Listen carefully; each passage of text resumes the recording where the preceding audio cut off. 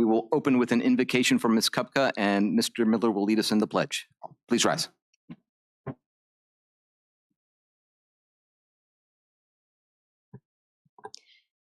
Dear Lord, thank you for bringing us together to conduct the business of our community this evening.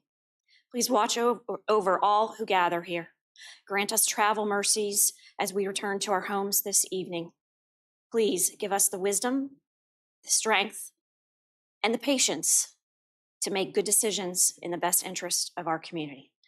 In your name we pray. Amen. Amen.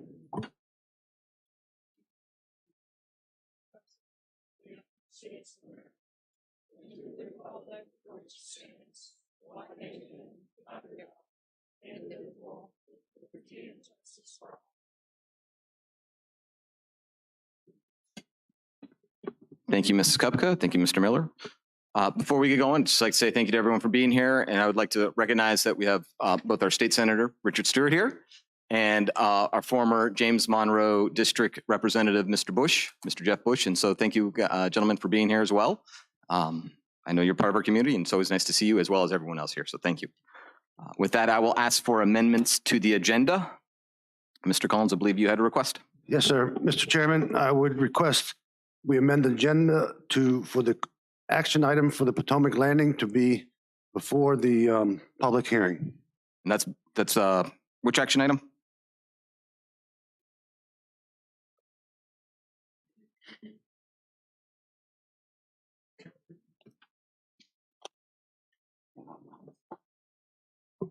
If I may, Mr. Chair, I believe those are action items 825 and 826. 825 and 826. Okay. So Mr. Collins has made a motion to amend the agenda to move 825 and 826 action items before the public hearings. Do I have a second? Second. A motion properly seconded. Do we have any discussion? All in favor, say aye. Aye. Aye. Aye. Any opposed? Chair votes aye. Motion carries. Mr. Collins, did you have another? Yes, Mr. Chair, I would move that take off action and put it on discussion. This is the first reading that's been in front of this board. I understand the 30 days when it comes from the Planning Commission, but I think that we should have this for a discussion item, not an action tonight. Mr. Collins has made a motion. Second. We have a motion properly seconded. Do we have any further discussion? All in favor, say aye. Aye. Any opposed? Nay. Nay. Chair votes nay. Motion fails. Do we have any other amendments to the agenda? Seeing none, we will move on to public comment. We will be holding public comment now. We will also be having a number of public hearings, which will have public comment for those at that time. And just for everyone's awareness, we will be holding public hearings again for these topics because there have been some amendments to the proffers, which is based off state law will require us to hold a second public hearing for those items as well, just to have it out front for everyone to be aware. So we will still hold the public hearings tonight. We will hold them again in the future as well, and they will be advertised as well. So right now I will be opening the floor for public comment.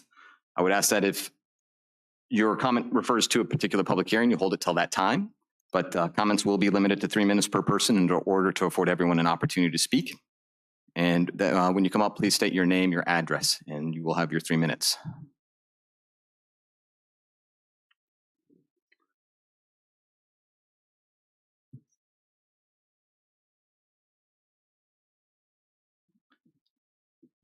And we do have a large number of people here, so for decorum, I do ask that everyone please, no cheering, no blurting out or anything along those lines. It isn't a large number, so just to make sure that we can move through as quickly as possible. Obviously, we're going to have a lot of business and a lot of discussion. So we will start with public comment. And so I do have a number of people here identified for public comment. So I will start with the list and then I will make it open to the floor for anyone who would like to. I will start with Lee Robotham. I apologize if I misspoke and mispronounced your last name, sir.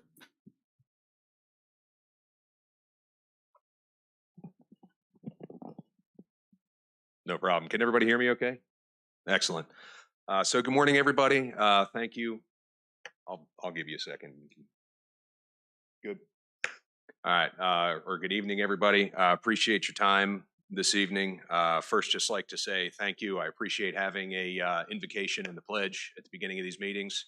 I've seen some other meetings where people have tried to remove that from the public. It's nice to see that. We appreciate that. My first public comment, I would like to formally request, whether that's through a FOIA request, you can consider that this or something else, a financial disclosure from each and every one of you on the board, as well as the county administrator and the county attorney, please. My second point, and I think this is generalized compared to what of the other the data center topics may be, but I would like to request of the board as well that, data centers are great and they can bring a lot of business to the community. But King George, really, the people here, I feel they're about small business and community. It would be great if we can continue to evaluate small business incentives and any ordinances that are prohibiting small business from really expanding in this county, whether that's taxes, service authority, water bills, whatever that is. We see a lot of large businesses come in here, but we don't see too many small businesses. And generally, when they do pop up, they seem to fail. So whatever that is, if we can evaluate that somehow, however we can do that, I think that would be great for the community. I don't know if it's possible to make a motion from this side of the board here, but that's fine. I'm going to request something anyway.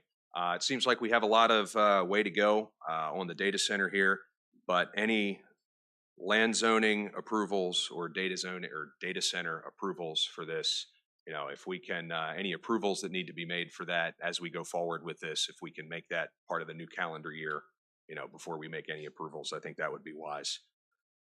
Also, I'd like to request with the incoming data center, what service authority incentives have been provided to the data center itself. So what incentives I'm asking for basically is businesses like data centers should come in and reduce the burden on the community. So as a member of the Hopyard Farms community, I had this issue with the service authority already, where the community built the water treatment plant, turned it over to the service authority, to which the immensely mismanaged group that runs the service authority decided to mortgage that, turn that around, and then feed those debt fees back to the community itself. So now we're paying for a free thing that was turned over to the service authority. So anything that can be provided for that, would love to have that. Thank you very, very much. I yield my time. Mr. Chair, Yes, sir. remind people to have names and addresses before they Yes. approach the podium. Everyone, when you come up, please make sure you provide your name and address. For the record, Lee Robotham, 11227 Brassica Lane, King George, Virginia. Thank you, sir. Debbie Fairfax. Debbie Fairfax, 623 Kings Highway. Good evening, Mr. Chairman and members. Number one, as soon as possible, the county needs to develop a set of criteria as to who can commit the county staff and board to non-disclosure agreements and for what reasons. Number two, non-disclosure agreements need to end once an application is submitted to the county. You need to be able to discuss issues with whomever you deem necessary for good decision-making. The Planning Commission deserves to have all the necessary information it needs. Your sole source of information should not be from FRA and the applicant. Number three, NDAs can create a lack of trust between the board and the people. NDAs lead to gross misinformation and rumor mills. If any of you have been on Facebook lately, you will understand what I mean. How is this at all good for the citizens, the board, the Planning Commission, the county staff, and I would argue even the applicant? At a later meeting, the supposed merits and real disadvantages of NDAs need to be discussed in public, and King George needs to plan a better way ahead. Fourth, we need better notification systems for public hearings. The back of the Freelance Star and signs along Route 3 where posted speeds are 60 miles per hour just don't get the job done anymore. How about King George Alert? On June 6th, Spotsy Alert notified its citizens of a public hearing regarding data centers. I suggest we follow suit and pursue that option. Thank you. Thank you, Ms. Fairfax. Todd Fairfax.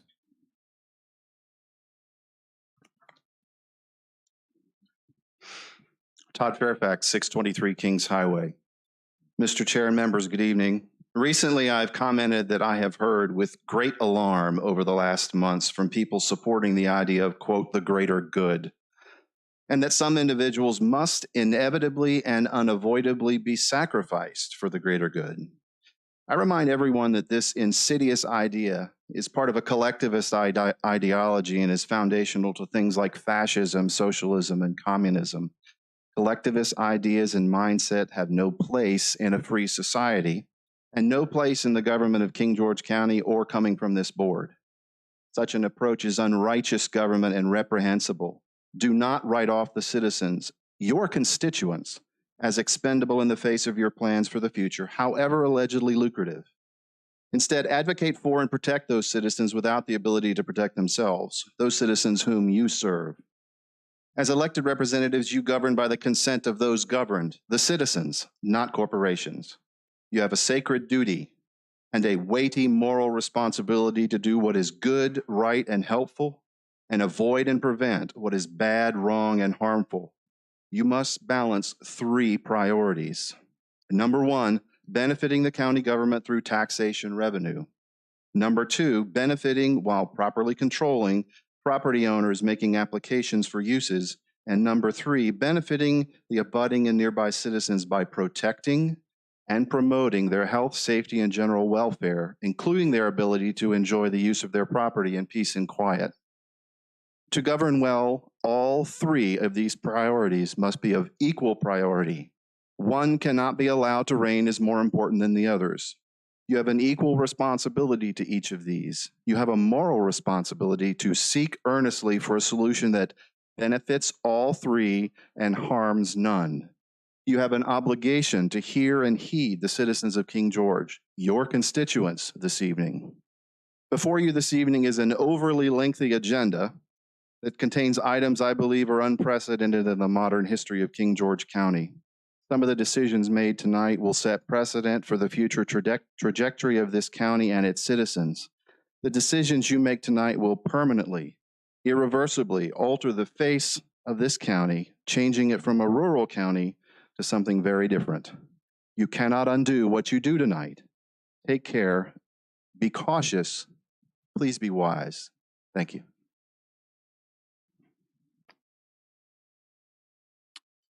Stephen Florich. Good evening. My name is Steve Florich, and I live at 6378 Overlook Drive in Grandview on the Potomac.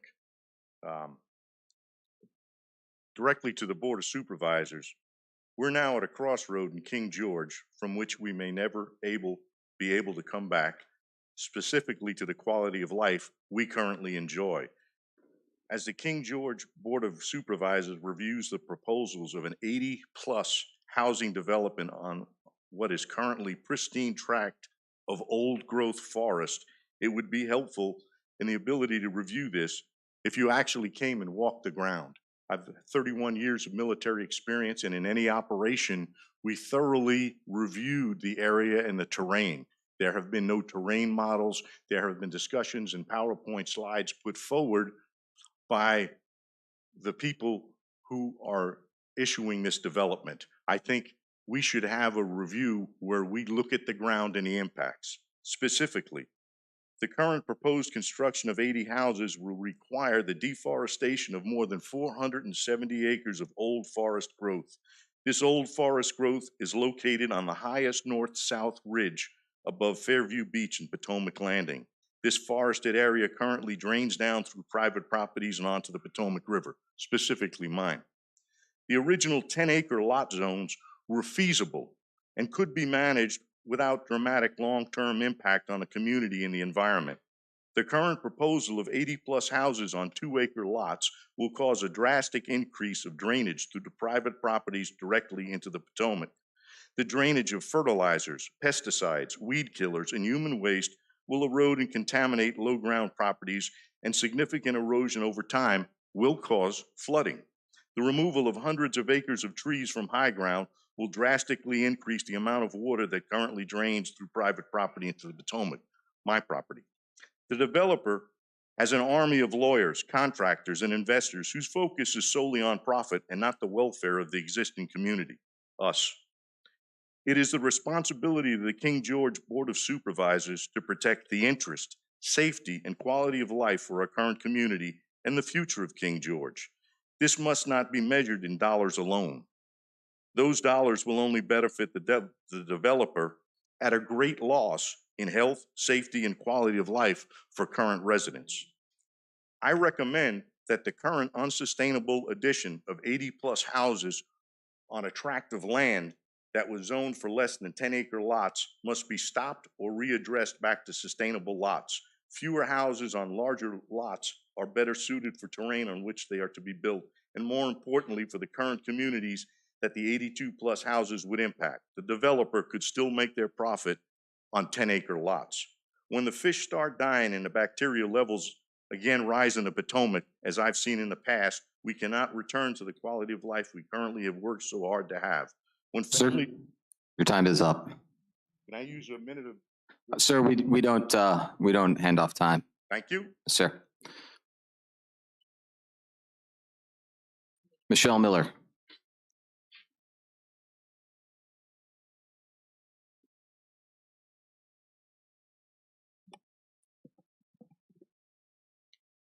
Good evening. My name is Michelle Miller, and I reside at 6587 Overlook Drive, King George, Virginia, also in Grandview of the Potomac. My husband and I moved to King George 23 years ago to enjoy the peace and tranquility away from the hustle and bustle of Northern Virginia. Our property is a 10-acre parcel which borders Potomac Landing. We are always told that the land along our property line would also be 10-acre parcels, but the almighty dollar came into play, and now it is 2-acre parcels with 80-plus homes to be built. I have several questions that I would like to have addressed. Number one, with 80-plus new homes drilling wells in the area, can the water table sustain the demand so that it doesn't impact those that are already in those surrounding areas? Number two, if 80-plus new homes are going to be built on that land, can the community sewer sustain the demand? If not, is the county going to require legacy engineering to upgrade the waste plant, which is already at peak capacity? Number three, if the development does go forward, legacy engineering should be required to upgrade the intersection for the safety of all residents of King George to handle the increase of traffic. Lastly, no one wants the 80-plus new homes except for those that are making a profit from it. Again, the almighty dollar is what everyone is following. Thank you, and I would like to make sure that you are making your judgments on sound information that you have researched and have been provided. Thank you. Thank you. Jeff Florschutz? I'm sure I said your name wrong. I apologize. Pretty good. Good evening. My name is Jeff Florschutz. I live at 6053 Bamboo Point in King George. So I'd like to ask the supervisors to not approve the exceptions to the subdivision ordinance. The ordinance appears to be approved back in 2007. The property was purchased in 2016. So all the requirements were known at the time prior to the purchase of the property. So to come to you now and ask for exceptions appears to me that there was inadequate research conducted prior to the purchase of the properties. Potomac Landing has very limited amenities for the approximate 100 homes it currently has. To add an additional 80 homes is going to adversely impact both the current and future residents with overcrowded amenities, to name the one thing, increased traffic hazards along Potomac Landing Drive, additional stress on the school system, increased water runoff, just to name a few.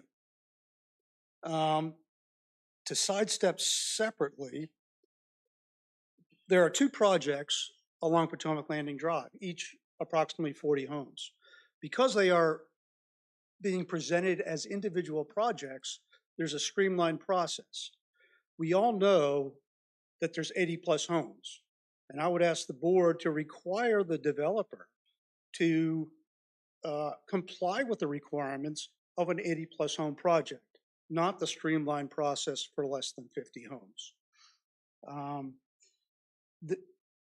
I'd also like to express my concern about the individual wells on each of the lots. That will have an adverse impact to all customers of the service authority with decreased revenue in terms of reducing the debt and for the water. So the bottom line here is it seems that the study, if there even was one conducted, during the preliminary purchase of the property was inadequate, and that to ask you now to make exceptions to that subdivision ordinance will benefit a single individual but adversely affect many. So I would ask you to reject those exceptions. Thank you. Thank you, sir. Wayne Woodis.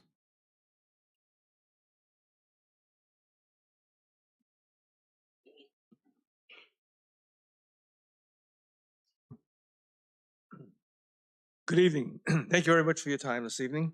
My name is Wayne Woodis, and I reside at 6049 Potomac Landing Drive in King George. As a retired professional, I have major concerns as they pertain to this development. First, assuring the storm drainage is handled properly both during construction and in the finished project. Water usually flows downhill, and Potomac Landing sections 1, 2, and 3 are all downhill from the project. Two, and I understand this may have gone away, there was some discussion earlier on that there was going to be on-site septic and well, but I've been since assured by staff that the developer has since said that they were going to tie into the sewer system, and there was going to be a water supply system. That's what I've been told so far. And three, with respect to what the proposal, what I refer to as was proposed as I will refer to as side streets or feeder roads, it appears that it's a significant number of cars were simultaneously attempting to exit the existing Potomac Landing subdivision and likewise exiting Potomac Landing east and west, that it could become quite congested along the upper portion of Potomac Landing Drive, as well as at the intersection of Route 218. It could potentially create a very dangerous situation. Presently, cars come flying around the corners of Route 218 in the proximity of the intersection of Potomac Landing Drive and Route 218. And there continues to be numerous close calls as well as accidents. I feel that the traffic and inherent safety of the residents should be a very high priority in the evaluation of this project if it does go forward. Thank you for allowing me to speak in this matter. Thank you, sir.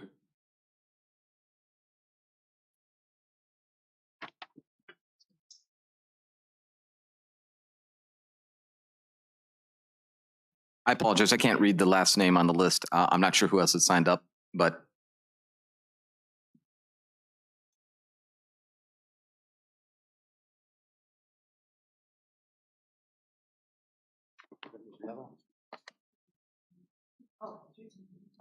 Ms. Lavelle, did you sign up? Yeah. I apologize. Would you like, I apologize. Would you like to come up? Okay. Open it. Hi, my name is Ana Maria Lobo. I live in Presidential Lakes.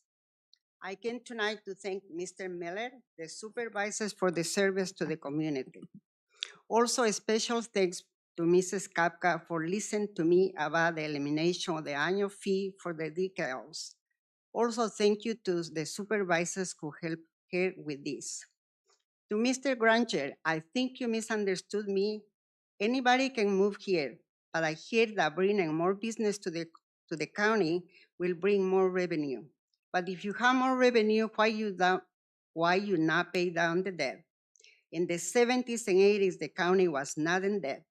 I am not accusing any of you for this problem, but it's something that has to be looked at it. This is a problem that been with the county for too many years. I feel this problem is the result of the past supervisors not giving this problem enough attention. 19 or 20 years ago, the people of King George were upset about the bringing garbage from outside to our landfills, but they say this was going to bring a lot of revenue. I don't know what they are doing with that revenue. Also, these big companies want to take advantage of our pretty King George. When people come from Fredericksburg, they say that they love the scenery. They like to see cows and fields of corn, but these companies want to disturb our rural county's way of life. One example of this is the new 301 bridge. People are unhappy with the increase of traffic and noise that has brought 301. 301 is getting to be like a I-95. Another issue I would like to talk about is the building of the Amazon data center in the county on 900 acres of space near or around the Silstone area in the near Rappahannock River. We already had traffic problems. This will make it worse. It will also bring more crime and all the other problems they created. Thank you. Thank you, Ms. Lavelle. I will now open the floor. That's my list of those who had signed up, but the floor is obviously open for anyone else that's here that would like to provide a public comment. So if anyone would like to, please go now. Yeah, please. Good evening. My name is Sandra Pearson Woodis, and I reside at 6049 Potomac Landing Drive. And thank you for hearing us tonight from Potomac Landing. 5 years ago, I stood in this very same place, and I think it was 5 years. Time is passing. And I implored you to look at the same thing a gentleman said tonight. Walk our property and see if you think it is feasible to convert or subdivide our 10-acre lots into 80+ lots, 2-acre lots.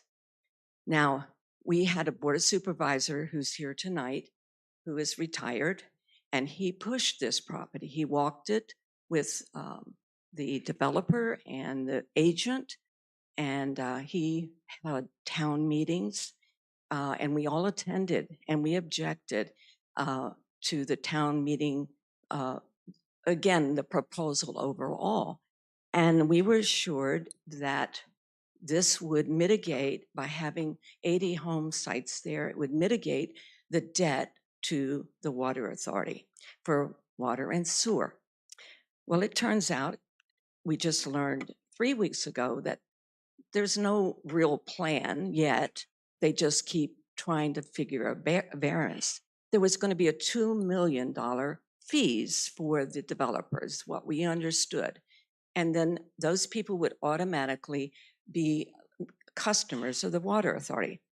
Well, 3 weeks ago, we were told by the authorities here and the Planning Commission and developers that they were considering having actual septic fields up there and individual water.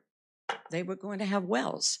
And well, when we announced that, after talking very specifically to the authorities here in King George, we announced it at our meeting, our HOA meeting. And then immediately it got changed. And on Monday morning, when my husband contacted, oh no, that's dead. And we were told then they're going to buy into the sewer system. They will tie into that, but they're going to have their own water.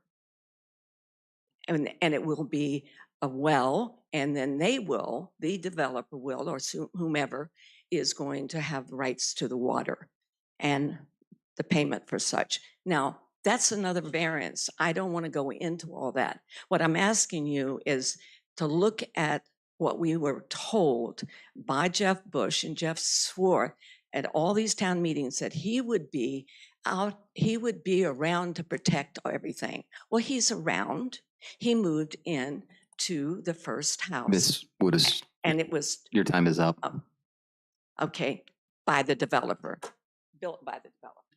Thank you. Thank you, ma'am. Do we have anyone else that would like to provide public comment? I believe we have one coming up, sir, and then, yes, sir. Good evening, Board.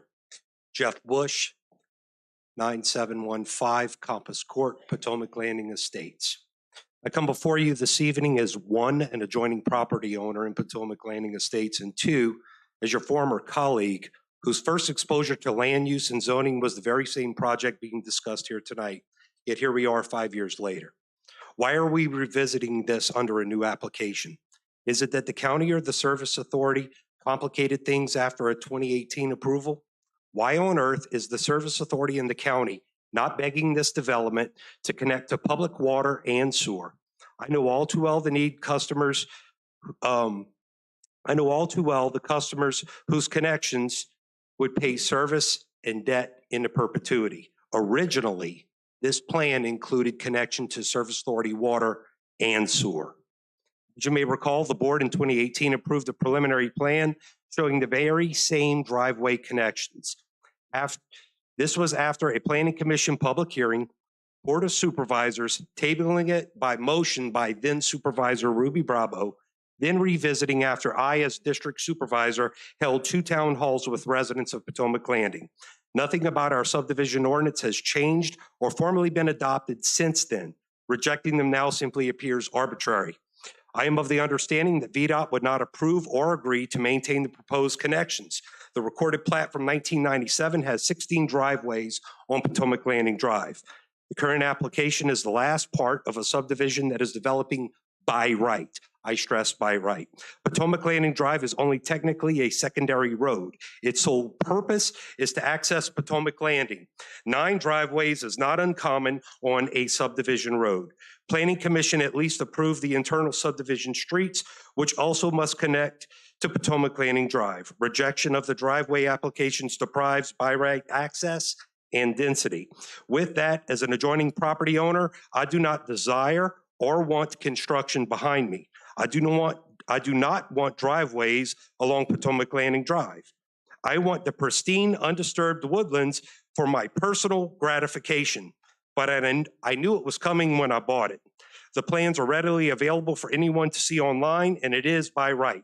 Do my wants and desires cancel out someone's personal property rights? 5 years. This is just an embarrassment and frankly harassment. I urge you to get this done. Work with the developer to get these homes on public water along with the sewer, and then focus attentions to our critical approval of the Birchwood project. Now, I heard reference to walk our property. It's not our property. That's the problem. The property belongs to the owner of that property and the developer who wants to develop it by right. If you have property next to you and you want to see something particular happen on that property, buy the property. Thank you very much.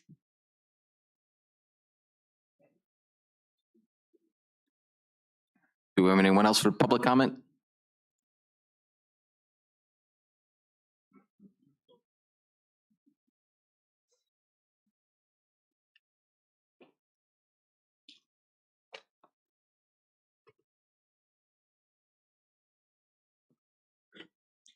My name is Gina DeBernard. I live at 206 Stonewall Drive in Fredericksburg, Virginia, and I am here tonight speaking on behalf of my parents who reside in King George County at 1569 Kings Highway. First off, I'd like to thank the community for showing up here tonight. I've been to nearly every one of the meetings that have taken place regarding the Birchwood project, and by far, this is more people that I've ever seen at any meeting ever in King George County since the ones where people came and talked about the dump project, probably 30 years ago, when King George County High School auditorium was completely filled, and almost everyone at that meeting spoke against the dump facility going in, but we had a board of supervisors that voted it in regardless of what the county citizens had to say about it. I remind you all, as you consider everything that's being put before you tonight, be it the Potomac issue, the Potomac Landing issue, or the Birchwood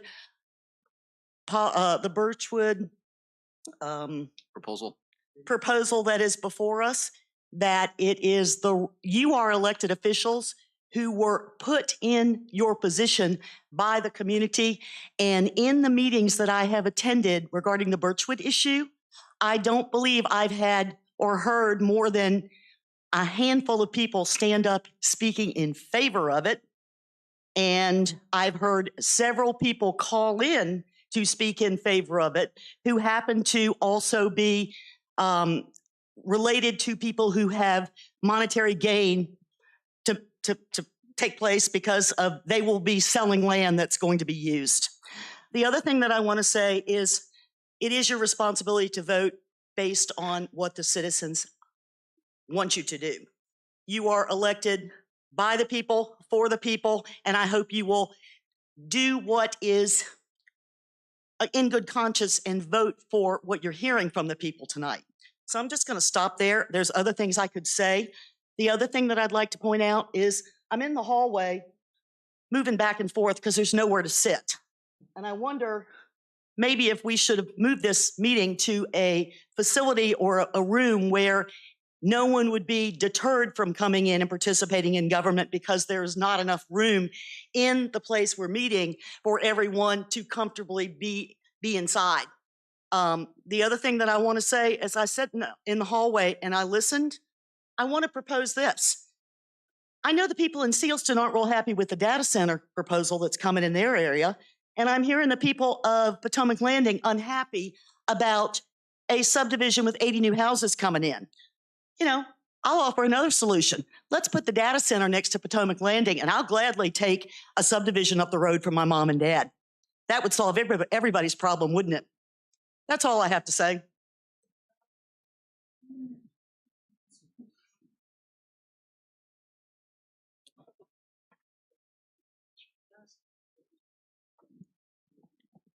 Good evening. My name's Andrew Mason, 7199 Indiantown Road, King George, Virginia. I just want to start off by saying I have the privilege of driving round trip each day, 180 miles to Ashburn, Virginia, to be the general foreman for our data center. This particular data center happens to be an AWS data center. Why would I say that? It's because just as down here, and I've been a resident here for 15 years, the community in Loudoun County, I've also had the opportunity to do data centers both in Manassas as well as some in Stafford. And everyone has the same argument. Not in my backyard. It's too noisy. All those things go. But no one wants to have their taxes raised for any necessary thing. Let me say, any construction is going to be an inconvenience. It's going to be dirty. It's going to be messy. But it's the job of you guys as the supervisors to make sure that the things are in place so that it has minimal impact to those that are around it. I'll say over the last 10 years that I've been able to work on those projects, they become more greener. They've become more considerate to the neighbors that are around them. So as we talk to you guys, as community goes out, I would say simple things like this. Do your research. Don't believe everything you see on the news. Don't let Channel 7 or Channel 4 be your guide to how data centers will impact. I'm not here to change your mind. I don't live in the Sealston district. I just gave you my address. But what I do know is for the small bit of inconvenience that they cause, there is a revenue that's gained by those in the community. I doubt very seriously if I get more than 5 or 6 people that have actually been on those projects like I have and seen them over the last 10 years or so go from being environmental sores to things that are convenient. Most of the data centers that you may pass, you may not even know it's a data center. So again, I'm not talking to you guys. You guys have given me the opportunity to speak. But to my fellow King Georgians, I would just say, do your own research. We're not Loudoun County. We're not Manassas. So don't turn our backs on something that could benefit us all. It doesn't have to be an and or, it can be a both. That's all I have to say. Thank you.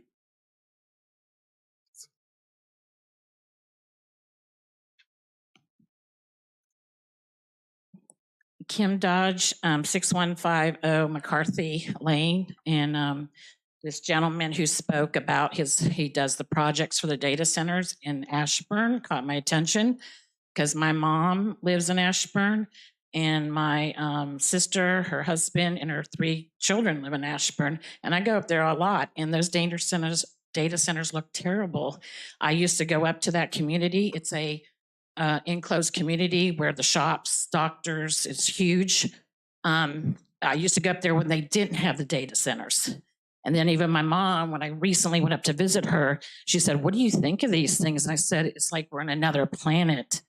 And I understand they're gonna have to dump wastewater in the river, Rappahannock, because the woman who wanted to trade the development with the data center, they couldn't put the data center there because they've got to have access to the water. And when he says, don't believe everything people are telling you up here, the people up here have done the research. And we aren't going to trust somebody who works constructing the data centers. That's how he gets his money. So we do our research, and we don't want it here in King George. I live here in King George. We don't want it here in King George. We've done our research, and I go up to Ashburn all the time. And my mom and my sister and my brother-in-law and their 3 children don't like all those data centers in their community.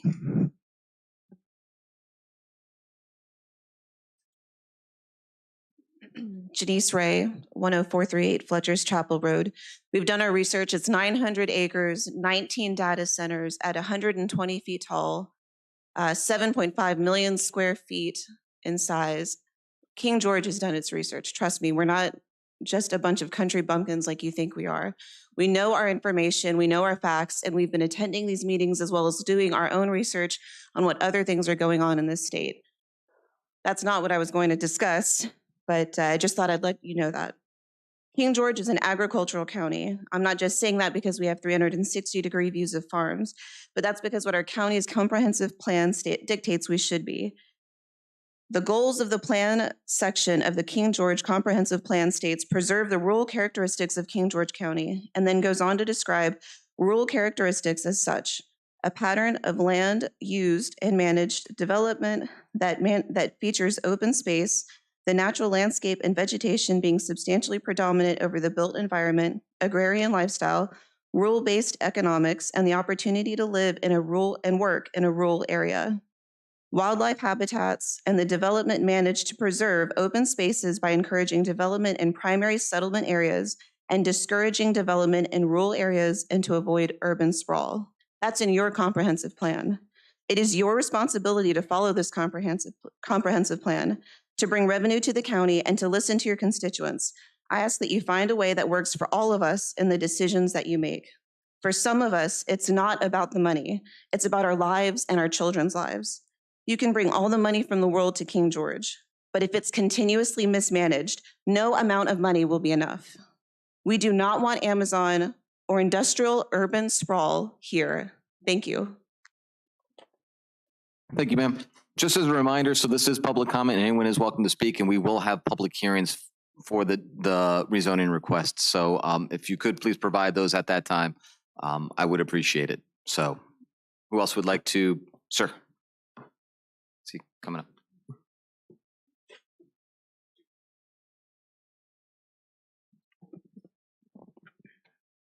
Good evening. My name is Ed Toot, and I live at 6325 Vista Court in Potomac Landing. No east, west, or any other marketing gimmick follows that. It's just Potomac Landing. Investors are seeking an exception to the requirements of an existing ordinance to allow separate driveways to empty out onto Potomac Landing Drive. Potomac Landing Drive is just a black line on a map to these investors. To my fellow neighbors in Potomac Landing and myself, it's a wonderfully crooked, winding entrance to our currently tranquil community. Potomac Landing Drive is 1 mile long from Route 218 to the entrance at the bottom of the hill. The elevation drops 250 feet from 218, heading north towards the Potomac River. It's a 1-lane state road in each direction with a posted speed limit of 45 miles an hour. The previous board has already approved this property growing from 17 10-acre lots that I, like so many of my other neighbors, were told when we bought here, to the now proposed 80-plus 2-acre lots. This hearing isn't about that, as that ship has sailed, but is about the request seeking an exemption for a current ordinance that's on the books. My concern with this request is with regards to safety. Allowing driveways along a winding downhill and uphill 45-mile-an-hour unlit slope doesn't seem to be in the best interest of the entire King George community. The intersection at 218 and Potomac Landing Drive is already a dangerous blind intersection. Even Sheriff Giles has directed traffic at an accident at that location. I work in high-rise construction, and my primary goal each day is to keep my employees safe. In the hierarchy of safety management, first and foremost at the top of the inverted safety pyramid is elimination of a hazardous condition at the source. By not allowing driveways onto this 45-mile-an-hour hill, the hazard is eliminated by its non-existence. I hope that your vote this evening reflects what is in the best interest of our entire King George community, and in particular, for my fellow Potomac Landing neighbors at the bottom of the hill, and not center on the financial interests of investors whose only interest is what is best for their pockets. I ask and pray for this on behalf of my Potomac Landing neighbors who, like myself, thought we were fulfilling our dream the first time we traveled down this tranquil, welcoming path to our exciting future. May God bless you and all of my fellow King George residents here in this room tonight. Thank you.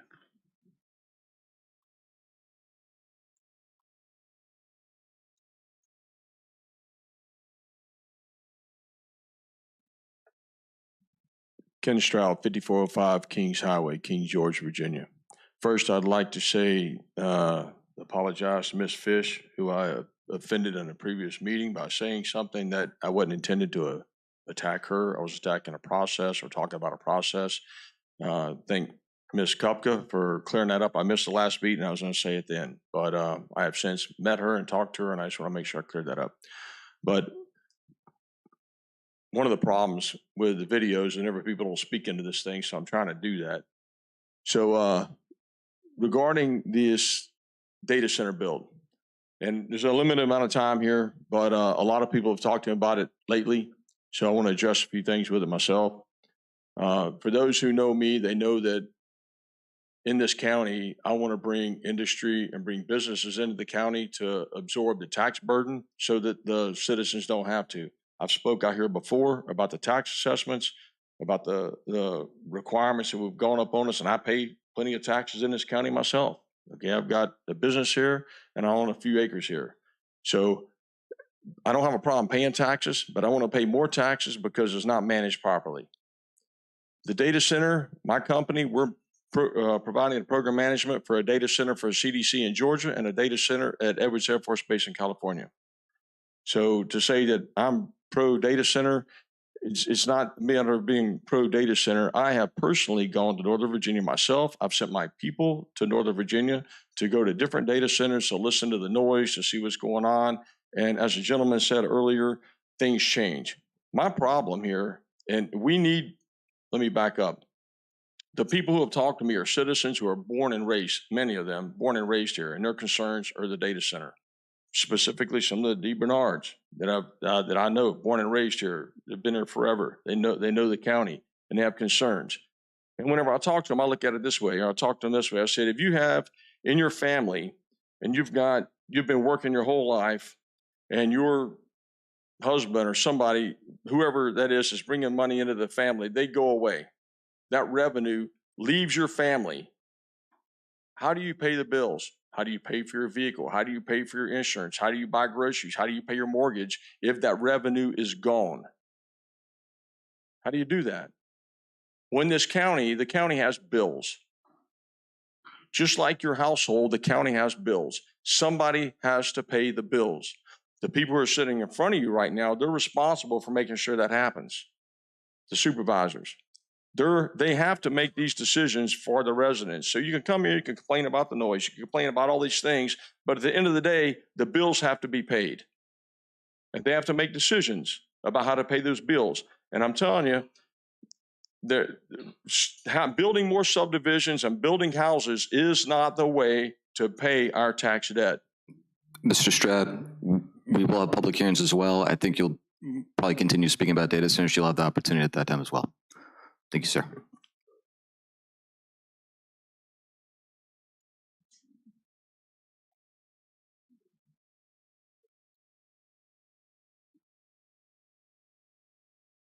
Mr. Chairman, members of the Board of Supervisors, good evening.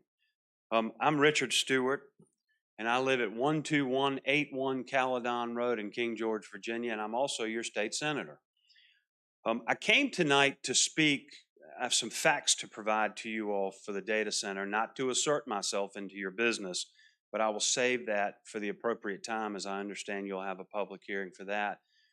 But because I was coming to give you all some information, I realized in my office that I had a resolution that I had done in the Senate of Virginia for King George County for its 300th anniversary. And it was done during the pandemic, and things got lost in the shuffle. And I finally got it matted and framed for you all, and I thought I would bring it along tonight. And so I apologize for not asking to be on the agenda. I thought perhaps I could do this during public hearing. I will not read this because I know you got a really long meeting, but the one thing that struck me in this resolution was the fact that the Leedstown resolution was signed in King George County, and I did not know that. And everybody in here should know that that was actually the precursor to the Declaration of Independence. So we come from a very proud part of this country, and King George County and the Northern Neck as a whole has had a great influence on this country. And so I offer this to you all. Hopefully you'll display it somewhere and people will enjoy it.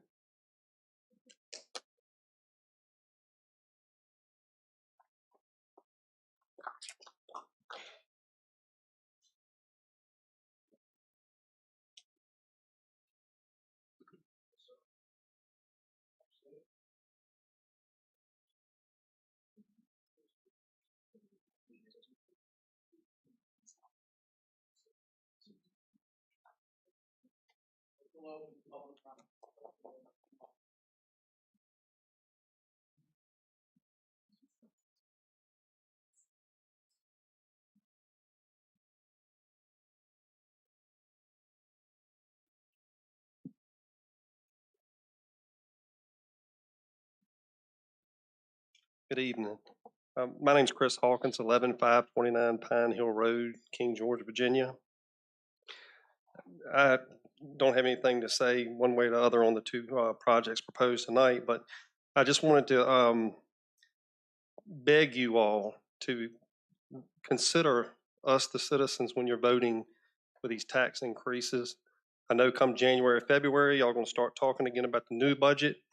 I unfortunately work a lot and was unable to make some of the meetings before, in which I was promptly told if I'd have been here, I could have said something, which to me is just not an adequate answer, because we vote for people to vote in our favor for projects and what the citizens actually want.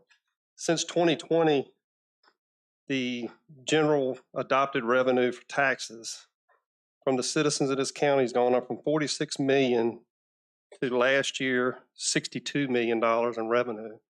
I just don't know how much more you can squeeze such a small population. I beg you to start spending the money like it's ours and not yours.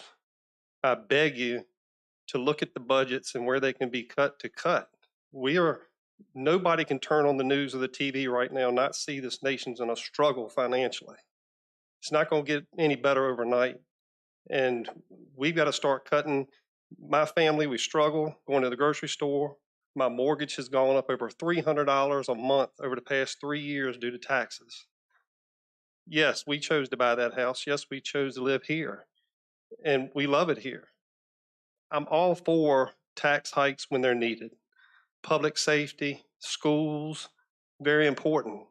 But there are other times you have to tighten up, and during a bad economy to start adding positions in the local county offices is just poor timing to me. I don't understand that to save me when everybody's struggling to make ends meet with bills at the grocery store. We're not in great economic times right now. I'm begging you to follow the lead of the state government where they're trying to send some of that money back to the citizens like they did last time. You just can't keep spending your way out of problems. You got to resolve them. There's got to be ways to bring revenue to the county and quit squeezing the taxpayer. And there are plenty of people around here that has dealt with budgets that can help if anybody needs help. I know a county administrator near here that I swear if he squeezed a penny, he could pop the head off of Abraham Lincoln. He's so tight with money. So I'm begging you all, when you start these negotiations again, to please do a level funded budget. I am very happy with the results in response from our local fire department. I've had interaction with the fire chief, which has been great. The sheriff's office has responded to my neighborhood and were more than professional and do an exceptional job. I'm all for funding that stuff. We want those professionals. Please help us where you can. Thank you.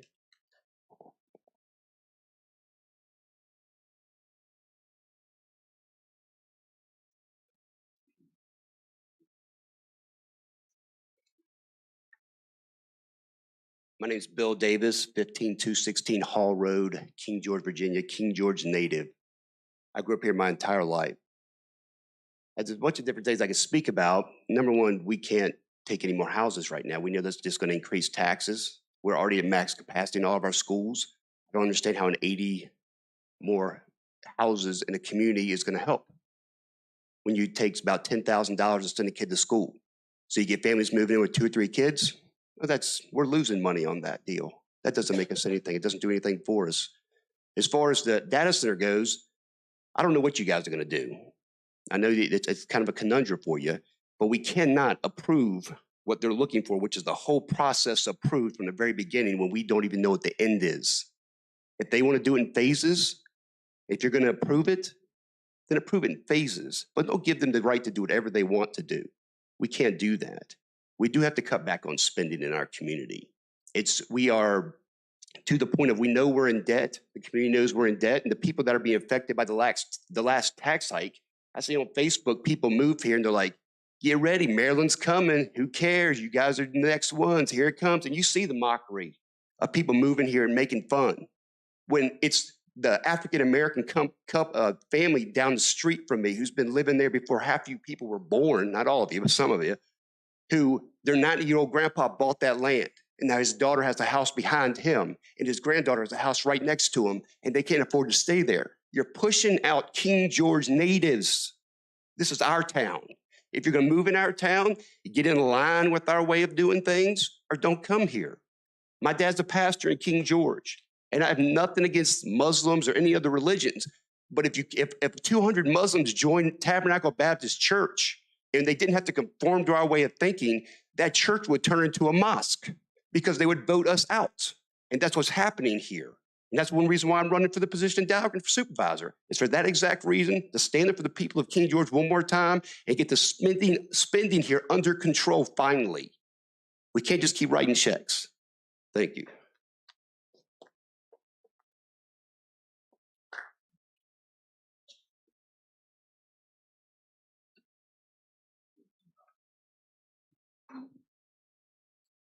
Mr. Dines, anyone online for public comment?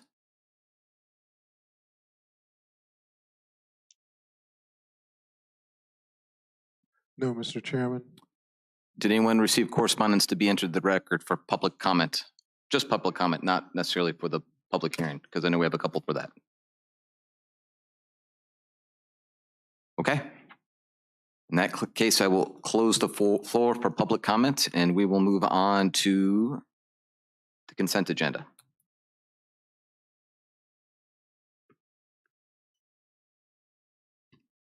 I'm sorry, not the consent. I apologize. Reports from other boards. I try to get ahead of myself. Ms. Bender. Thank you very much. I want to thank everyone sincerely for coming out today. You guys have been great so far. What we're facing right now for all of our decisions will change the face of our county. And so I encourage everyone to please stay and have their voices heard and not leave, and stay with us up here who have worked really hard researching and looking at all the issues and the matter of hand. So please stay and have your voices heard. One thing I want to do with that is to acknowledge our staff. There's been a big ask in the last month for our staff for this project on a rush. And I really appreciate what our staff has done in a very small amount of time. We have a small staff, but a mighty staff. And they have been here on the weekends. And, you know, we're elected. We sometimes work 7 days a week, but our staff, they have families also, and they have been here going over the project to make sure that we have the right information to the best decision. So I want to make sure that our staff is acknowledged and thank them for their hard work. Since I think that deserves a clap. I think that one deserves a clap though. But one thing, while you're all here, I wanted to say something positive because I have had the opportunity to visit an interesting place in this community in Shiloh at the Community Art Hub. You might have seen it. It's in the old junior high. Is what is Mr. Baird was? Am I correct on Shiloh's junior high? And it was a great place, and I encourage everyone to go see Miss Cheryl Leonard and what she's offering there, because what she's offering is 3 days a week at night.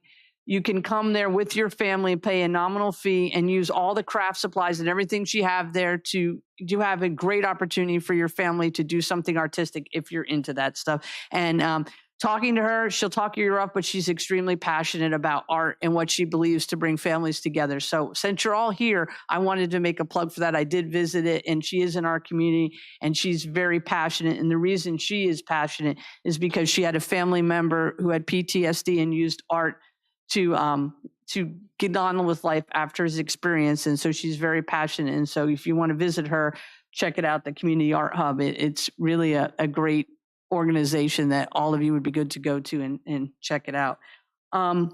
Lastly, I want to say is the amount of volume that we have done in the last, look at these binders we've gone through. They're huge. A lot of paper a lot of trees were taken down in the making of this project. But I want to thank you that all of us up here have done a lot of work, and to understand that we all take it seriously. And I'm listening. And if you ever want to reach out to me, please contact me. I'd be more than happy to have a conversation with you. I hate social media. Many people have told me you should do social media, but I like to talk to people. So just remember that. Call me on the phone. I'll have a meeting, and hopefully one day, September come around, we'll start to do some office hours again. I just got to find the right time. But I want to thank you all for being here once again. Thank you. Thank you, Mrs. Bender. Mr. Collins. Good evening, and thank you everyone for attending. It's good to see everyone out. I don't know how many more out in the hallways. A lot. I wish they could all be in here. So I'm not going to spend my time with the board comment talking about Potomac Landing or Amazon. That time will come up in this meeting. But I assure you that I will address everyone that spoke and give you a response to all the information that you asked. I want you all just to understand that our county is $139 million in debt, and that's just the county. That's not the water authority. I've lost track of the water authority number. So there's dire needs for money. Now, that doesn't make it okay to give away the farm, as they say, for business. Do we need business? Absolutely. Do we need houses? Absolutely not. So every house cost us, for the services that they need, fire and rescue, police, county services, so on and so forth, they only pay 75% of what they pay in taxes. So to ever say that a house brings in revenue is a false statement. I've seen it on Facebook. I follow this stuff. I don't comment because it goes down rabbit holes that I choose not to go down because half the stuff on Facebook is not factual. And I hope that tonight that we can bring these facts forward and tell everyone that's listening, everyone that's going to watch this meeting or listen to this meeting on YouTube in the coming weeks or the coming year, whatever it is, so they can get the facts out with the developer, the agent, the lawyers. There's several lawyers here tonight, one for Amazon, one for Potomac Landing. Birchwood is here for their application. So we'll have these people here tonight, and we have our county staff, part of them over here, that will that we can get this information out. If at any time you need to reach out to me, and so I've been on the board for about 1.5 years, previously on the school board for 8 years, and other than the mask in the schools, so in the last 2 days, each day I've received at least 150 emails, at least. I've responded to every one of them. And I understand that my response, thank you for your comments, doesn't mean that I didn't read your entire email. I absolutely do. I read most of the stuff except some attachments that makes me go on the web because I don't trust those. But some of the ones that you send me, I've actually already read. So I have done my due research, tons of research, and you'll see that here coming shortly. So that's all I'll have for the night for right now. And thank you all for coming out. And I'd love to see you all at every meeting. Thank you. Thank you, Mr. Collins. Mrs. Kupka? Thank you, Mr. Chairman. Thank you very much to everyone who joined us here in person or online this evening. Thank you to all of you who spoke. It's very clear that there were two key issues here that a lot of folks were concerned about and provided their comment on. So we will get into both of those matters a little bit later in the meeting. But I just did want to state for the record, the first speaker, I believe the name was Lee Robotham, requests a financial disclosure from all board members. I want to make sure that he and the public know that every year as elected officials, we are required to file financial disclosures. They are upstairs in the county administration office. They're typically due in February of each year, where we disclose any possible conflicts of interest that we may have. So that's on file if anyone would like to inspect them. And I personally would like to say for the record that since my last filing, I have received no interest from any of the applicants in any of the matters this evening. And quite honestly, I give Amazon my money. They don't give me money. Thank you very much. Thank you, Mrs. Kupka. Mr. Stonehill? Thank you. Good evening. Thanks for coming out, everybody. It's nice to see everybody come out for something like this. Too bad we don't get this all the time. But if people stick around, you'll get a lot of answers to a lot of questions that have been asked the last few days, and hopefully with applicants, a lot of the information will come out, and a little bit of information sometimes is dangerous because then people go off and they start kind of wondering what's going on, and then we have all kinds of issues with that. So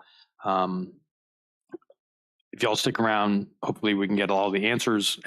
All of us have gotten lots of emails with lots of questions and concerns, and hopefully we can get that all settled and taken care of.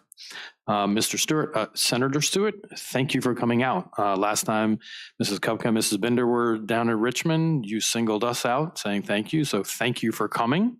It's nice. We'd like to see you more, not just for a kind of big cases like this. So thanks for coming, and thanks for bringing that resolution. And that's all I have, sir. Thank you, Mr. Stonehill. Just like to say thank you to everyone who came out to provide public comment. I'm sure we'll hear from a number of you as well during our public hearings. So, which is great. So thank you for coming out and having your voice heard. I will ask Ms. Lackey just for some clarification I mentioned at the beginning, but just to make sure everyone understands in regards to due to some of the changes in the proposal that's been brought forth, there is a requirement to then hold another public hearing. So I know we have 4 public hearings actually in regards to this rezoning request. And could you enlighten us on which ones would require a second public hearing in particular? Sure. So this meeting was advertised. There were public notices that ran concurrently with the advertisements for the Planning Commission. So therefore, there have been some changes, as I'm sure many of you are aware, to the application materials since the Planning Commission meeting. There is a provision in the county zoning ordinance that provides that amendments to proffers required to be submitted prior to the publication of notices. So for that reason, this board could not consider the amended proffers that were submitted within the past week or so intermittently, even though they do address some of the comments and topics that came up during the Planning Commission meeting. That does not preclude this board from conducting public hearings this evening. It does require, however, that if this board wants to accept proffers, which are applicable to 2 of the 4 Birchwood applications, the conditional rezoning action and also the proffer amendment action on existing proffers. If this board wanted to entertain the proffer amendments that have been made subsequent to the first notice of a public hearing for this body, which was on August 1st, then those would have to be taken up after a further public hearing at a future board meeting. Thank you, Ms. Lackey. So that's 819 and 820. You said the conditional rezoning application and the proper amendment application. Okay. And there was also a question about whether any decisions would be made tonight. Obviously, I can't speak for my colleagues, but just from speaking, like just talking with them, my understanding was that we're not going to take up considering any of these tonight. It would be looking at the application as a whole and making a decision at that point. So it would be at a later date once another public hearing is held, at least for those 2 items. So hopefully that clears up any possible confusion and that everyone understands, but there will still be the public hearing tonight. Everyone will have that opportunity to speak as well. So I will leave it at that because I do know we have a number of people here to speak. And so we can move on. And that's all I have. So at this time, I will entertain, I'll now entertain a motion on the consent agenda. I'll make a motion to accept the consent agenda as presented. Second. All right, we have a motion properly seconded. Do we have any discussion? All in favor, say aye. Aye. Any opposed? Chair votes aye. Motion carries. We'll move on to constitutional officers' reports. There's a lot of people here, so I'm not sure who I see. Is Miss Hart here? Oh, Miss Hart. Okay. No worries. No worries.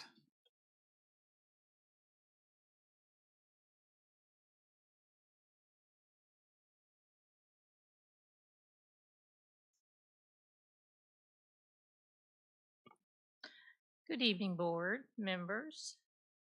I want to give you my report for the cigarette tax that are sold from July 1 of 2023 through today, $228,000 collected in cigarette stamps.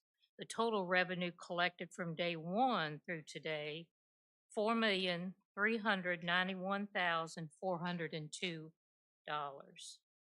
Total packs of cigarettes reported sold in June of 2023, 350,625. And I'd also like to ask the board, we still have all of the cigarettes that were confiscated a little over a year ago. They're still at the sheriff's office, taking up a lot of space, and we need to get rid of those. And per the statute, I need permission from the Board of Supervisors to destroy these confiscated cigarettes. I believe we already voted upon that. I'll be honest, I'm not sure if it was the last meeting, the previous, it might have been 2 meetings ago, Sheriff Giles. Okay. So yes, that has moved through. And so, yes, the board has provided, granted approval for that. Sounds good then. Yes, ma'am. Thank you. With the sheriff. Sure.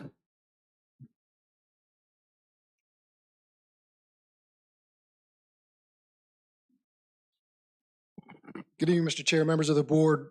In reference to the inspections of the cigarette places, on July 24th, 2023, Deanna Price and Deputy Simon conducted another round of inspections on the stores selling cigarettes in King George County. I'm pleased to report that there were no violations to report and that the 2 stores that were cited for failure to submit monthly inspection reports are now in compliance with that order. I can answer any questions if you have any. Does anyone, any questions for the sheriff? I appreciate it. Thank you so much, Sheriff. And then the other one, I'm not sure, I don't see, Mr. Jones? Treasurer? Okay, we'll circle back at the next meeting then. We'll move on to the county attorney's report. Ms. Lackey. I have nothing to report. Thank you. Thank you, Ms. Lackey. All right, we will move on to the first responders appreciation proclamation. I'm going to read our proclamation, and then I believe we'll present it. I believe Sheriff is here. I don't think, is Chief here? He's here as well. So we'll be presenting to both the Sheriff and the Chief. But I'm going to read our First Responders Appreciation Day proclamation before we move on to the presentation. Whereas King George County, Virginia, career and volunteer first responders include law enforcement officers, firefighters, paramedics, emergency medical technicians, and 911 dispatchers who bravely and selflessly risk their lives every day to protect families, visitors, and businesses. Whereas first responders do not hesitate to risk their own lives in order to save the lives of others, and their commitment to the continued training, skill enhancement, and interagency coordination make them vital members of our community. Whereas the life of a first responder requires the sacrifice of time with family, as well as physical and mental stress. Whereas acts of kindness and appreciation from residents provide first responders needed encouragement and support to confront the dangerous and uncertain situations they face every day. Whereas the Fredericksburg Regional Chamber of Commerce, in partnership with community businesses, is honoring all regional first responders on Wednesday, August 23rd, 2023, during the First Responders Appreciation Breakfast in Fredericksburg, Virginia. And whereas it is appropriate to recognize the value in the accomplishments of local first responders and emergency service personnel, including emergency medical technicians, paramedics, firefighters, law enforcement officers, and the many individuals, volunteers, and others that provide services to King George County and its residents. Now, therefore, be it resolved that King George County Board of Supervisors do hereby proclaim August 23rd, 2023 as First Responder Appreciation Day in King George County, Virginia. Recognize and celebrate all first responders who serve King George residents, and encourage all residents to take the time out of their day to show their first responders and their families how much the community values their service. Approved this 23rd day of August 2023. So, if everyone good, please stand up.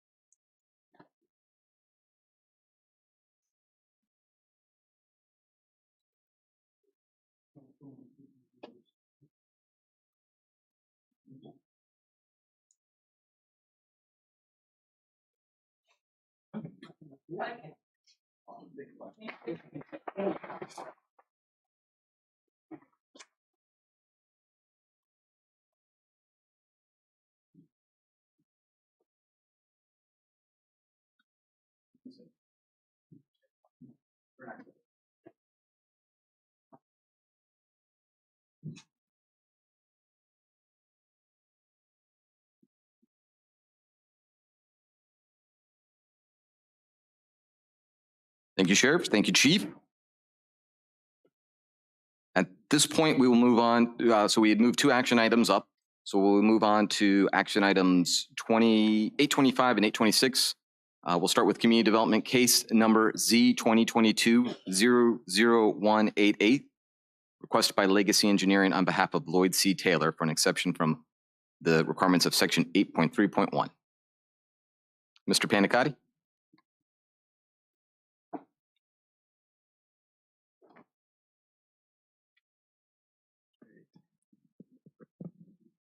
Good evening, Mr. Chair, members of the Board of Supervisors. I am Louis Pancati, and I will be presenting case numbers Z 2022-00188 and Z 2023-00738.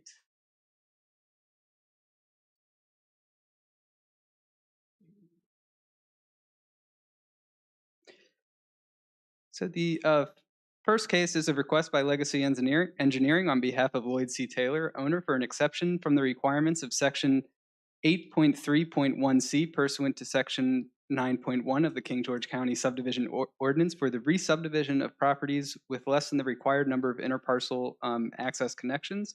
And the next case is also a request by Legacy Engineering on behalf of Lloyd C. Taylor for an exception of the request Section 8.31B of the King George County Zoning Ordinance for the re-subdivision of the properties with multiple accesses to an existing state-maintained road. This is for tax map 14-1, parcels 1 through 7, 9 and 10, and 12 through 20. Our parcels are zoned A2, rural agricultural. These parcels are located south of the existing Potomac Landing subdivision along Potomac Landing Drive to its intersection with Caledon Road. They make up about 221.81 acres. As you will see, the parcels to the west of Potomac Landing Drive will be deemed Potomac Landing West, and the parcels to the east will be deemed Potomac Landing East. A total of 15 of the current lots have direct access to Potomac Landing Drive. The existing parcels were created as part of an exempt subdivision in 1997. Prior to 2002, subdivisions that consisted of a certain number of lots that were greater than 10 acres in size were exempt from major subdivision requirements.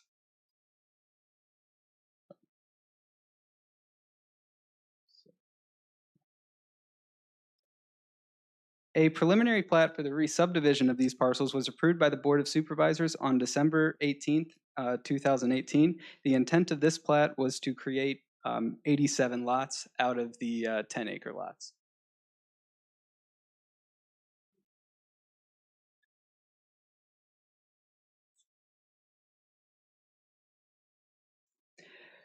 The preliminary plat was approved with the understanding that the newly created lots would be served by community water. The applicant has elected to abandon the previously approved plat and forego the submittal of a new preliminary plat based on subsequent changes in state law. The current applications arise from the submittal of two separate but related proposed final subdivision plats of less than 50 lots each, which would avoid the need to submit a new preliminary plat, as the Code of Virginia as of 2014 grants the locality the ability to require preliminary plats only for plats involving more than 50 lots. I would like to per se that the latest proposal does say that the lots will be served by community sewer, but private wells.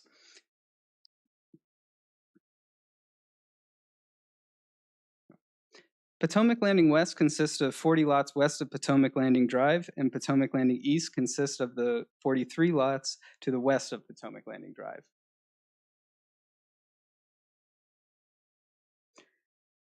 West will have 5 direct accesses to the existing state road, Potomac Landing Drive, and Potomac Landing East will have 6 direct accesses. Only one interparcel connector will be provided for all 83 lots and is located in the Potomac Landing East section.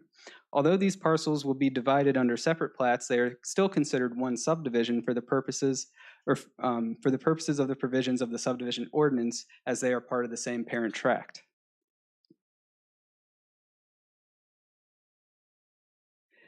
Section 8.3.1B of the ordinance requires that all lots in a major subdivision be served by internal roads with a maximum of 1 entrance to an existing state-maintained road. Additional entrances to a subdivision from the existing primary or secondary road may be required by the Planning Commission in accordance with this table. For subdivisions of 36 to 100 lots, 2 entrances are permitted. Section 8.31 requires the arrangement of streets to provide access to adjoining parcels to promote orderly development of the county. Subdivisions of 51 to 200 lots, or to 200 lots, require 2 connections to an adjoining parcel. VDOT has a similar requirement as part of its secondary street acceptance requirements. Their regulations require multiple connections in multiple directions. The applicant was granted an exception from VDOT due to the environmental constraints and the fact that the surrounding parcel is a water treatment facility and developed single-family lots are not expected to be developed within the next 20 years. This map shows the environmental constraints, particularly in Potomac Landing West. As you can see, there's wetlands along these parcels that are the already developed single family lots, as well as the water treatment plant here, and then developed single family lots here.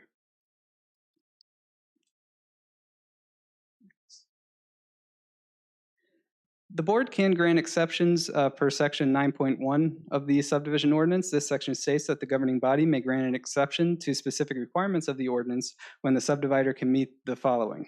A, that if strictly adhered to, the specific requirement would cause an undue hardship.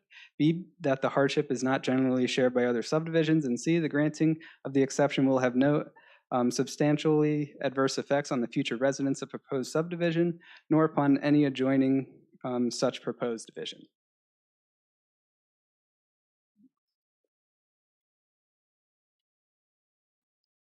The applicant notes in the letter dated June 23, 2023, that VDOT has rejected all environmental connections to Potomac Landing West and has granted them an exception to their requirement. There are also environmental concerns such as steep slopes and streams making the connection impractical, which could be seen as the basis for finding of a hardship that is not generally shared by other sites. As for the number of entrances to the state-maintained road, the applicant points out that the actual number of connections would be reduced, as at least 15 of the existing lots, including lot 11 that was dedicated to the service authority from the exempt subdivision, currently have direct access to the road, and the environmental constraints make access to the internal roads not viable. Also, this configuration is very similar to the preliminary plat that was approved in 2018 minus 4 lots. Staff would also like to just point out that the layout shown is conceptual and some features do not meet ordinance requirements. For example, the one interparcel connector shown does not meet the requirement for 8.1 or 3.1C that the road must be provided with cul-de-sac construction easements for the future public roads capable of being accepted into the VDOT system. Therefore, if the board were to approve the request, the motion should clarify that the exception is only for the number of interparcel connections or in access connections as requested in the letter, and that the location and construction of those features. These other requirements would be addressed during the plan and plat approval process. So with that, the Department of Community Development staff recommends that the Board of Supervisors approve case number Z 2022-00188 and 2023-738, provided that all ordinance requirements are met at the time of final plat approval. The Planning Commission reviewed the request at its July 18th meeting. The Planning Commission recommends that the board approve case number Z 2022-0088, which would reduce the number of interparcel connections to 1 for Potomac Landing East and West, with the condition that all other ordinance requirements are met at the time of final plat approval, and approve case number Z-2023-00738 with just 1 access to the existing primary or secondary road for Potomac Landing West, with the understanding that the applicant's exception request to Potomac Landing East could be submitted for consideration at a later date. And with that, I'd be happy to answer any questions you may have. The applicant's representative is also here if you have any questions for them. Mr. Collins? Thank you. So run me through the history again. When did it be approved at A1? The parcels are zoned A2. They are now, but when did that change? It did not. So it was not always A2. It was. So from the beginning, when the owner owned it, not the current owner, it was A1. From my understanding, it was always zoned A2. The parcels here for section 1 or 2 and 3 were zoned R1 in, I believe it was 1988. Right, down there at the bottom. I'm not talking about it. I'm talking about half the planning commission is here tonight, and I'm glad to see them. When the planning commission heard this, I listened to, well, I was at one meeting and I listened to the other meeting, and they were unsure whether they were speaking of east or west. And so one member tried to clear that up, but it was still a lot of confusion on that. So is this for east and west, or is just for west? So it's for the subdivision as a whole, even though they are separate plats, east and west. The subdivision requirements come into play for the entire subdivision of the parent tract. So the parent tract is east and west. So how do they get to subvert the ordinance to change one from east to west to get under the 50 houses? Because it will be submitted as two separate final plats. The state code only allows us to require preliminary plats for plats that include more than 50 lots, not subdivisions themselves. So when did it get changed from east and west instead of the entire parent tract? That's what I'm trying to understand. When did that change where it became two subdivisions instead of one? So it's still one subdivision, but it's being subdivided under two plats. So, you know, that smells terrible. So that's just a way of getting around the rules. So tell me when this plat from the current owner was submitted to your department. So a plat for one of these east and west. subdivisions? So a No, plat? the first time it got submitted to your office, east and west, when was that? So a plat had not been submitted, but subdivision construction plans have been submitted. So when was the first time that you received a plat? I have not received a plat for these subdivisions yet. Okay. When's the first time that you received any documents from this? So a construction plan, I believe the first one was submitted in 2021. 2021. So when's the last time that you've had anything submitted on this? It's been part of the exception request came from the comments that were made as part of that construction plan review. So what I'm getting at is in our subdivision ordinance, it speaks about if a plat's nothing happens within 3 years, it basically goes back to nothing. And there's other divisions in there within 5 years. So the state had a moratorium at one point on that. Mm-hmm. But so what is the number where they have to submit? Is there no number anymore that is null and void after a certain period of time? So for a preliminary plat, if they were to propose a plat that had a subdivision of 51 or more lots on a plat, that would require subdivision plat approval before final subdivision plat approval. And our ordinance has requirements for when a preliminary plat is still valid. It's for 1 year as long as it's valid for 5 years unless or provided that the subdivider submit a final subdivision plat for a portion of the property within a year of such approval. But as you said, the state has extended those approvals. So even their preliminary plat, which was approved in 2018, that hasn't been acted on, or a final plat has not been submitted for, that preliminary plat approval would still be valid. So when did the owner that's coming before us, when did they take possession of that property? Do you know that answer?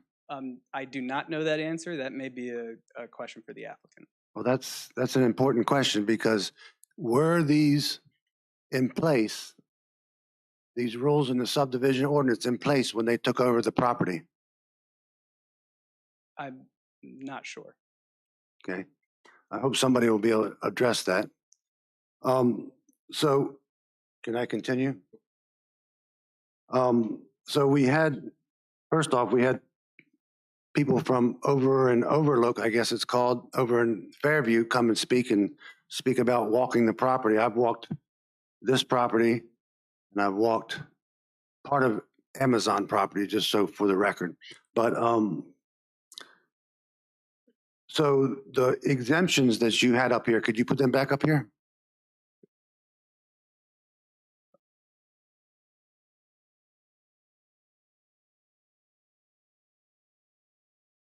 Are you talking about? So can you tell me how C, granting of subsidized concession will have no substantial adverse effect on future residents of the proposed subdivision, nor any property adjacent to proposed division. So we know that it will have a adverse effect on the property owners that would in this plat, because there's a RPA right down the middle of it. So that's for the ones that would be the future. But for the ones that are present now, there would be an adverse effect. There's the adverse effect of water. So I walked that. So there's no way in God's name that water can be controlled where it will not flood out the lower Potomac Landing sections 1, 2, and 3 or overlook. There's just no way. I don't know what Mr. Leving's ideal, how this is going to occur, but I live there. So I can tell you how much water comes in there. And so when you start cutting trees, how will that not have an adverse effect? When you start putting school buses on, so Weldon Cooper says that you can expect every house to have a 2.5 kids per house. So 2.5 times 84, you do the math. And you also at least have probably 2 cars per household in that type of home. Sometimes more. Sometimes like 8, like me. So how can that, and the speaker came up and spoke about the blind curve. I've almost been whacked there 1,000 times. How is that not an adverse effect? We want to get a school bus out there on that road to try to make it. So you literally, it's a blind curve. So when you get ready to pull out, you listen, you look, and you hold your breath. So do you want our bus drivers to be holding their breath? So how is that not adverse? How have all these other things that the people came and spoke of not adverse? I do not understand how or why they would even request an exemption of that ordinance when it's clear that it will have an adverse effect on everybody, including the future property owners there. So I've asked that question in 5 different patterns, and now I'm looking for you for an answer. What's the answer? So essentially the staff analysis looking at these exception requests was looking at the exceptions themselves, not the subdivision as a whole. So when it says the granting of the exception will have no substantially adverse effect, that is looking at how right now there are 15 or at least 15 connections that those existing 10-acre lots have. The granting of this exception would reduce that. And as far as the interparcel connections go, that provision is for providing access to future subdivisions. As VDOT has noted, those lots that it would be connected to are already developed and will not be developed into a subdivision within the next 20 years. So tell me what's not going to be developed in the next 20 years. The water treatment plant here and the lots on Overlook Drive. So why do you know it's not going to be developed in the next 20 years? We know the sewage treatment plant, you can't develop with a sewage treatment plant. How do you know that the other ones are going to be not developed in 20 years? Well, they are currently developed single-family homes. That was the determination that VDOT came up to. I can look into their requirements of how they evaluate how those decisions are made. So when you all make your, how many more questions do I get? Okay. So when, I will want to ask the applicant, I'm just trying to get a clear picture from the county staff of how this can not have an adverse effect. And why would we give somebody an exemption when they bought the property and they should do their due diligence. So somebody bought the property and said, we'll just bowl over the county and we'll get these exemptions. That's the way I take it. Now, the broker or the agent and the owner, I know them both. And I say no to this because it doesn't do anything for anybody except Mr. Taylor and Mr. Cleveland. That's all it does, people. It doesn't help our taxes. It doesn't help our schools. It doesn't help our fire and rescue. It doesn't help our school buses, safety, watershed, fish, you name it. So it is an adverse effect. And the folks over in Overlook over there, have you been over there? Yes. So you see that pipe that is one storm away from being washed out, right? Mm-hmm. So how is that not adverse effects to those folks? They're not in Potomac Landing. They're over in Fairview Beach. How about the water going over to Fairview? They got water problems now. My question is still the same. How is it not an adverse effect? Again, when looking at just the exceptions themselves, that's where that analysis was based on. As for stormwater management and those environmental concerns, that gets reviewed during the plan review stage for requirements with DEQ, as well as zoning ordinance requirements. So when you make your analysis of this stuff, I would imagine it's your job to give the information to the Planning Commission, and then they make a determination, and then they either deny it or table it or approve it, and it comes to us and we make the final decision. Mm-hmm. Why would you get in the mix of making a recommendation when it already starts the ball in a negative fashion if somebody wants to deny that motion? Staff recommendation is just a recommendation. It's something that we typically provide for all cases. But again, it's up to the board to do what they see fit. If they don't believe it meets that criteria, then that's certainly acceptable. We want to have faith in the county staff and their analysis, and we want to have faith in the Planning Commission. And it's always harder when it gets down to the pike where if they approve it, and it comes to us, it's harder for us to do anything different. But I'm going to argue soon with a motion that we do something different. But I guess I will, I'll apologize to you for maybe getting a little bit too uppity. I'll say mine for Mr. Lemming when he comes up. Okay. I'm sorry, Louis. Okay. Thank you. Ms. Bender. I have a couple of questions, and I'm going to preface it as I have 4 brothers-in-law who are firemen. And so it's very important to have ways that fire and EMS, and if there's an emergency, to be able to have more than one exit. So could you show me on there what they would have so I can just see a little more clarification? So this is the entire 83 lots. So this is Potomac Landing Drive. So there'll be 2 entrances into in the internal road system, and then it would all feed out here. So there will be a bottleneck there, so that ends in a cul-de-sac, correct, in the purple area? Yes, ma'am. So is there any way to have more than one exit? Or is it going to be a bottleneck? Because I don't see any way you're getting out on either one. If you were in the cul-de-sac at the very end and there was an emergency, Mm-hmm. Where do they get out? Just that one? It would be that one access. And a lot of that is there is a stream that goes through this portion of the property. Portions of it are a resource protection area as well. And there's no ability to create a bridge of any form like they did in Oakwood Estates?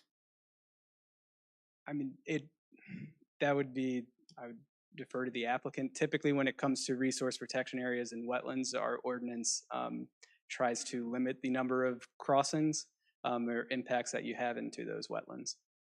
Because, I mean, I don't know I have not walked that ground. I've walked many grounds, but, at Oakwood Estates, they do have, as people that have been in the back section, they do have a bridge that goes over a swampy area. So I don't know how that compares to that. But my concern is all also the roads exiting on 218 and all other.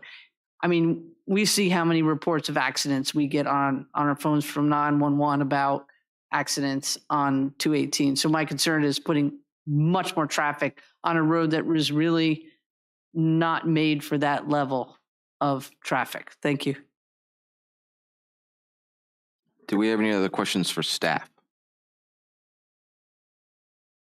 Okay, then I'll ask for the applicant. Okay, Thank you. thank you, Mr. Panicotti.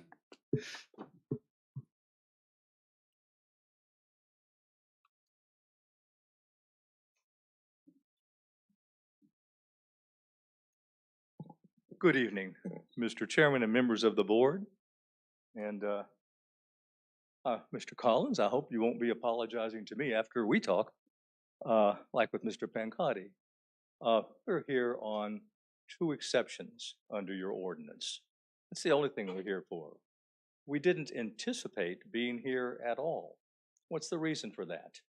Because in 2018, this body, with the recommendation of the Planning Commission, approved a preliminary subdivision plan that contained these same driveway connections and the same lack of interparcel connections. So nothing about that has changed. There was no exception in that process, but I think that that prior approval by this body stands for a legal principle that is a little hard for you to shoot holes in. You approved it. It was before you. Now, staff has advised us this time, but we have this process to go through. So we've gone through it. If we don't get the exceptions, what will we do? It's not going to be the end of the subdivision. It means there'll be a redesign of some kind. But that's all. So on the issues that are before you, first, the interparcel connection. This was a no-brainer at the Planning Commission, I think. We proposed 2 interparcel connections at both of the cul-de-sacs that you mentioned, Ms. Cup. And they were rejected by VDOT. Now, they have a very similar rule that the county has for interparcel connections. Why did they reject them? They rejected them because they don't go anywhere. There's no development that VDOT could see for another 20 years. So they don't go anywhere. So they rejected them. So we'd be at odds with VDOT, plus VDOT won't maintain them if they don't approve them. So that's what led to this exception. Took them to VDOT. VDOT said, no, can't have them, or we're not going to approve them. So we're back to you. Now, the Planning Commission had no trouble with that. There is an interparcel connection. The topography is difficult here. And there are a number of streams and RPA and wetlands, but this is a by right development, as it was when it came to the Board of Supervisors in 2018. We're not here on a zoning application. We're not here on broad issues about whether or not this is a good idea or not. We're here on these 2 exceptions. Now, the second one is the one that generated discussion and some controversy at the Planning Commission, even though the Planning Commission, like this board, approved these same driveway connections back in 2018. So we set it up. You know, it didn't occur to us to set up these 2 subdivisions in any other fashion because they had been approved previously.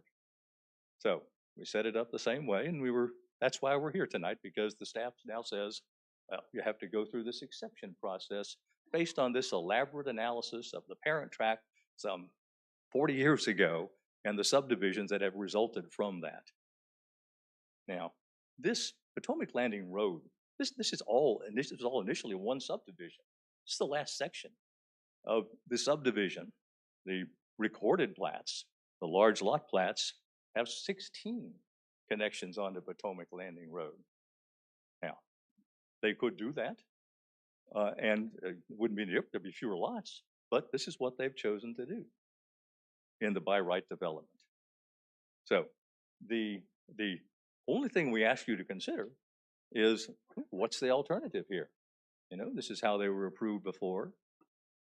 The applicant has an absolute right under state law to come before you and say, okay, we're going to do this section, and then we're going to do that section. But this is the last part of Potomac Landing, the entire development. Potomac Landing Drive was a subdivision street. What does it accomplish? It serves this subdivision, that's all. Now, it became a secondary road. I think that's a hyper-technical definition in this case because this road's only purpose. Now, there may be dangers on the road, but the by right development is something that the applicant and the owner has the right to move forward with, one way or another. We think that it works better to have the connections coming onto Potomac Landing Drive because that was the original purpose of Potomac Landing Drive, to be a subdivision street. We think that makes more sense than trying to cross RPAs, having private access easements across other lots. You know, that's where you get to the lot and back, which your ordinance permits by driving across that. So because of the topography, this was the design that we came up with in 2018. It's the same thing you saw back then. So I'm happy to answer questions about the exceptions that are pending before you. But this isn't a rezoning, and I'm not going to answer questions that go to issues beyond the exceptions. Oh, I will tell you this, though. We'll be happy to hook up the water, get that worked out with your authority, get water to us. The only reason this is back before you is because the discussions and negotiations with your service authority broke down. They couldn't provide water, so they went to wells. Give us water, we'll go to water. Okay, just some of the issues that have come up tonight, not relevant directly to exceptions. Now, sir. Mr. Levy, so I wasn't here in 2018. So it's not the same board. It doesn't matter. And I understand this board made. And I understand what by right means. Good. I've heard that 1,000 times. I understand that. Good. And I understand what you're telling me about by right. But the exemptions, Louis, can we go back to the A, B, and C? There's only 3 people in this room that I can't speak for up here, but there's only 3 people out there that want this exemption. So how, I'm going to ask the question to you. How does number 3, can you tell me how granting the exception will have no substantial adverse effect on the future residents of the proposed subdivision, nor upon any proper adjacent to such proposed? Can you explain it? Wrong, see? Which exception? The first or the second? Both. Okay. On the first one, first, these are exception requirements. We're not here before you on a rezoning. So the analysis that staff conducted was entirely correct. He's looking at the justification for these particular exceptions. Now, with regard to the first exception, the one for the interparcel connection. Excuse me, sir. I just asked you about one. That was my question. I just asked you about one. I thought you said 3. No, I said the third one, C. Okay, so what do you want me to do? Go through the analysis for each? No, I said I want you to explain to me. You want me to repeat my question? I guess you better, because I sure didn't understand it. That's for sure. Explain to me how the exemptions on number 3, the granting of such exceptions will have no substantial adverse effect on the future residents of the proposed subdivision. That's the residents of the 84 lots, nor upon any other adjoining such proposed division. That's the folks down at the bottom and the folks over in Fairview. Well, Mr. Collins, we're clearly not communicating because that's the answer I was giving you. And I asked you whether you wanted it for the first exception or the second exception, or both. And you said both. Both. So I'm starting with the first one. And I'm going to tell you why. Okay. Okay. The interparcel connection issue and the offset is the hardship is that you can't get there and that VDOT won't approve it or maintain it. Now, going down to C, substantially adverse impact on the future residents of the proposed subdivision. Notwithstanding the remarks about emergency services, there is an interparcel connection for this development. Any other interparcel connection, including the ones we proposed, wouldn't provide emergency access because they wouldn't take you anywhere. There's no place to go. on the adjacent properties. There's no road there. There's nothing to tie into. That's why VDOT rejected them. So the interparcel connections, there are roads. They are formal roads consistent with your subdivision ordinance and the width so that cars have the ability to pass on the roads and emergency vehicles can come in and out. The cul-de-sacs must be designed wide enough for emergency vehicles to turn around so that if you get to that point, then you turn around and go back the way you came in. Now, I would guess that there are probably a number of subdivisions within the county where there is basically one big way in and one big way out. You know, there's no other place other than to go out to the main road because the subdivision road, Potomac Landing Road, goes nowhere. So, I mean, whatever the issue is with regard to emergency vehicles is no different now, no different with this proposal than it is right now. So that has to do with the interparcel connections. There's simply not a way to do it. There's no indication. And of course, VDOT's primary concern is access, moving traffic, and safety. And VDOT has said, don't do them. You know, we're not going to approve them. Now, with regard to the second exception that is before you on the driveways, this is, as I indicated, this is a subdivision road. That's how it was designed. It has many driveways coming onto it down at the bottom of the hill. Now we're talking about 9 driveways at the top of the hill. That's it. 5 for one section and 4 for the other. You know, so the notion that that materially increases safety issues escapes me when you've already got a narrow winding road coming down, particularly at the lower end. This is mostly above the drop where the road drops off. This is up the high point of the road where the visibility is certainly better than where you get down below that. So I don't see that there's an appreciable difference created by these driveways. If VDOT, in looking at this from a safety standpoint, if they decide that there is, what are they going to do? They're going to lower the speed limit. You're going to drive slower on Potomac Landing Drive, which is probably a good idea now. So those are the responses. That is why there is no substantially adverse impact as a result of either of these exceptions on the future residents of this subdivision or on any property adjoining the subdivision, which mainly includes, if you look at, can you go back to the map just a minute, Louis?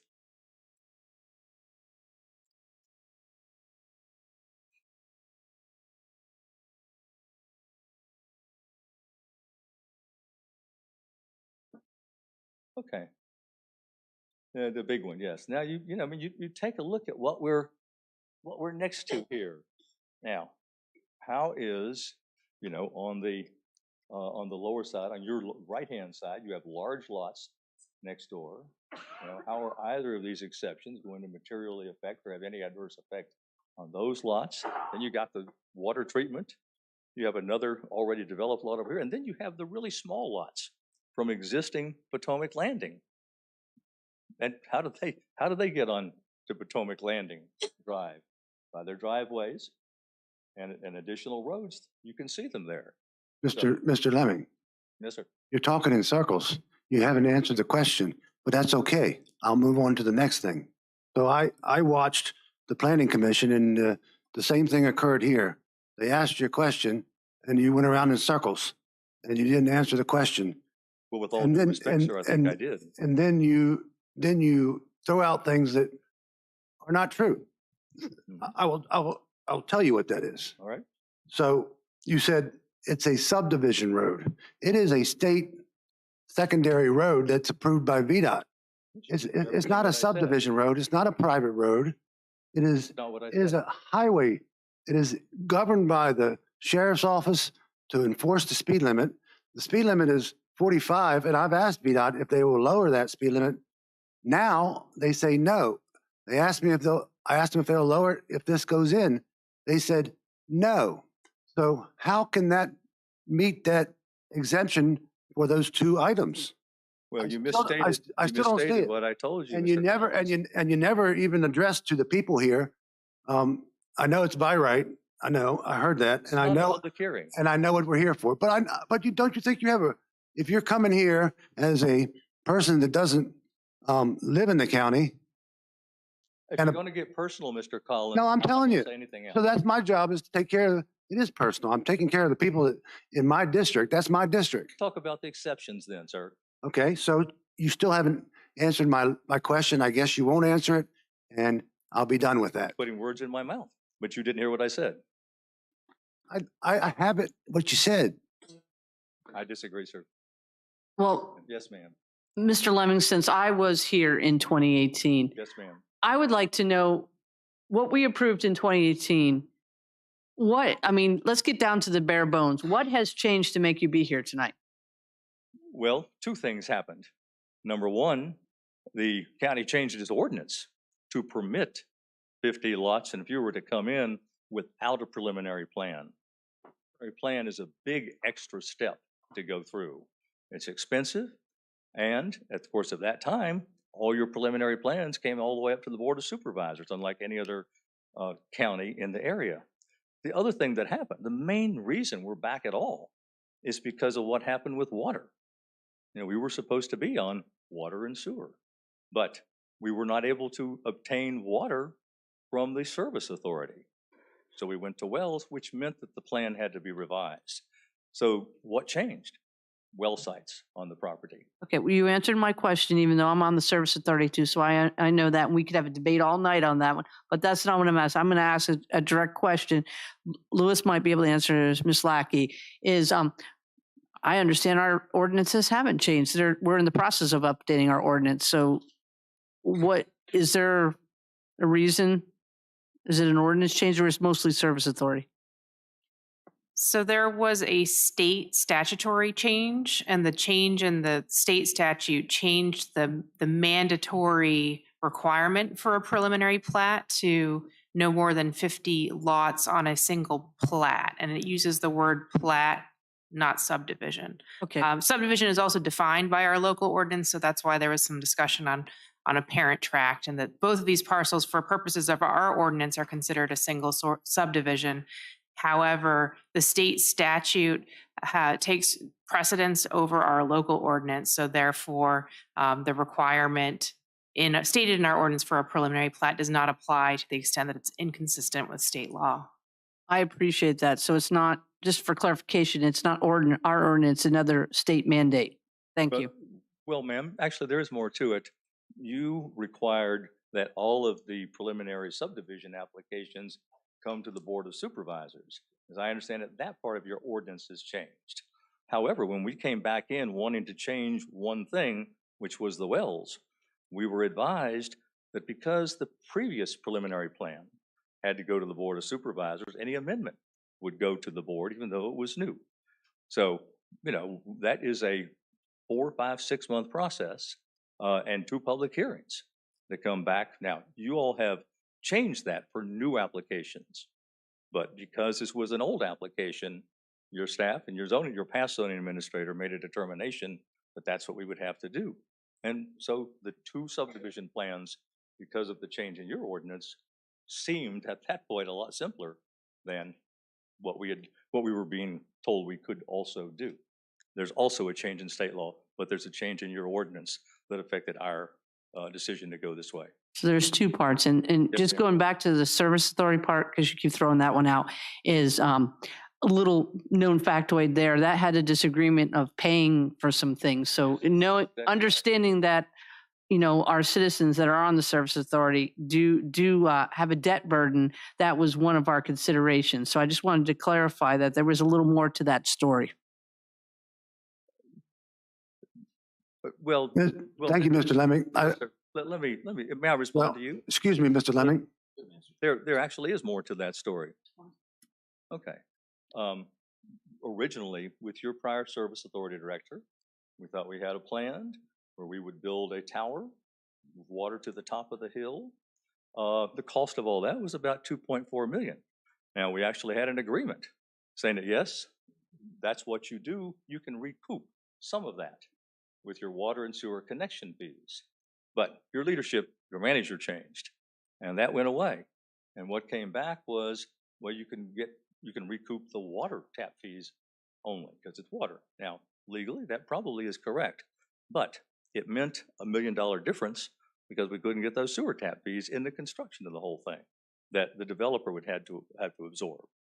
So that was all that was part of it. We came in and we met with Mr. Miller and with Ms. Lack to discuss this and what could be done and what our options were now as far as moving ahead with wells as an option, you know, and the preliminary plan issue, how we would split that up. So it was a complicated decision, man. All right, thank you. Mr.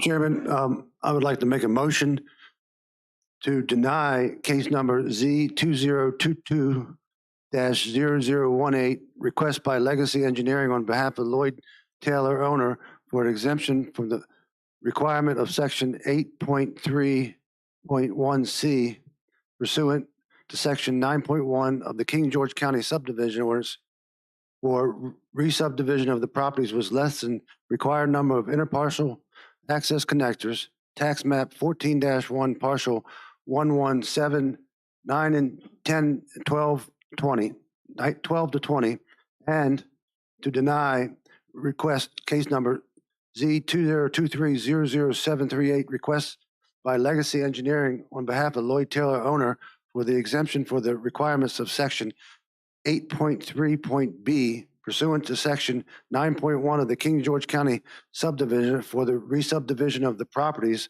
with multiple access to the existing state maintained road. Tax map 14-1, parcels 1 and 7, 9 and 10, and 12 and 20, all parcels zone A2. Second. So we have a motion properly seconded, and it was, just to make sure, for clarification, it was a motion to deny both those case numbers. So just so everyone's aware. Is there any further discussion? Sorry. Miller one. Mr. Miller, did you have something? I was just going to clarify that it's my understanding that the agreement that you are referring to never was approved by the Service Authority Board of Directors. It was something that the previous general manager had presented as a proposal, and he was presenting that to the Board of Supervisors, the Board of Directors. I believe there are 2 members of that board that can verify that. And so, yes, we were basically starting over and trying to work through it. And I do say this, I'm sure that if the Board of Directors were presented with another opportunity, they would entertain it. It just did not work financially, I believe, for your applicant, for your client. The agreement, and we did, and yeah, but you're right. Okay. As far as we know, it never went to the authority. We've had, do we have any further discussion? So again, this is for disapproval of both case numbers. A roll call, please. Okay. Ms. Bender? Aye. Aye. Mr. Collins? Ms. Kupka? Nay. Mr. Stonehill? Aye. Chair votes aye. Motion carries. All right. Well, thank you for hearing this.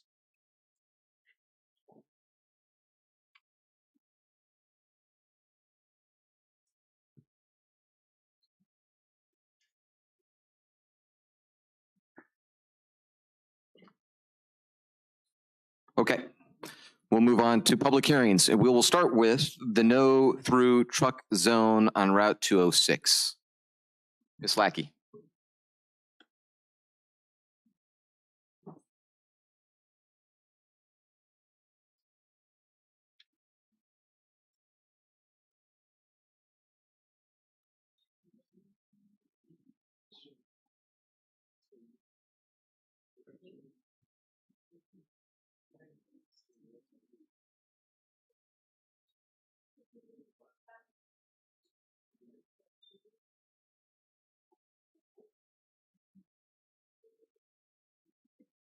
All right, we're going to take a 5-minute recess and then we'll move on to the public hearings. So, yes, sir. Thank you.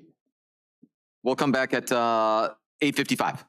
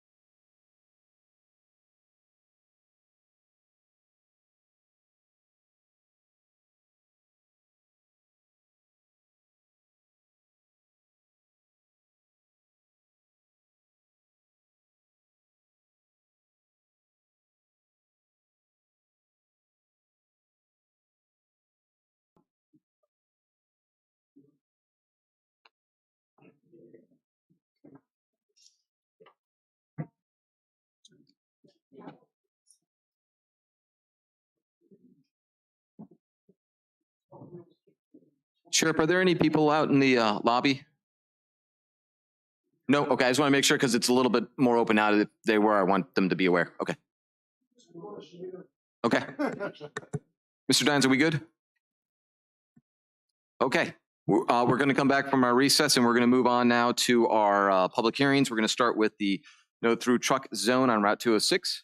So the King George County Board of Supervisors will now hold a public hearing to receive public input regarding the no through truck zone on Route 206. However, due to an error in the published notice, the second public hearing will be conducted on September 5th. I will first ask for a staff report. I will then open the floor for public comment. Public comment is limited to 3 minutes per speaker. In order to afford everyone an opportunity to speak, please state your name and address before you comment.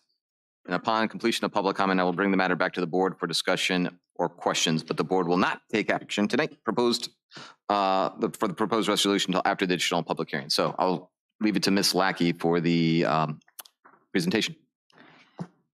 So this board will recall that last year, precisely August 2nd of last year, you adopted a resolution requesting that the Commonwealth Transportation Board adopt a no through truck restriction on Route 206 Dahlgren Road. However, the Commonwealth Transportation Board was not able to act on that request within the 9 months as provided by the state regulations. So the suggestion from VDOT was to make it absolutely clear that the CTB, the Commonwealth Transportation Board, still had the ability to act on it, that we renew that request if the board so chose. So we did go ahead and place an advertisement. However, there was an error in the original publication date as to the date of this meeting. I believe it was on the part of the publisher, not on the part of staff. But anyhow, the publisher did run a notice on the second day. So I think it would be proper to continue with this public hearing in case anyone did see that second notice, does want to comment tonight. However, we will re-advertise and continue the public hearing to September 5th. Okay. Thank you, Ms. Lackey. So we'll still open the floor for anyone who might want to provide public comment tonight, but there will be also another opportunity based on that situation. So this is just for the no through truck zone on Route 206. This public hearing is now officially open. So if anyone would like to comment upon this public hearing, please approach the podium.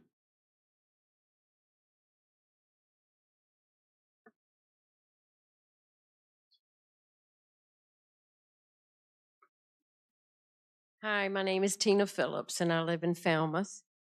And I had no intentions and did not know that this was on the agenda for tonight. But I do agree with this to take place, that there would be no more trucks on 206. I think that it would be much safer for them to stay on 301 and use 205. It's been 14 years ago. I lost a brother and nephew, but there was a survivor, my great niece. And the road has been widened since then, but there's still tragic accidents on it. And I think that this would be a good thing to happen, to move the trucks to a different road. Thank you, ma'am. Do we have anyone else for public comment on this public hearing? Mr. Dines, do we have anyone online?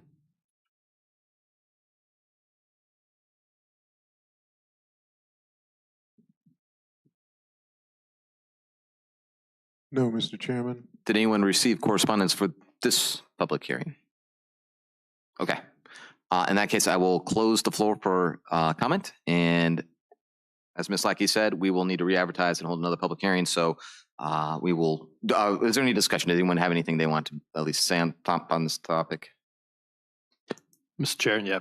I talked to Mr. Beal a number of times about this, and he said the CTB was really dragging his feet, and he suggested if we knew anybody in Richmond that could possibly help with the CTB, and why has this taken a year to get through? He said he was also waiting one, I think it was down the lower part of the neck somewhere. He said it was also like 8 or 9 months that it's been taking them after approval to go ahead with it. And then once again, he said, if you know anybody in Richmond that could help with the process, he said, please reach out to them. So that's all. Thank you, Mr. Stonehill. That seemed awfully targeted. Okay. Did anyone else have any comment? Yes, Mr. Chair, if I Go ahead, could Ms. just Kupka. add to that a suggestion that perhaps once we adopt the renewed resolution, we forward it to Ms. Sellers, our representative on the Commonwealth Transportation Board. She's the Fredericksburg District representative. Thank you. Thank you, Ms. Kupka. And did anyone else have anything else? Okay, then we will move on to our next public hearing. We're going to start with 8-18, the comprehensive plan amendments. Request by Birchwood Power Partners, Mr. Alan Steinbeck, Vice President of 3TP Ventures, contractor on behalf of King George County.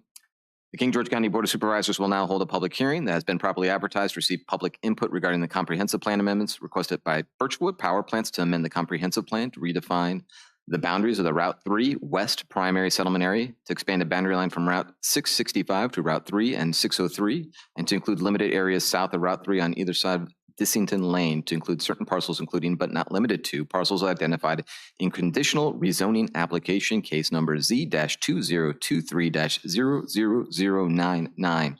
I will first ask for the staff report, and I will just say, I believe the staff report will be for all 4 public hearings, so we will let him finish it, and then we will have 4 public hearings. And I believe the applicant also has a presentation as well, so we will allow them that opportunity so people can see that before the public hearings as well.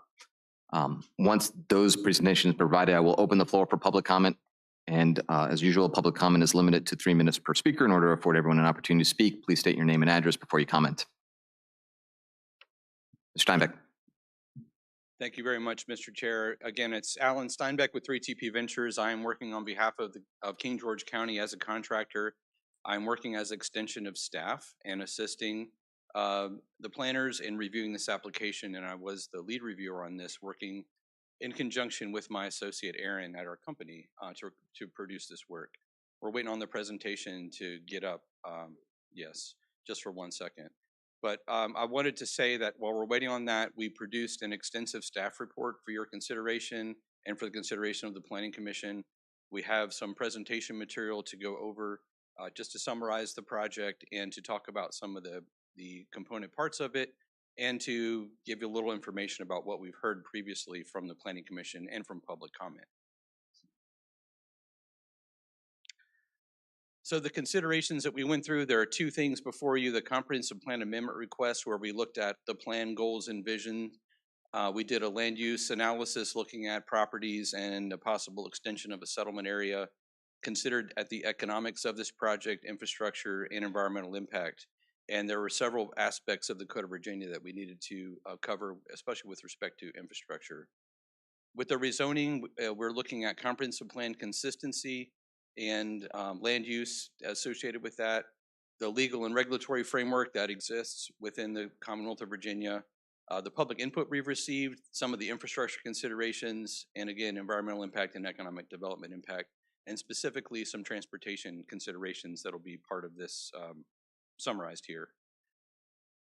There are the 4 applications. They're separate for a reason. There is a conditional rezoning application which applies to the majority of the parcels in this application, rezoning properties from agricultural 1 or 2 to industrial, and limiting the use to data centers and accessory uses. And then the proffer amendment application, the second bullet there, is regarding the Birchwood property and changing the proffer amendment to include the data centers on that property, a special exception permit to allow for the continued use of the draw from the Rappahannock River to provide water to the site, and also the comprehensive plan amendments, which were part of the application. Just a little bit about what data centers are. They are centralized facilities that house computer systems and associated components. They've become critical infrastructure for our society. They are used by all kinds of organizations for computing and processing information and storing information. And they do everything from help us stream video to check our email and get information off of the internet. They operate with hardware, so these are buildings full of hardware and computer processing equipment, including data storage, networking. You can rent out space on these servers to process data and do sort of high test computing, as well as just house your corporate infrastructure there. They've essentially replaced the server closet in almost every company in the country at this point. They do have extensive power and cooling systems that are required.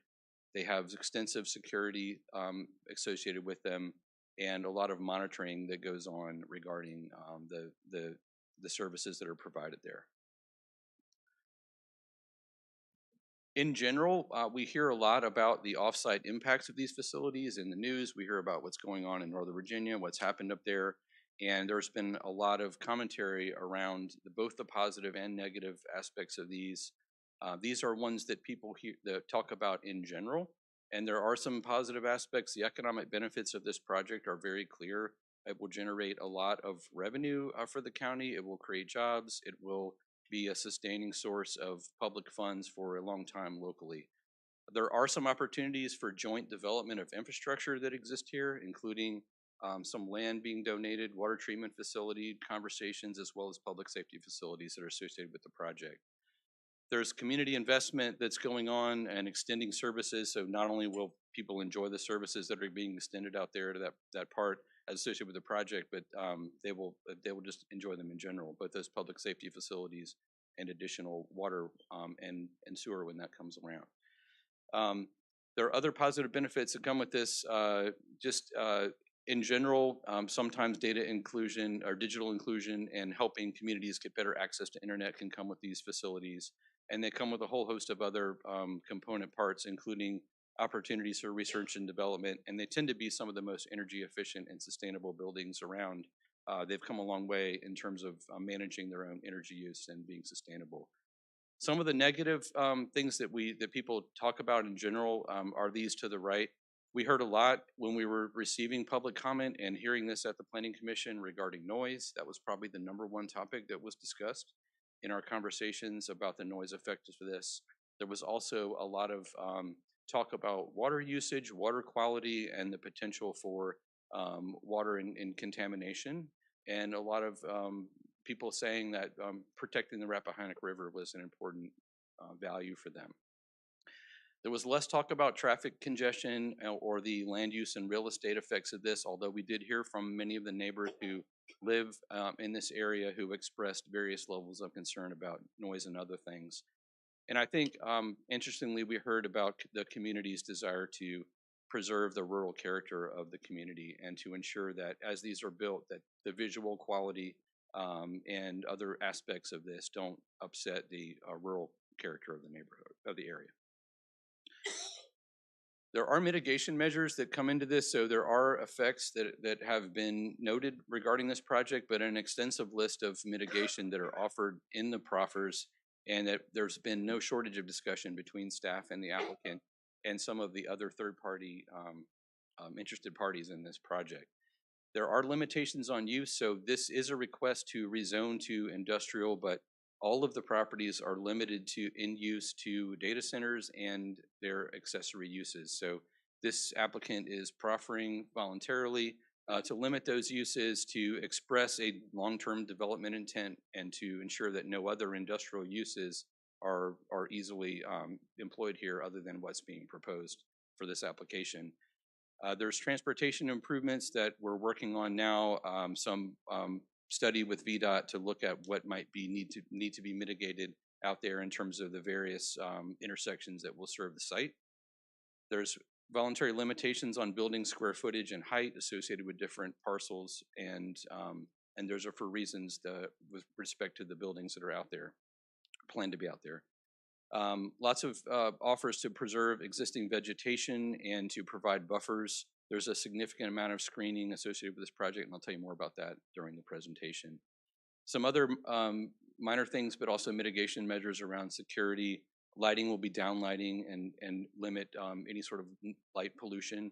There's a construction mitigation plan. The construction activity will be extensive, and the applicant has proffered to work on a mitigation plan that deals with traffic and other types of issues out there, communications and things that affect the construction. There is private water supply. There's been a lot of talk about water and access to water. I do want to clarify for anyone who's not quite sure that this applicant can use the permit that they have to draw from the river and their surface and their well permits and their wells that are out there now to service all the needs of this facility. They do not need public water and sewer to operate this facility. They are self-sustaining in the water business as currently proposed, even though there are proffers agreeing to join up and use county water when that becomes available. There's measures related to sound that I'll talk about in a minute, but there was discussions with the community and with the county to help mitigate sound as much as possible, and the applicant has proffered to do so. They also have a cultural resources survey and an emergency action plan related to any sort of event that might happen out there in terms of fire and emergency services.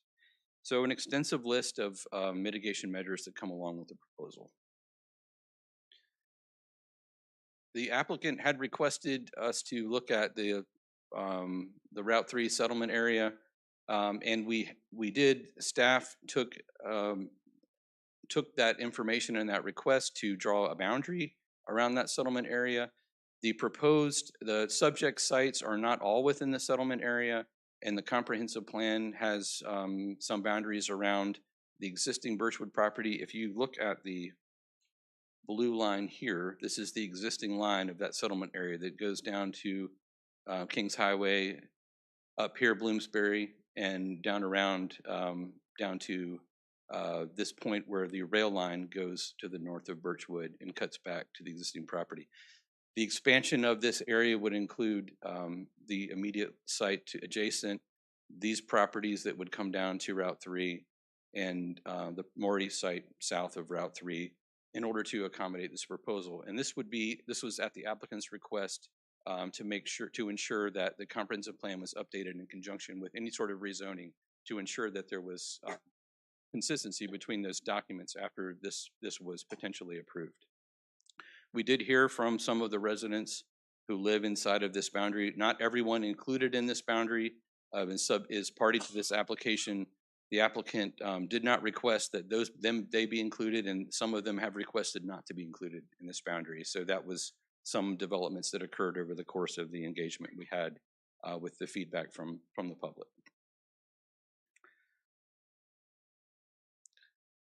This is the primary site, the Birchwood site with what's called Development Area 2, which is phase 1 of the project. And it includes the most information about what is proposed, showing the siting of these separate yellow buildings, which are the data center buildings, and some accessory uses of office buildings, a logistics center to handle maintenance of vehicles and things to service the site, and the area of the substations that would be used to power the site.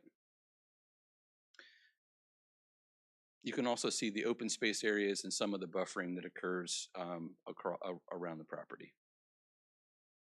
Let's keep going. The applicant does have some information about this in their presentation, but I'll spend a minute talking about the fact that an analysis of the visual profiles and the visibility of these buildings was done, a fairly extensive analysis of sightlines to demonstrate how the buildings would be sited and behind the tree cover and set back from Kings Highway.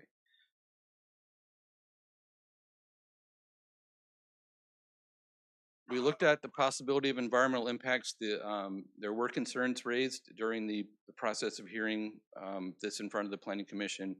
One of the things I want to mention about the Rappahannock is this setback of 500 feet. So the applicant has proffered to set back 500 feet from the river, and also 300 feet from Kings Highway, by the way. But that would limit the amount of exposure of the development to the river, and limit some taking of tree cover that exists there now. The sound and noise impacts came down to the applicant proffering to have the sound be limited to what is proposed in the new noise ordinance that the county is considering now. So we've gotten this down to the levels that the county would otherwise impose on anyone in the community regarding sound levels.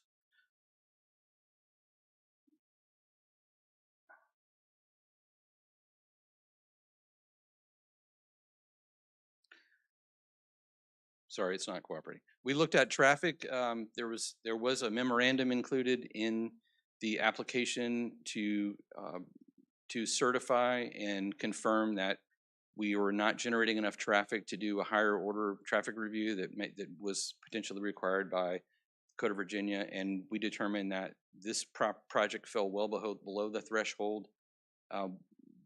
This analysis included by right trips for the AM peak hour, the PM peak hour, and the average weekday. And the by right trips are the trips that would be generated by doing something other than developing industrial, which is to say developing under the development rights under agriculture, which include residential. So these are low density residential subdivisions that would be compared to the proposed trips of this application. And we came up with an additional 1,144 trips on the average weekday relative to what might happen if you just built this area out as residential. So not a whole lot of trips. It is in fact the case that data centers, after their construction and after the construction traffic goes away, do not really generate a whole lot of daily trips. There's not a lot of goods being moved in and out. They're fairly static in terms of what is included.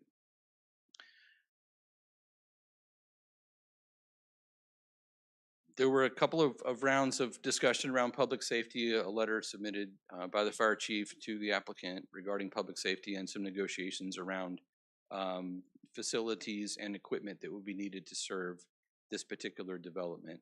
One of which was the identification of a ladder truck that would be needed.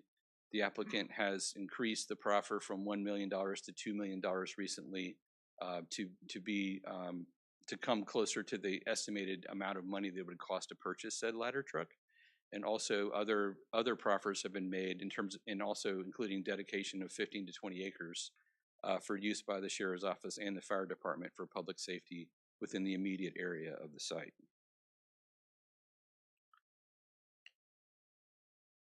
There was a brief economic impact analysis done. I would point to this. We sort of have a regulatory mindset in talking about this and this approval, but the comprehensive plan does call for the stewardship of the county's economy and economic development, and there's policies that request that we ensure the long-term economic development of the county. So it is germane to the question of rezoning to consider these things. The increased tax revenues for each 250,000 square feet of data center is approximately $1 billion of investment and $4.2 million of tax revenues every year. That would be sort of the raw number that would emanate from those. Extensive amounts of job creation, so each 250,000 square feet of data center has a theoretical number of 30 full-time jobs and a number of indirect economic impact, which would be the jobs created because jobs were created at the data center to have an extensive amount of job creation for this facility and other parts of the county where people seek services because this facility exists.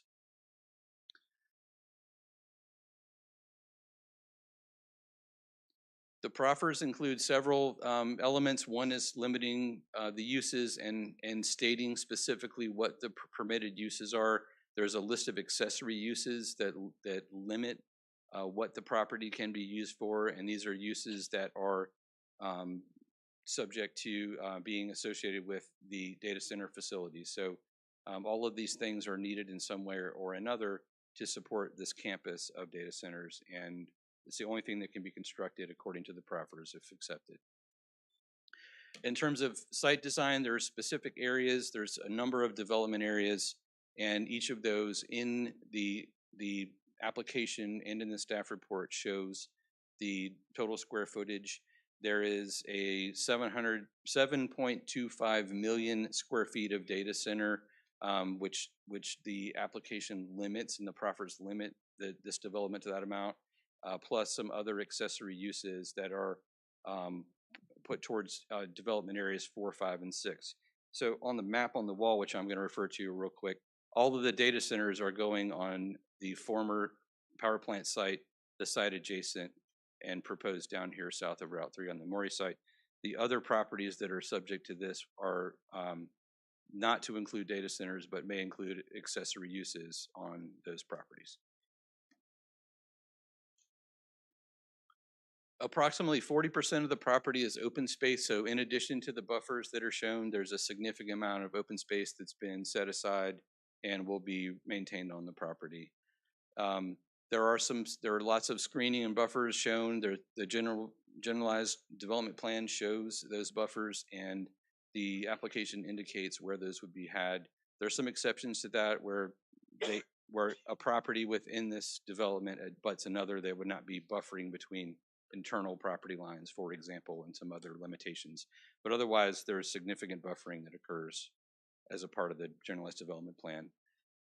We requested information about phasing to clarify how this project would be phased in, when certain actions would be taken by the applicant relative to making application for site development permits and also other types of approvals. So a lot of work went into clarifying those phasings, and you see that in the evolution of the proffers, and that's why this proffers included all of that phasing language. And then the construction mitigation plan, as I mentioned before, just helping to alleviate the effects of construction traffic and other kinds of disruption.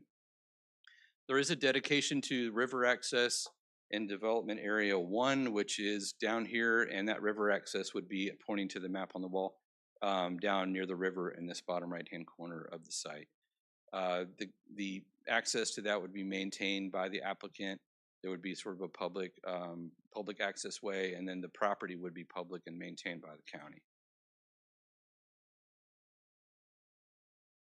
Water supply, I did mention that the data center has its own water supply. It has a permit to draw water out of the river. It has a permit to discharge water into the river after it's used for cooling. And there's also the wells on site that would be used for potable water. And again, that agreement to hook up to Service Authority water when that's made available, especially for potable water.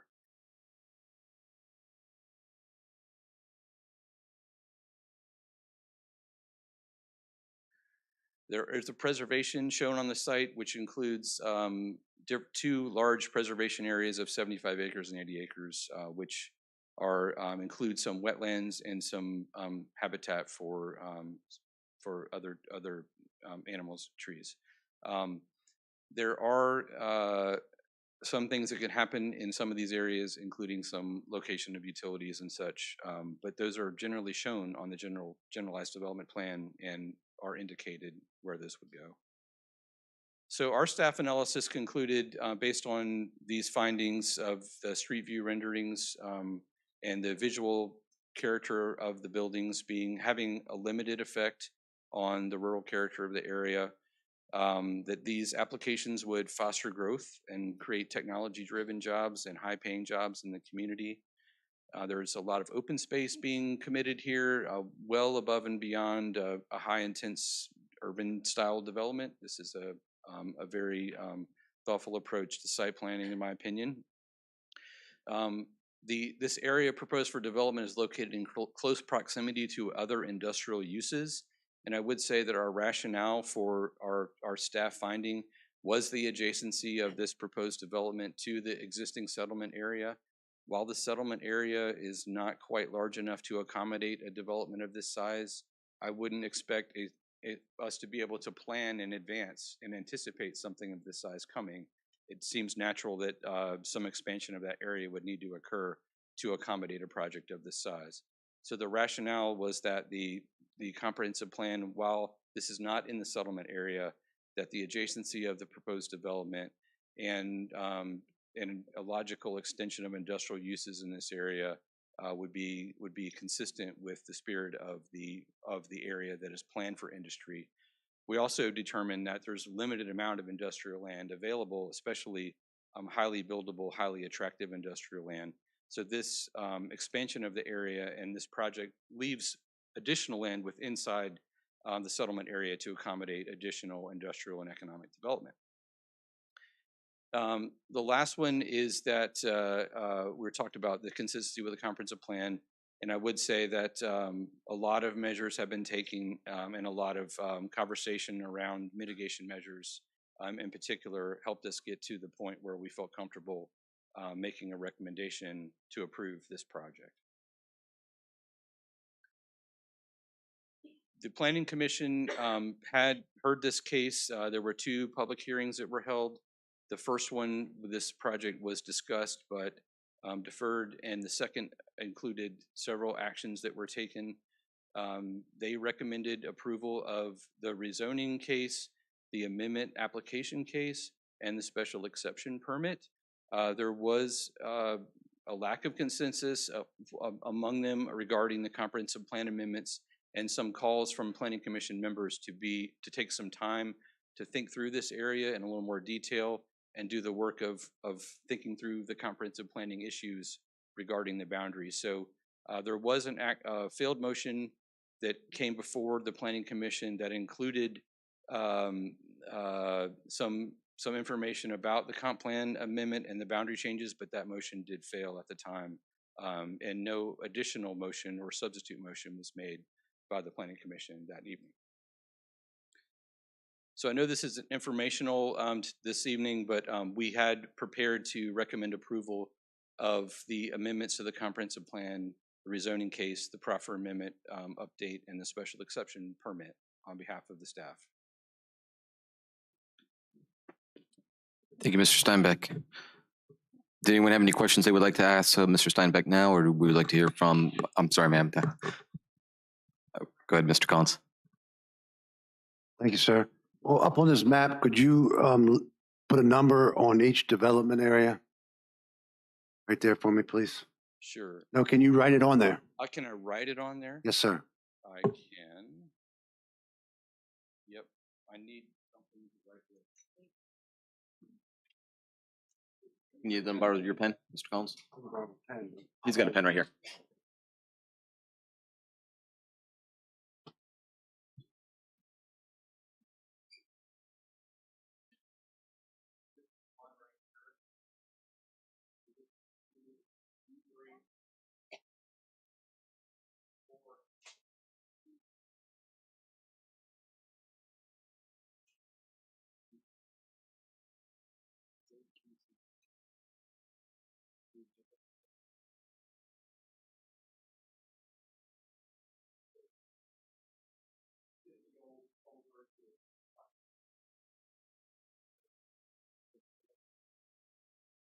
Is that development site what? I have a question. That's development site 2. It's called phase 1. It's referred to as phase 1 in the staff report because that is the first site that is intended to be developed according to the applicant's stated intent. Thank you. Ms. Bender, did you have a question for? Well, I do now. Thank you. With these numbers up here, so your numbers you just put up there are not the phases. That's just the numbers because phase 1 is supposed to be number 2, correct? Yes, that is correct. Okay, I just wanted to clarify that for the audience. Okay, then I believe we had, the applicant had a presentation as well. Thank you, Mr. Steinbeck, for now. I'm sure we'll have you back up. Mr. Payne. Thank you, Mr. Chairman, and other members of the Board of Supervisors. My name is Charlie Payne, represent the applicant. It's great to be here this evening in King George County. I'm trying to unravel my big book here. So I'm going to go through this presentation. I'm going to follow suit with staff and just provide you our overall presentation for all the applications and then happy to answer any questions afterwards. I too want to commend staff, as Ms. Bender did earlier today, for all their hard work. They have been great to work with, very informative, and also very focused on the public interest. So I just want you to know I've been very much appreciative of all of that. And can I control this from here? Do I point it this way? Okay, thank you, sir. Everybody hear me okay? Thank you. So real quick, just go through the applications generally. You'll see some numbers corresponding to the various different tax map parcels, and Mr. Collins had asked for a layout of the different development areas. Just a real quick follow-up on that. Only development areas 1, 2, and 3 will have data center facilities on it. 4, 5, and 6 will be the accessory uses that support the data centers. Typically, those areas have a lot of open space and buffering involved in that as well. So you know we have 4 applications here before you. We have a conditional rezoning application. We have a proffer amendment application. We have a special exception application. We have a comprehensive plan amendment. 4 obviously is tied to the first 4 tax map parcels, 2125, which is the old Bushner site. If you may recall, that is now owned by our Birchwood affiliate. 2133, I think that's the Thai site, 2135, and 2143 all require a comprehensive plan amendment as well, which we have filed with these applications. They also are part of our global rezoning application. Same with 2144, and just backing up real quick, 2143 is Development Area 1, and that's south. That's the old, it's the Maury site, that's south of Route 3. 2144, which is also subject to the rezoning application, same with 2147, 2148, 2148D, and 2150, which is a part of the Birchwood site, which is zoned A1, that also requires a rezoning to industrial for our proposed use. And then, of course, the current Birchwood site requires only a proffer amendment for the proposed use, because as you all know, that site only has been approved for a coal burning power generation facility. 2150, the current zoned Birchwood site also requires a special exception application amendment, and same with 294, which is where our intake valve. That special exception approval is tied only to the prior use for Birchwood, so we need to amend that in order to have the data center use. You obviously know where the location is. It's on the north side and south side of Route 3. And we are proposing 7.25 million square feet of data center facilities. Here's the old Birchwood power plant facility, which I'm sure most of you are familiar with, except for the fact that the facility and the smokestack are gone. They've been shuttered just a few months ago. The other facilities, the CSX rail spur, the significant electric infrastructure, the holding ponds, the water tanks, et cetera, are still there. And we're proposing as part of our application to utilize those for the use of the entire project. I'd also note on this particular facility, you may also recall this was a 260 megawatt coal burning facility. Obviously, the infrastructure tied to that was fairly significant, including the electric infrastructure. And I'll get into a little more on the former smokestack there. It was over 400 plus feet, as I'm sure many of you remember that as well. So what are data centers? You know, it's interesting. I think a lot of people don't realize what data centers are and what they support.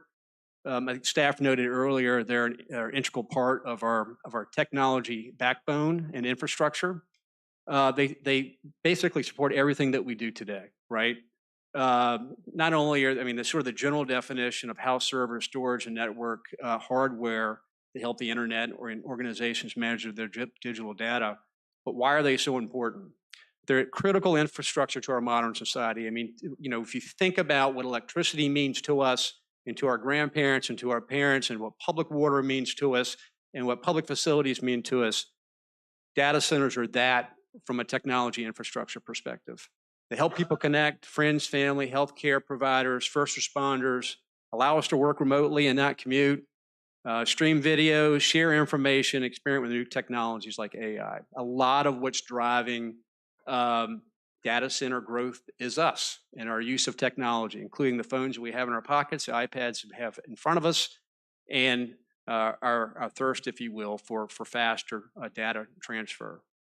What's inside data centers? I mean, data center houses thousands of pieces of equipment, including computer servers, storage devices, networking infrastructure, and backup power systems. What industries use them? I mean, we use them, right, for our backbone, but also first responders. They're vitally important to first responders, energy sector, to our pharmaceutical sector, to our government, to the Pentagon, national defense. Our military installations depend on them. Entertainment arena, healthcare. Healthcare is extraordinary. Data centers are extraordinarily important backbone technology backbone to our healthcare system. Sports and entertainment, consumer goods, travel, everything that basically that we touch, data centers support. And here's our generalized development plan. I thought it important to identify the other industrial uses that are surrounding us as to why we think the synergy that we've created here in this project makes a lot of sense. One, which I'm sure a lot of you know, the state is one of its main priorities for the Virginia Economic Development Partnership and one of the priorities for economic development initiatives in Virginia is to create more site-ready industrial sites. And those sites are encouraged to be over 100 acres or greater. The reason for that is that we don't have enough of them in Virginia. So allow us to be competitive. The state is encouraging economic development investors like an Amazon to invest in data center campuses. And as you can see, not only does this campus make a lot of sense given the surrounding uses, the landfill, this is actually a redevelopment of a former coal burning facility. We're surrounded by other industrial uses in your industrial park. And 2143, by the way, to the south, used to be partially zoned industrial. It was a sand and gravel extraction facility. These synergies make a lot of sense to us for what we're proposing, obviously, on this site and into the future. I mean, this is a 15-year project. This is not a 2-year project. This is a long-term investment project that's going to take some time to build out. It's going to take significant infrastructure. There's economies of scale tied to it that allow us to make this type of investment in this particular area. And King George County provides a unique opportunity for that. Obviously, you've got a major road artery on Route 3 in which to be able to extend utilities. You obviously also on this site have an intake water supply system that's would be very helpful to the operational use of the facility, and there's significant electric infrastructure and transmission infrastructure on the site, which makes it very attractive. And here, this slide here is, obviously showing where the data center facilities are, and this is a 3D version that's going to give you a view of the sites here. I'll let it catch up.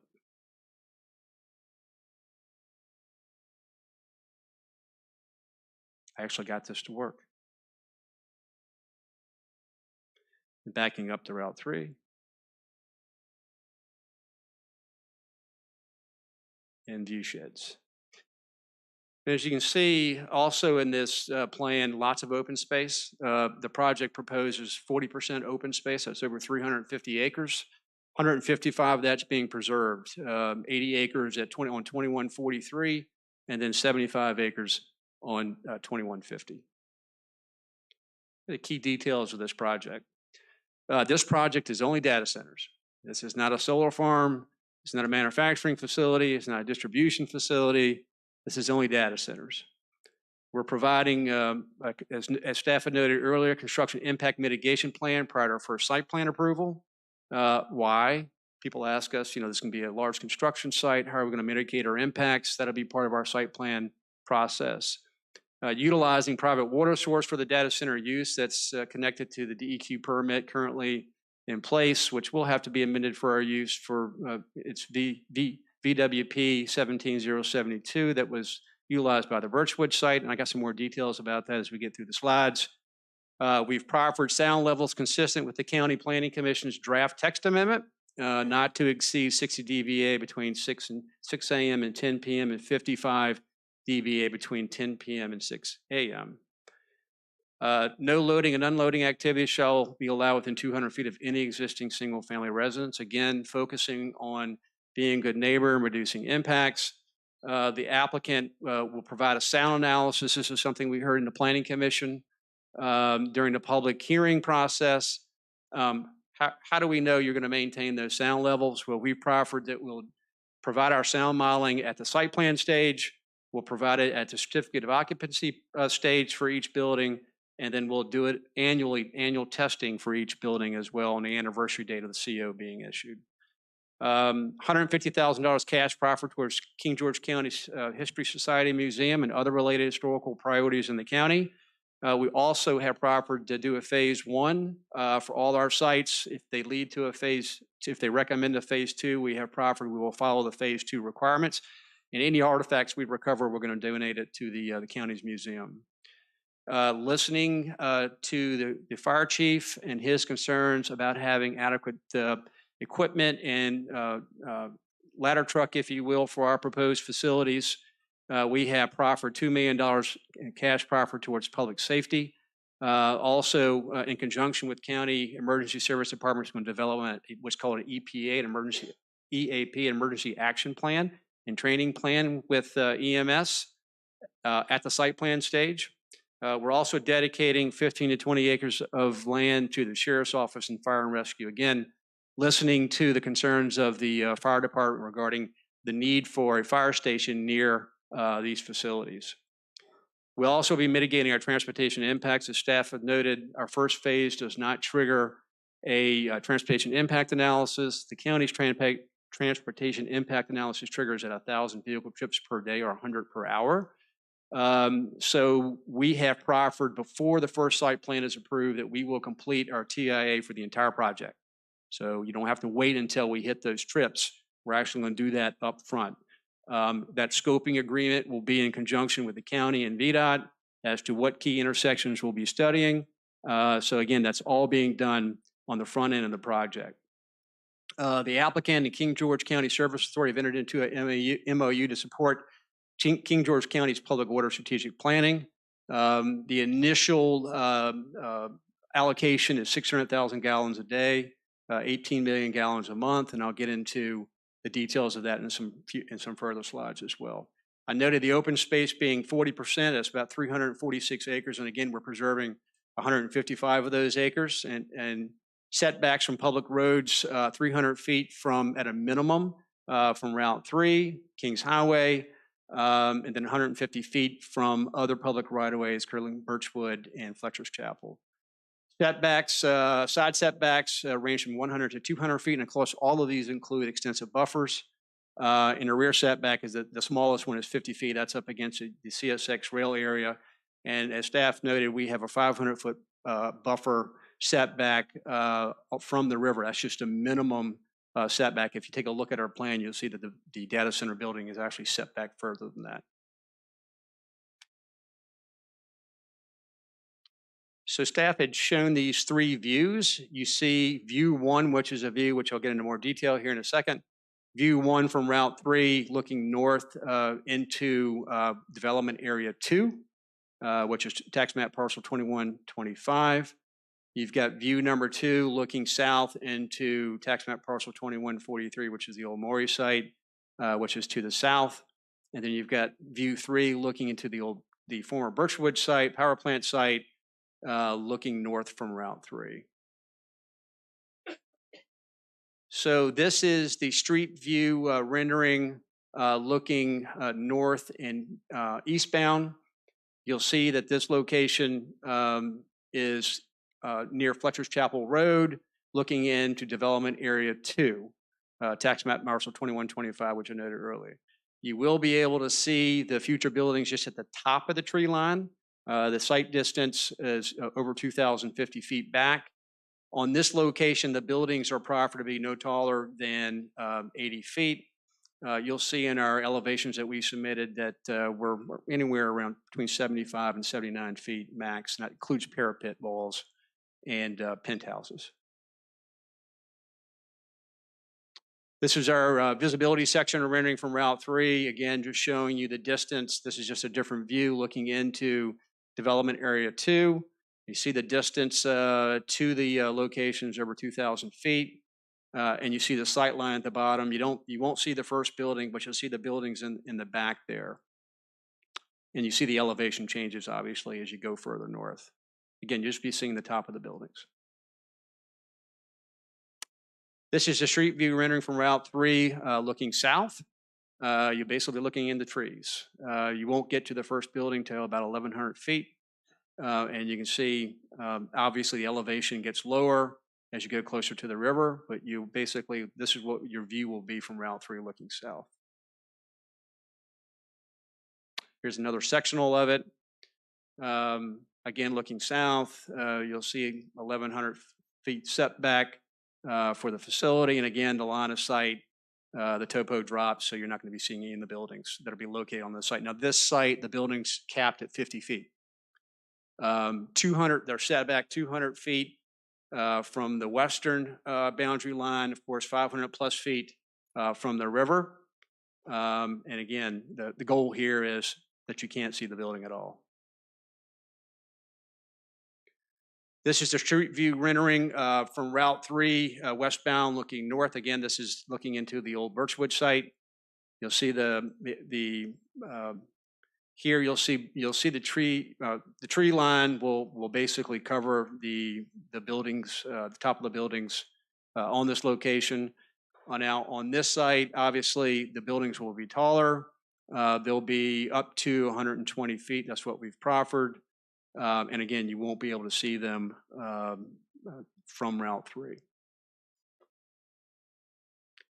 The distance, here's a distance, sectional distance that shows a 3,400 feet back from Route 3. Remember where that area, the arrow is crossing over, those are development area 6, which is not being developed for data center uses. Only towards the back on development area 2 do we have development on the old Birchwood site. And you see the sight line as well there at the bottom. Here's someone had noted earlier about what these buildings look like. Yeah, these are 21st century model buildings that look like large office buildings. So architectural features are very attractive. There's change in building materials and building step backs and recesses and fenestration, moving windows and doors around so that you have a different look and it doesn't look so bulky. It doesn't look like an industrial building. It looks like an office building. This was proffered as well. Our illustrative concept rendering, you can see it looks like a large office building. Security is very important. You see the security fencing in the location there on these centers.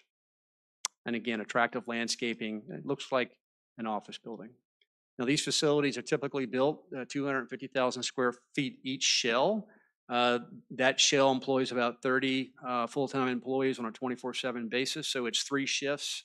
And you'll see in our transportation analysis why the traffic is so low. Basically, for every 1,000 square feet, there's about a 0.75 trip. So it's a really low traffic generator for a building, for an industrial building of this size. And you'll see our comparison to distribution and manufacturing and residential, quite honestly. Residential is your large traffic generator. So here's some elevations I thought would be interesting, looking at our 1, 2, and 3-story model. How does that compare to other uses in the area? Of course, the smokestack, the Birchwood smokestack, which is no longer there, was 402 feet. The King George landfill design elevation is 375 feet, and you see our 1-story model, which is the model that'll be on 2143, which is the Maury site to the south. Our 2-story model, which will be on the our development area number 3, which is the old Butzner site. And that can go up to 80 feet, and then the 3-story model on the former Birchwood power plant site, which can go up to 120 feet site. Again, you will not be able to see from Route 3 the 1-story or the 3-story, but you'll see just the top of the buildings on the 2 stories. Economic impacts. We heard a lot about the economic benefits of a data center project, and what we did was we framed it at 1 million square feet. Believing that the project, although the 250,000 square foot is the base model, the project is anticipated to move fairly quickly in phase 1. So we thought a 1 million square foot model would be very helpful. What you see on the top there is the estimated one-time economic fiscal impact for construction. The first round of direct economic activity would generate 6,380 construction jobs, and that generates a large labor income number and a large labor output number of 1.32 billion and 220 million in labor income. And that's construction jobs. That's direct construction jobs on site during that full period of construction during basically phase 1. The second round, indirect and induced economic activity, I heard some folks tonight talking about how do we help small businesses. Well, this is a way to do it. That injection of economic output will have a ripple effect, and it will provide an indirect and induced economic activity benefit to local businesses in the area. And you can see those numbers are pretty big. About 51 million and 51.8 million in new income, about 165 million in new output. So the overall output, when you bring them together, is about 1.5 billion just for 1 million square feet. And the state and local tax revenue generated from that's over 36 million. And all in, the total economic activity is 311,921 on ongoing operations. Every year, 1 million square feet is generating this type of economic output. Employment, first round and second round, obviously, in labor income. What does that equate to from a local tax revenue perspective? Here are the numbers. So utilizing the county's current personal property tax rate for data center equipment, computer equipment, and its current real estate rate, you're generating on the real estate front about 11,220,000 annually on 1 million square feet and 8.3 million on data center equipment. That's about 19.5 million annually that you'll generate. If you just ran the numbers on what would a full build out look like at 7.25 million square feet, it's about $130 million annually. Game changer, right?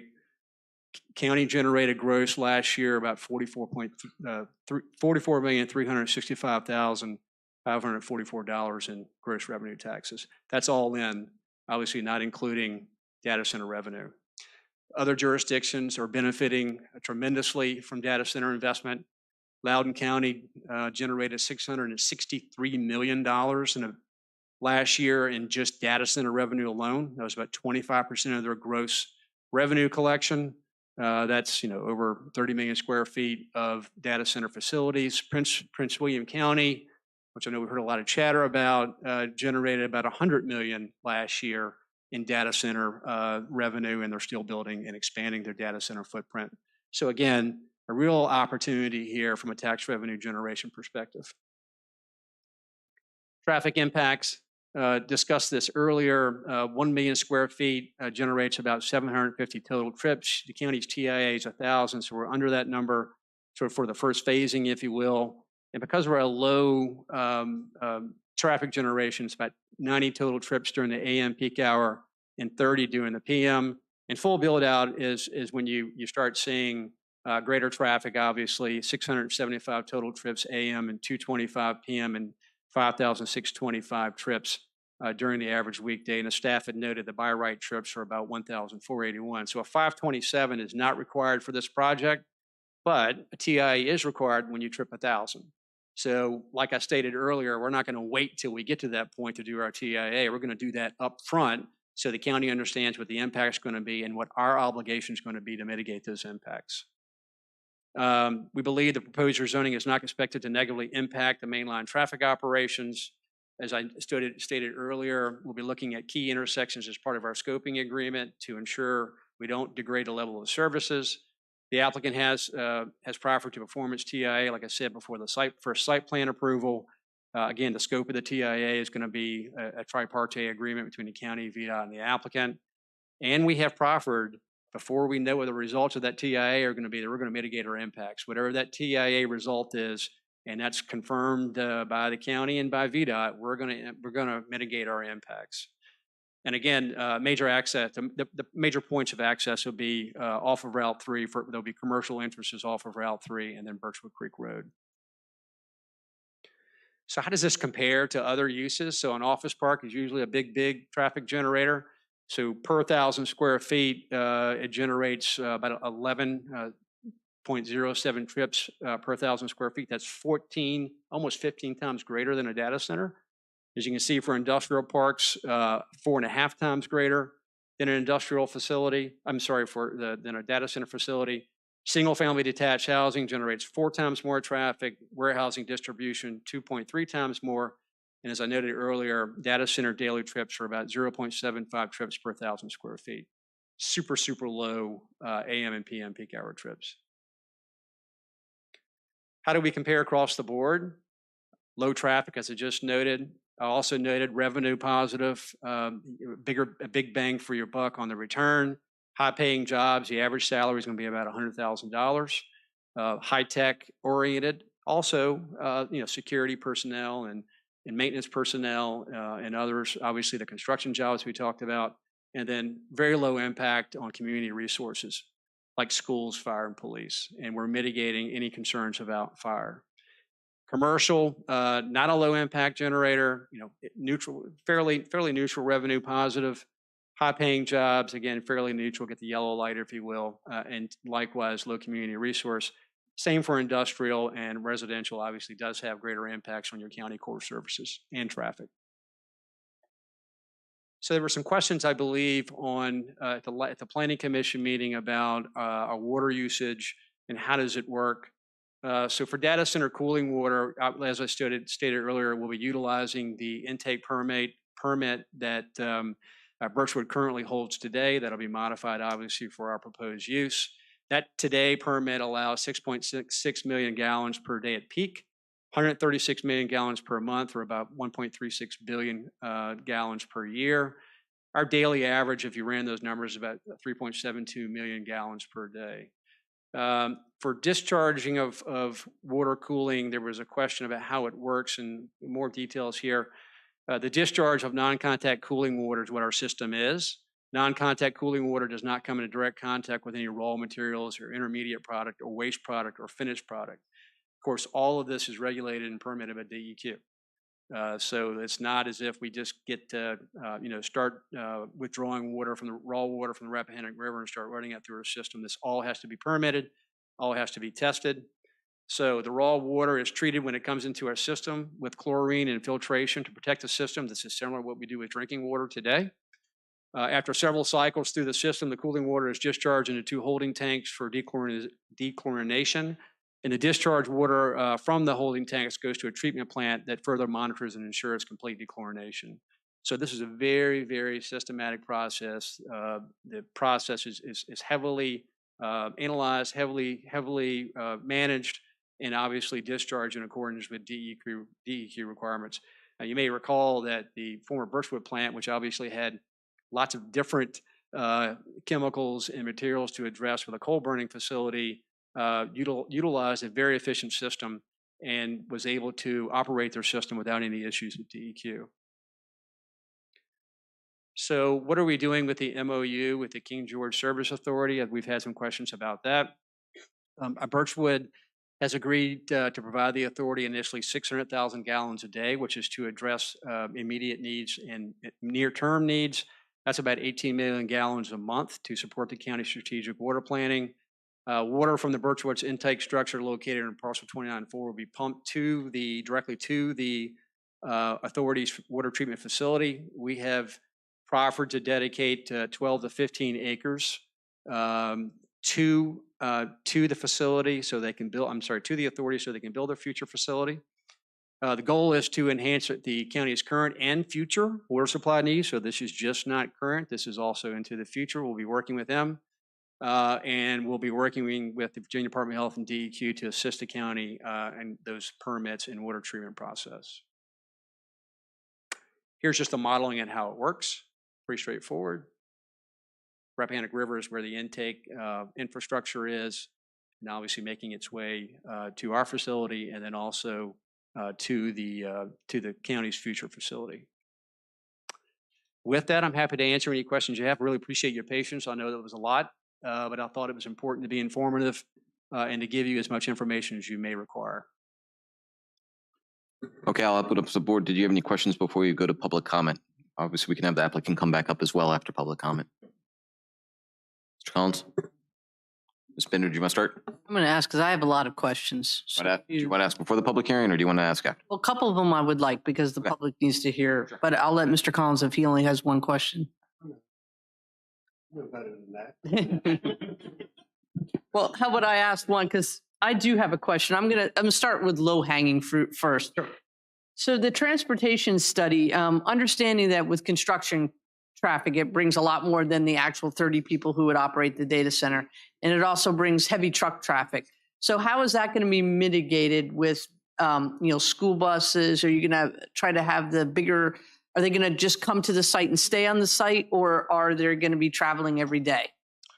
Well, you're going to have both, right? You're going to have strategic staging for the construction, and then you're going to have employees coming to and from. Typically, any large equipment that needs to be delivered to a site gets delivered during usually in the middle of the night. That's typically when those things occur. But what we're doing as part of our site planning, and staff may also want to weigh in on this because it's also part of their analysis. But we're going to provide a construction mitigation plan that's going to include all of those things you just noted, like not traveling during school hours when school buses are on the road,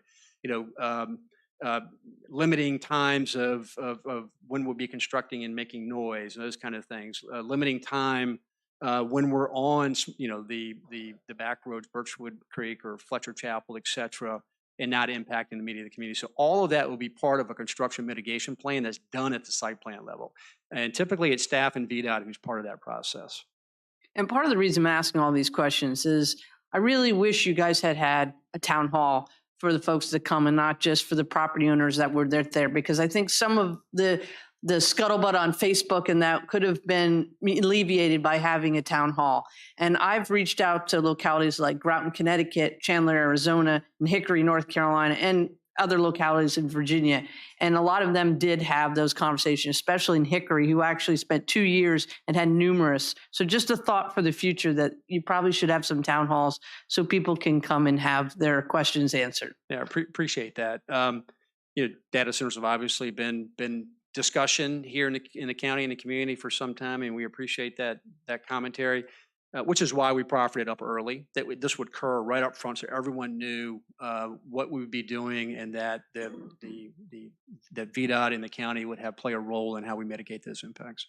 And then, is this just for clarification, I know previous, and I watched it online, the Planning Commission, and mentioned that this is a new concept. Yes. Because of the issues in Northern Virginia in space.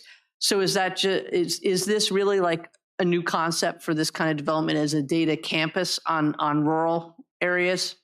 Well, I wouldn't say just on rural areas. I mean, this is obviously, you have to have sort of the pieces match up in a line, so, line up, and that's what the infrastructure plays a major role in that as well.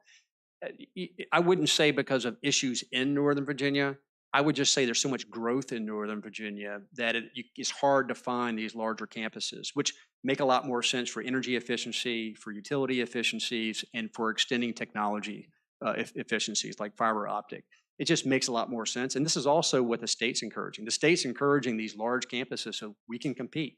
We're competing with lots of states, obviously in the Mid-Atlantic area, including North Carolina, which was voted #1 in Forbes magazine to do business in this past year.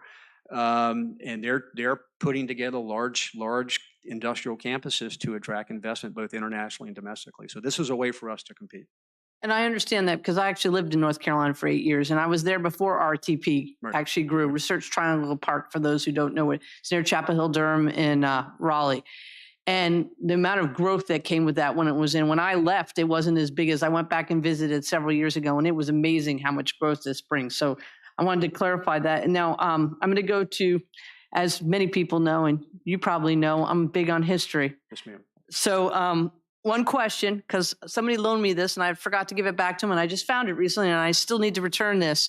But it's a phase 1 cultural resources study of this property that originally the Morey Farm used to be a part of, which was Hollywood. Yes, ma'am. So I just want to make sure that we acknowledge that there is stuff on there, and I know you've done that. Yes, and ma'am. Including maybe looking to see if that one building was a slave cabin or not. Yes, ma'am. Yeah, our proffer is we're going to perform phase 1s, and of course, Morey may lead to a phase 2, what we call a 1B. And whatever the recommendation is from the 1B, we have proffered it. It's not a hem and haw. It's a proffer that we will employ those recommendations as directed from those studies. Any artifacts that are discovered will be donated to the museum as well. And we've proffered $150,000 towards the museum as well. Well, I appreciate the artifacts because we didn't do that right with the bridge and we lost all those. So it's good to have those. Now, the access to the donated access to the river. One of my questions is going to one of the data centers in Northern Virginia and seeing how much high security just to get through the gates of a construction site. Right. What is going to be, truthfully, the access that a public would have to that? Will they have to be badged? Do they have to be registered? They'll have direct access. It'll be access outside of the data center facility, so they'll have direct access to the river area. And we changed our proffer, by the way. It's a minimum of 8 acres. We heard some discussion about how do we get to the river itself. We've also proffered that we're going to cooperate with the county on that process as well. But we thought if we left some flexibility to have more than 8 acres, we can make it more efficient to get to the river. So that was one of our changes as well. And then with that is the pond that's there that I know that has been kept well stocked and well fished in the past for the friends of the Morey family. So my concern is, how is it going to be restricted for people wandering over there? Like whose liability is that? Is there going to be fencing? Well, it's a good question. one, we've been asked about whether or not we'd make that part of the dedication, and we'd be open to that. We just haven't had a whole lot of dialogue with county staff about it and what that would mean. But that's one thing. If folks want to go fishing, utilize that for a recreational facility, we'd be happy to do that. But otherwise, the plan right now is not to use it for stormwater. Right now, the plan is to leave it as is. But we're all, if the county is open or intrigued with us dedicating that, we're happy to look at it. And I got some more questions, but I'll come back to that. So. Yes, ma'am. Hello, Mr. Payne. How are you? It's good to see you. Me too. So first off, you represent Birchwood and Amazon. I do. Is there an Amazon representative here tonight? There is. Will they be able to speak to things? I'm sure she'd be happy to. Okay. Yes, sir. Becky Ford. I think. Okay. So after you, can we have her up? Depends on what you ask her. Are you representing? So do I have to go through you to get to her? I'm just teasing. No, you can Okay. absolutely. Just asking, Absolutely. because I have some specific questions for them. You can tell her whether to answer them or not. No. We're happy to answer the question. So the MOU about the water, the 600,000 gallons. Sure. So Ms. Lackey, I'm going to pull you in on this one. So the MOU is not a legally binding. It's just a good idea. And we're going to say, okay, you can have this, but they don't have to do that. Is that correct? There's no legal binding there. So it memorializes some deal points and provides for an additional negotiation period of a year to finalize the actual terms of that deal. It's also contingent on whether or not these applications are approved by this body. So it's not legally binding at this time, the MOU. It is not. Okay, thank you. So the big question will be, is it all or nothing? All or nothing in regards to the total global application here that we have. Yes. I'm not an all or nothing guy, but I will say this. There's obviously economies of scale for why we have strategically planned this project the way that we have. There's, as you know, significant amount of infrastructure that needs to be extended to this site.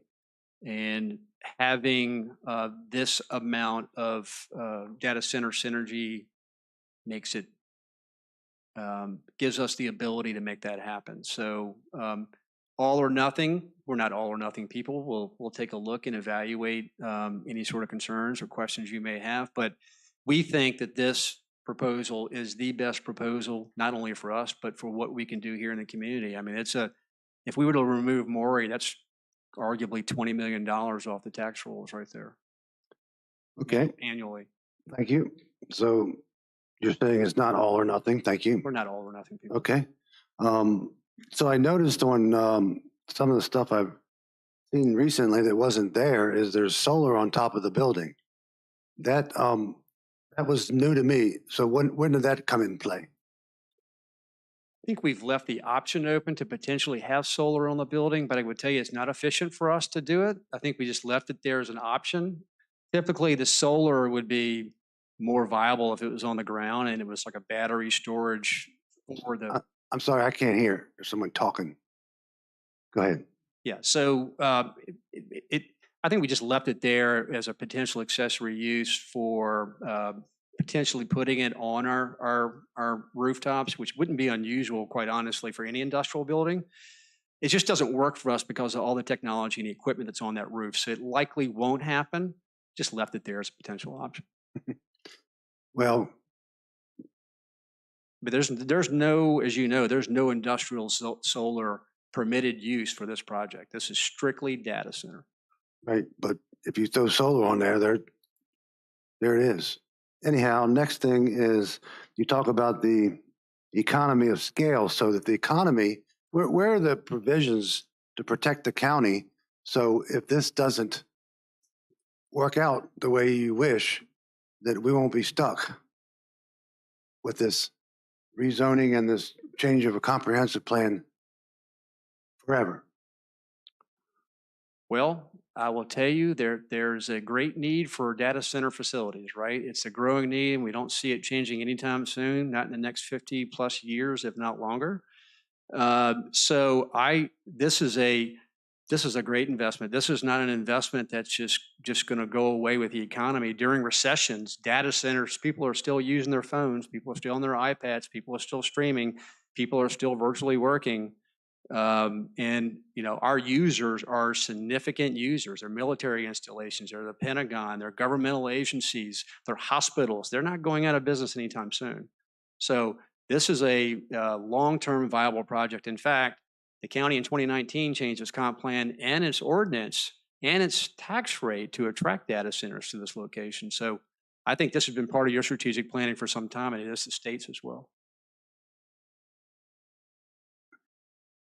So there's no guarantee to the county of anything. It's just projections. Where do the projections come from? Amazon? Where the projections are coming from other uses in other jurisdictions. And this was done independently by Magnum Economics and the Fredericksburg Regional Alliance as to what the projection would be based on your tax rate and what the value of the buildings are and the equipment. I mean, it's $1 billion basically in equipment and real estate improvements on 250,000 square foot facility. It generates a number. That number is based on your tax rate. So Loudoun's paying $4.05. Their tax rate. So we're not even close to that. So, I'm concerned about guarantees. The water I'm concerned about, I already talked to you about that. So now let's talk about complaint-based noise. So in the planning commission, one gentleman wanted 24/7, 365 monitoring, which we know that's probably not real viable. But so how would complaint base work? So if you're only doing it each phase and then once a year, I haven't heard you address that, and that was addressed in the planning commission. Well, I think I did address it in the planning commission, but what I said in the planning commission was if you're looking to have a complaint-based overview process, it's too subjective. You need to have an objective party to play a role in that, and that's what your zoning office does, and that's what I think law enforcement actually enforces the noise ordinance. We proffered it, so we can't run away from it. It's not something we can go away from. So if we're violating that noise ordinance, we're violating our zoning approval, which means you could ping us, shut us down technically if we keep violating it. So the sheriff's office duties are much greater than going on the side of the road and doing a reading on a data center.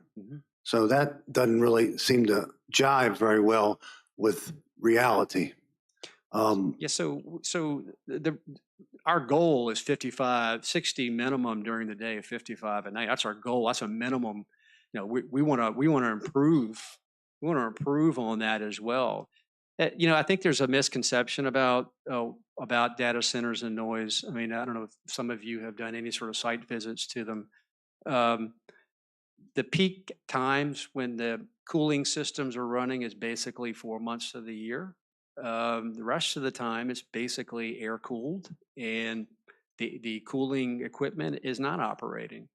So we feel very comfortable, especially given this campus-oriented setting and the setbacks and the buffering and the screening that we're doing. We feel very comfortable we're going to be able to meet that standard and be a good neighbor. I mean, that's the whole purpose of what we're doing from a setback and large campus perspective, is we don't want to impact our neighbors. Right. So you've heard the Board of Supervisors, the Planning Commission, tell you they want these setbacks because we don't want to see it, hear it, smell it. No pollution, everything. So there still should be some monitoring other than that minimal amount of monitoring. So I'll go on from there. Well, I'd say it's a lot of monitoring, quite honestly, and a lot of checks and balances. And I do zoning work, 20-something years. Never proffered a noise standard, ever. Well, you're in King George. Yeah. So things are different here. Well, and we did it because the community asked us to. So your planning commission went through a process of evaluating what those impacts would be, and especially data centers, and we followed it. Okay, so the next thing before we get,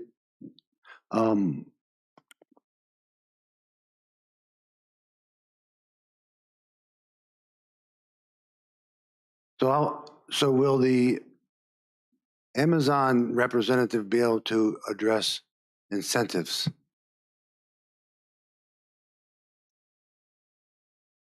That's a yes or a no.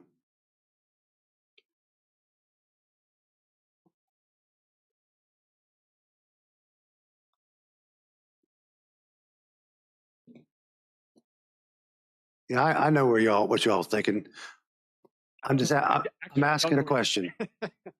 First off, I wanted to explain. So I want to explain that I haven't signed any NDAs. So I don't, but I have been in closed sessions. So I don't have to, there's a lot of things I can talk about. So I've asked a question and I see the looks from the lawyers. So we'll let it go from there. Can she speak about the incentives?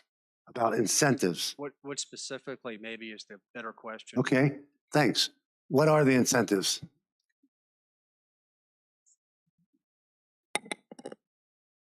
Becky Ford, AWS Economic Development. Thanks in advance for your time. Really appreciate the opportunity to have a conversation with the Board of Supervisors tonight. What I can say is that the governor made an announcement in January of this year regarding our company's commitment to invest $35 billion in the state of Virginia. And part of that announcement was specific to areas that we were looking at in King George, Birchwood specifically. And those state incentives were very clearly outlined in a bill that was passed in February of this year. And the incentives include a performance grant for infrastructure funding, and that is contingent on a 2-to-1 match from the county perspective. So we are in fact in conversations with the county about matching the state's grant and how that would work with our project. Obviously, Charlie mentioned the tax rate that the county passed in 2019.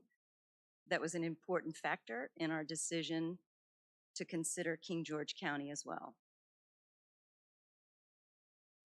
So you brought it up, so I can speak of it. So you said that you want the county to match the state incentive?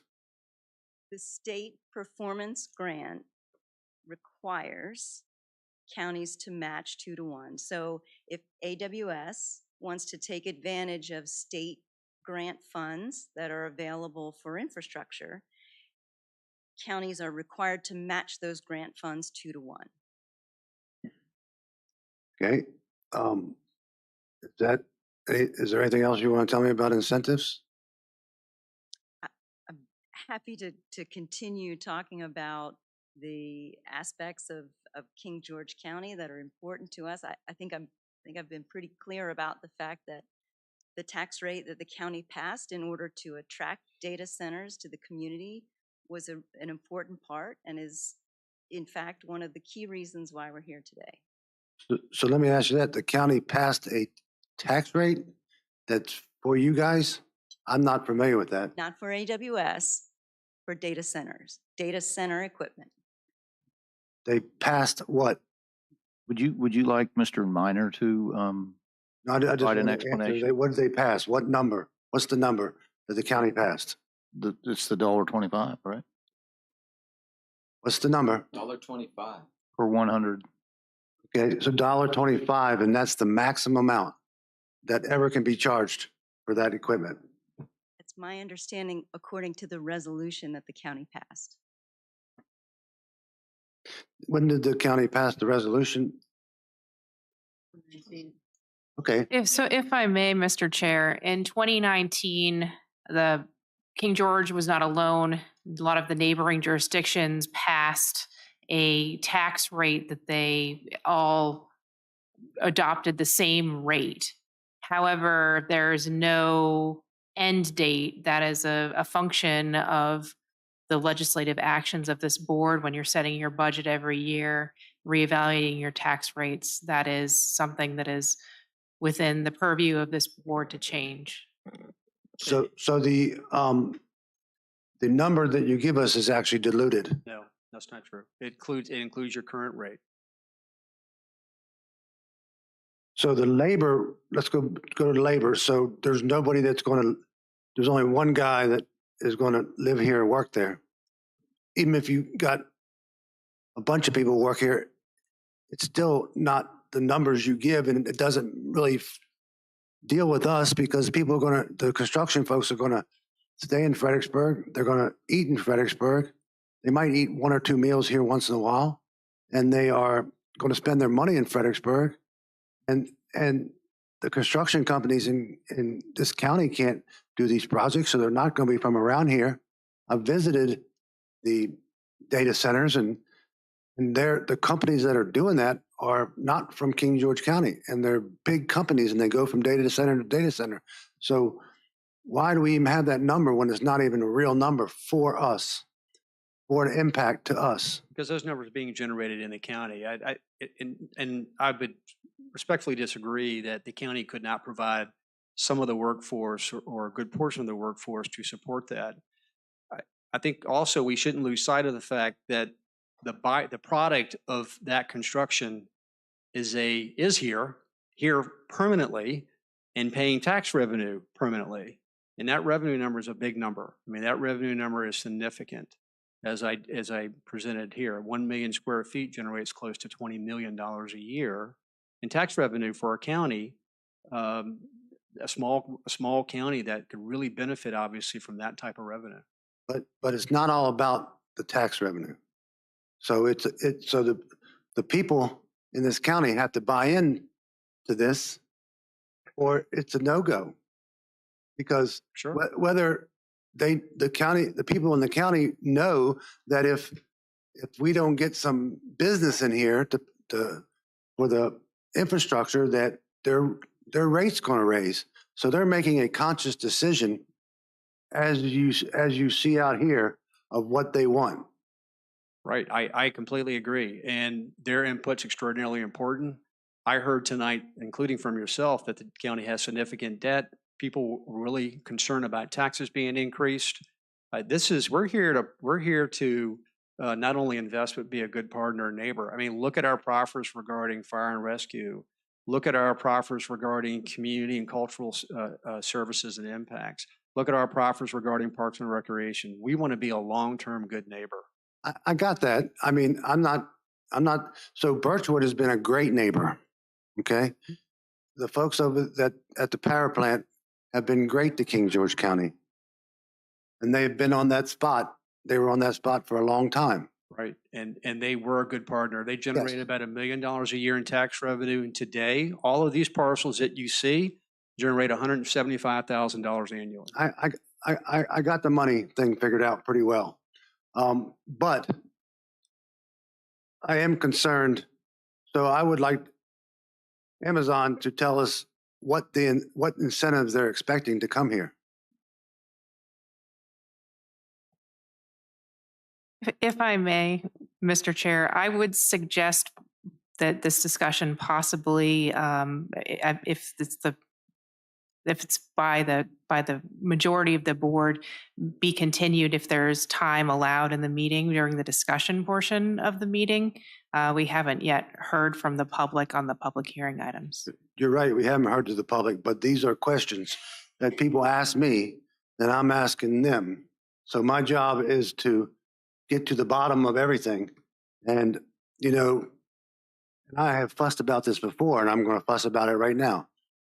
So I don't think they were being transparent enough. That's what I believe. So that's why I need to get some of these things out. So people know what's real and what the county's buying onto. There's a lot of things that goes on in closed session that I can't speak of. But there's people here that can speak of them, So I would like to see everything out on the table so that the public can either buy in or buy out. And Well, that opportunity will come. I respectfully disagree that there's no transparency here. Look, we really appreciate your time this evening. We're looking forward to being a partner investing in King George County. So that's our direction. That's where we're focused. Mr. Payne, I'm going to finish up. I wasn't accusing you or Amazon or Birchwood with being non-transparent. I was accusing ourselves. Thank you. Thank you. Mr. Payne, I'm going to ask, so as Mr. Collins mentioned about the solar on top. Could you explain what possible accessory uses would be associated with this project? Yes. And this was obviously part of our proffers in our application, and I believe staff generally went through it. The accessory uses would include, of course, our generators that would support backup generation, just the distribution, transmission, the substation facilities, obviously related to providing electricity to the site. We have an enclosed battery and fuel storage facility are enclosed within the data center facilities to support the generators, and if power goes out, to support the data center. The water and sewer facilities, we discussed communication, obviously broadband, fiber optic utilities. We'd have service stations and fleet vehicle and maintenance repair facilities on site, small office and water treatment facilities, a guardhouse, some rooftop solar systems. We wanted to reserve that opportunity in case, which is permit. I think it is something that we desire to just keep as a potential accessory support, resiliency ponds in our private utilities and all public utilities. That's what we have in our proffer statement. Thank you. Could you also go to slide 19? Yes, sir. Oh. There you go. So just for clarification, the current real estate tax rate for King George is 68 cents per $100. Okay. Which I believe would equate to an estimated about just under 9 million in revenue. So just for everyone's clarification on that. So it'd be about a little over 2 million less for that total tax revenue estimate that's being provided there. We'll take a look at that. I think that source came from the Commissioner of Revenue, but we apologize for the mistake. It's okay. I appreciate it. Ms. Cupcake, did you have anything? Thank you, Mr. Chair. So if you all could make that correction, because the tax rate is not 85 cents per $100 right now. And then once that correction is made, would there be consensus from my colleagues to direct staff to have this presentation posted on the county website? Because we have lots of folks here this evening who've been trying to snap with their cell phones. And I know we're talking all about data and cell phones, but that's not the most efficient way to let our citizens see this presentation. So if we could get that done, is that Everyone's in okay with agreement. everyone? Just To put it on the county website once the correct tax rate is there. Then I do have a couple of other questions with regard to proffers. Yes. So, and maybe this question is for you, sir, or maybe it's for our counsel, Ms. Lackey, but I'm looking at permitted uses in the proffer statement. It says only the following King George County, Virginia industrial zoning district use is permitted to be developed on the property. Data center. So the way I read that is if either the applicant or the end user or some other third party who comes along later and acquires the properties that were rezoned, the proffers run with the property. Correct. So anyone who comes along in the future who wants to do something here in the proposed project area that is not a data center would have to apply for a new rezoning and or permitted use for the properties. Correct. So these proffers, and I noted earlier, run with the land, they encumber the property owner no matter who it is. So if someone was to come in and want to put a manufacturing facility here, or distribution facility, or an energy generation facility, they would have to come back to this board to get a proffer amendment. Okay. Then you already answered the question about accessory uses. The other question I had was with regard to noise, or I'm sorry, maybe it says sound in the proffer statement. Yes, ma'am. It mentions, and this was brought to my attention by a constituent, and I want to thank them for that. And I know that certainly proffers must be voluntary, and I'm not trying to solicit one, but I want to point something out, that the way it's written now says on the anniversary, it will be retested. Correct.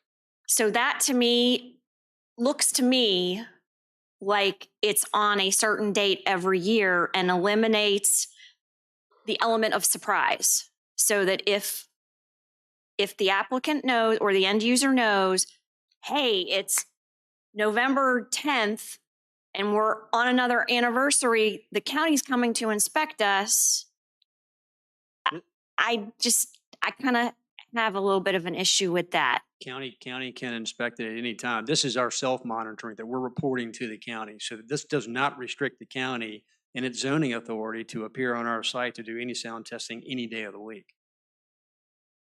I don't know if Ms. Lackey disagrees with me, but this was written for self-monitoring on our part to report. Ms. Lackey, are you in disagreement or not? Could you please advise?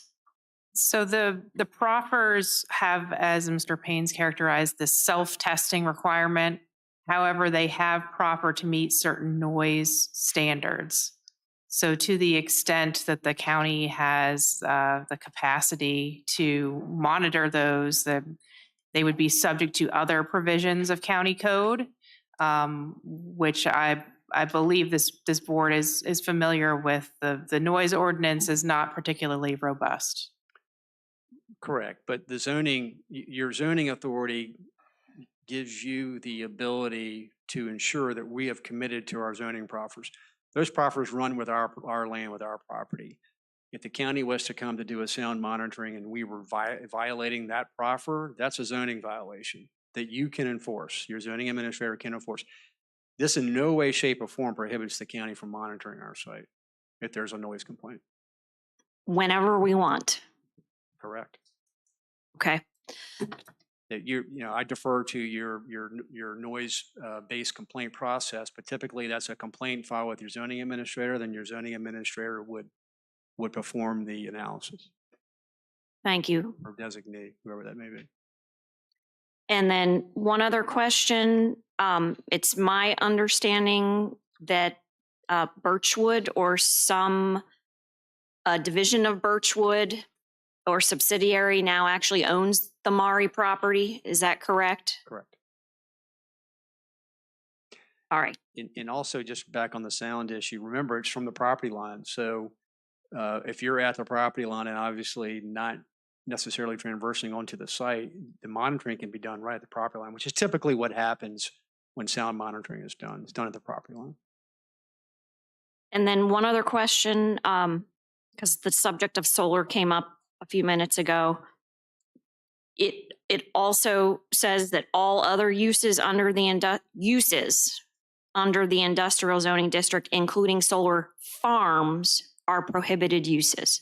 So this is a data center project that is not a solar farm. We wanted to make it very clear that this was only a data center project because there were concerns, I think, in the prior applications about this being something else.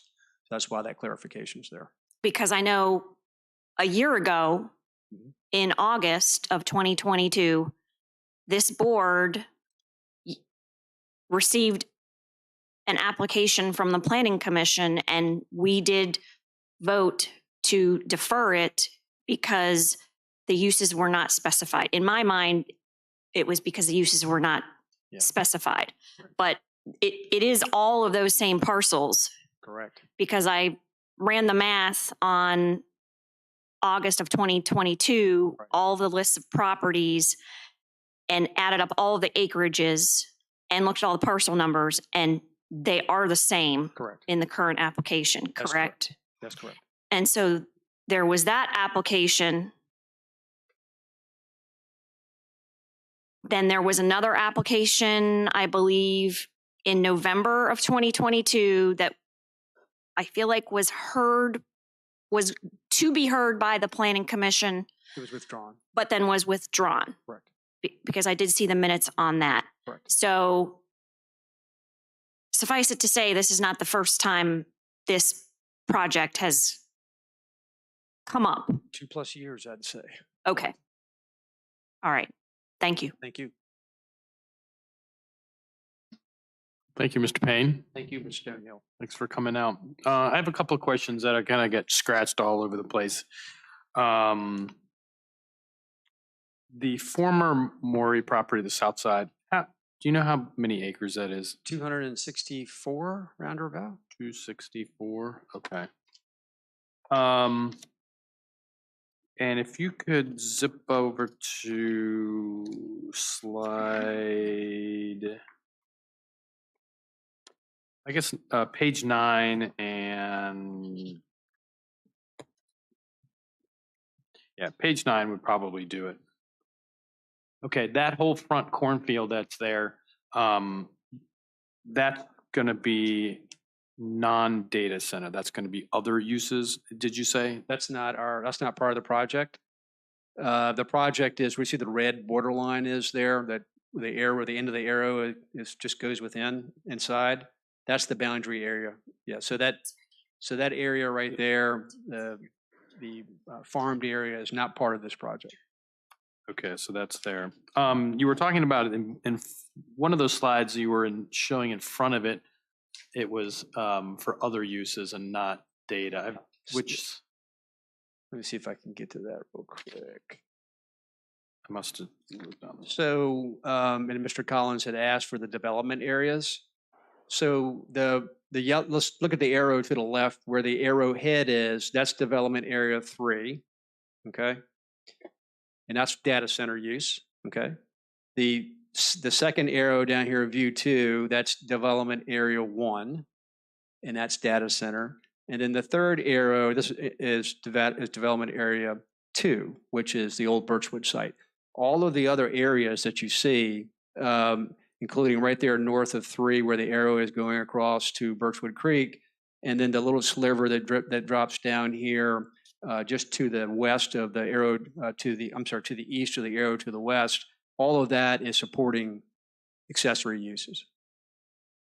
Okay, that was, all right, that was the picture that I was trying to find, so.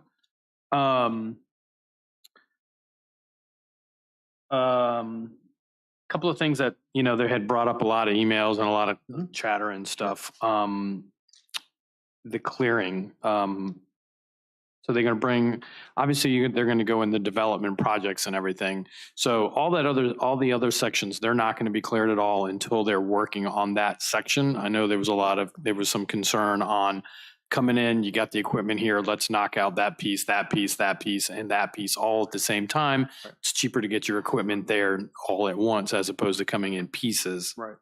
So of course the Birchwood site is mostly cleared. Of course that's where the phase 1 component is going to be. So we're not going to be moving to do any clearing on the other sites. Obviously if site 6 is supporting 2, that obviously would be cleared as part of the first phase.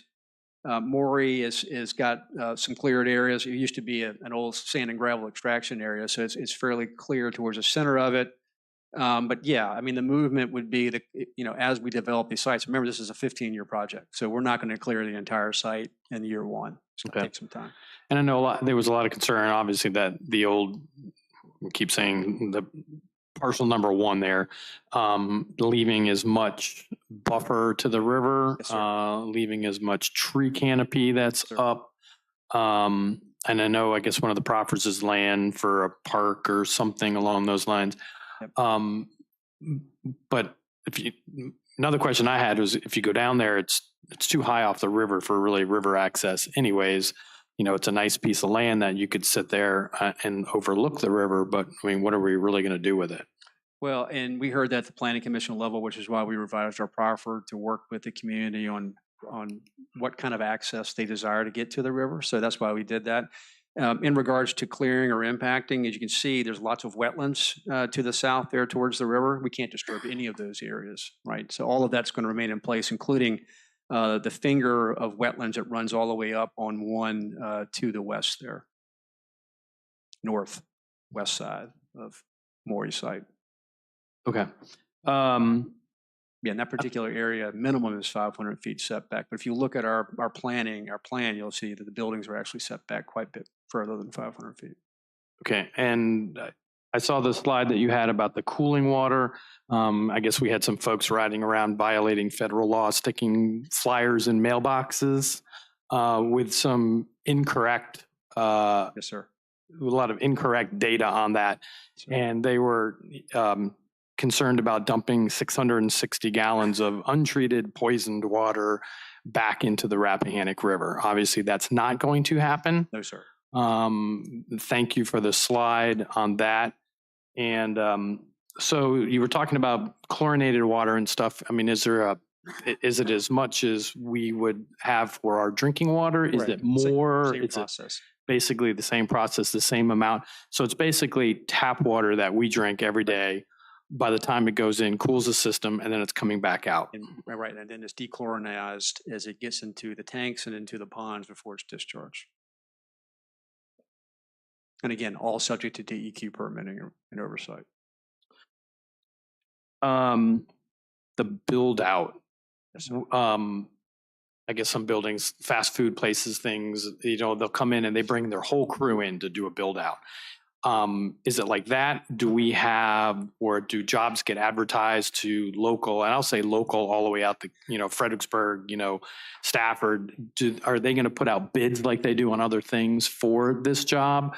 Or does the end user have their own crew that comes in and knocks these things out one right after another? Typically, in my experience with large scale projects, it's a mix. So you have a few skilled general contractors who know how to build these data centers. I think you heard some gentlemen here today. And there are subcontractors that work exclusively with them on data centers.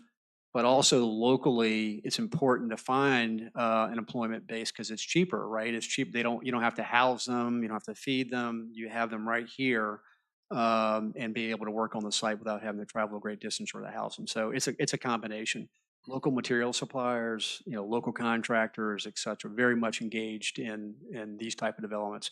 I mean, it's a long-term construction project. Right. And so it will be pretty much all hands on deck locally and otherwise to put these buildings up. Okay. Last question, I think. Power. Yes, sir.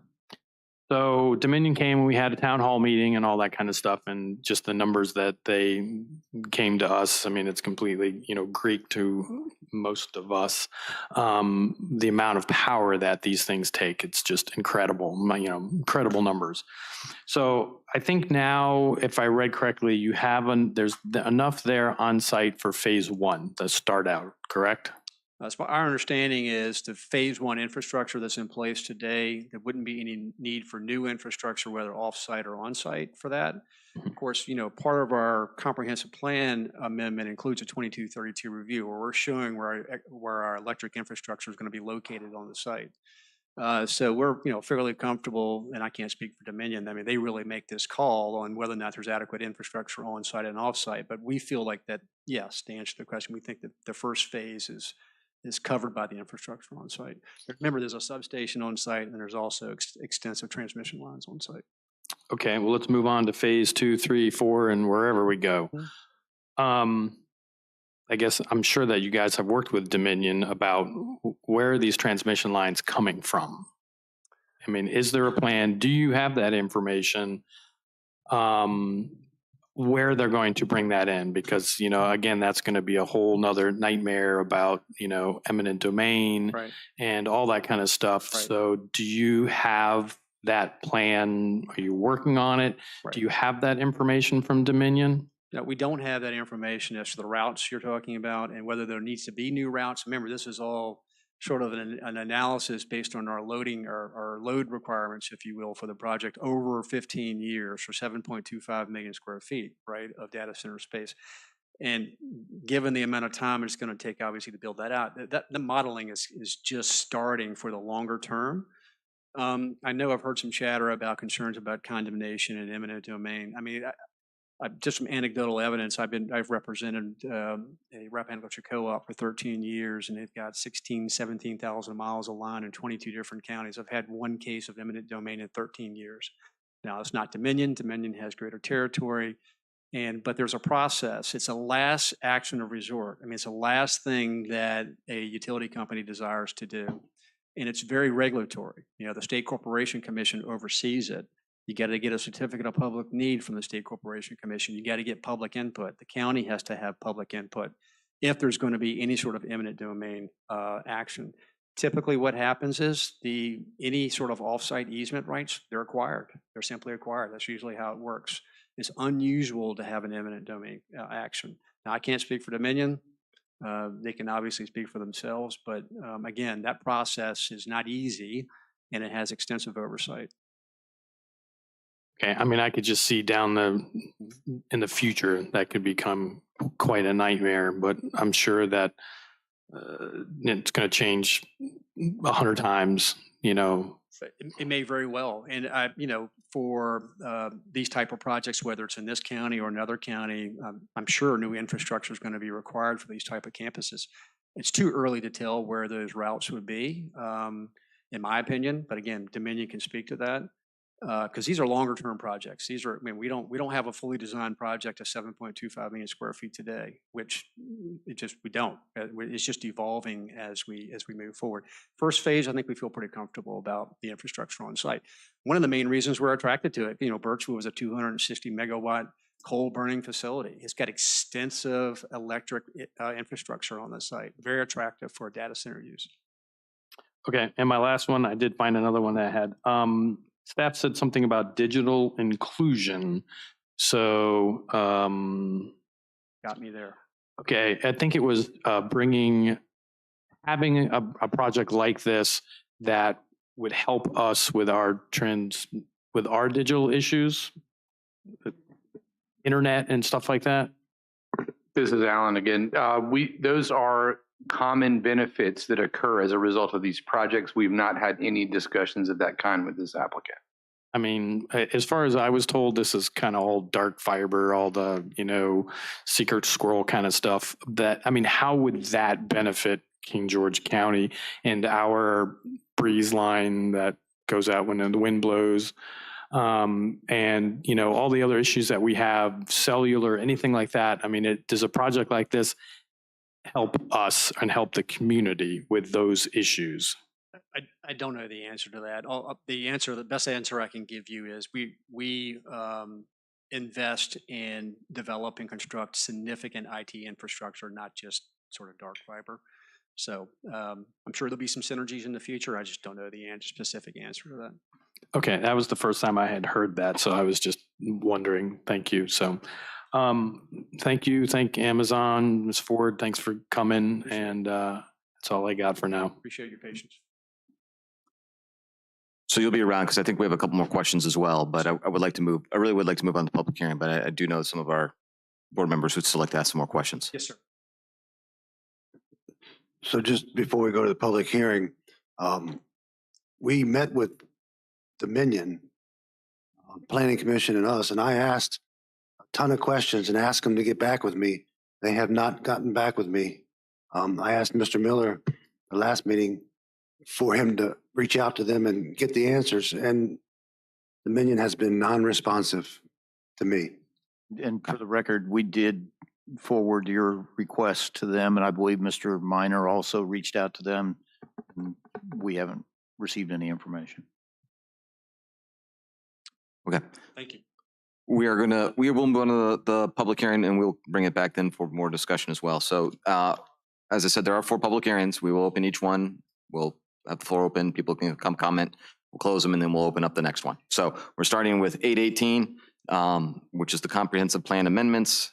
Request by Birchwood Power Plant Partners, Mr. Alan Steinbeck, Vice President I'm sorry, he was the one who provided the staff report. So public comment is limited to 3 minutes per speaker. In order to afford everyone an opportunity to speak, please state your name and address before you comment. Upon completion of public comment, it will be brought back for consideration. Board will not be taking action tonight on any of these. So I'm going to start with my sign-up sheet for 818 in particular. And so I'm going to start with Mr. Brent Hunsinger.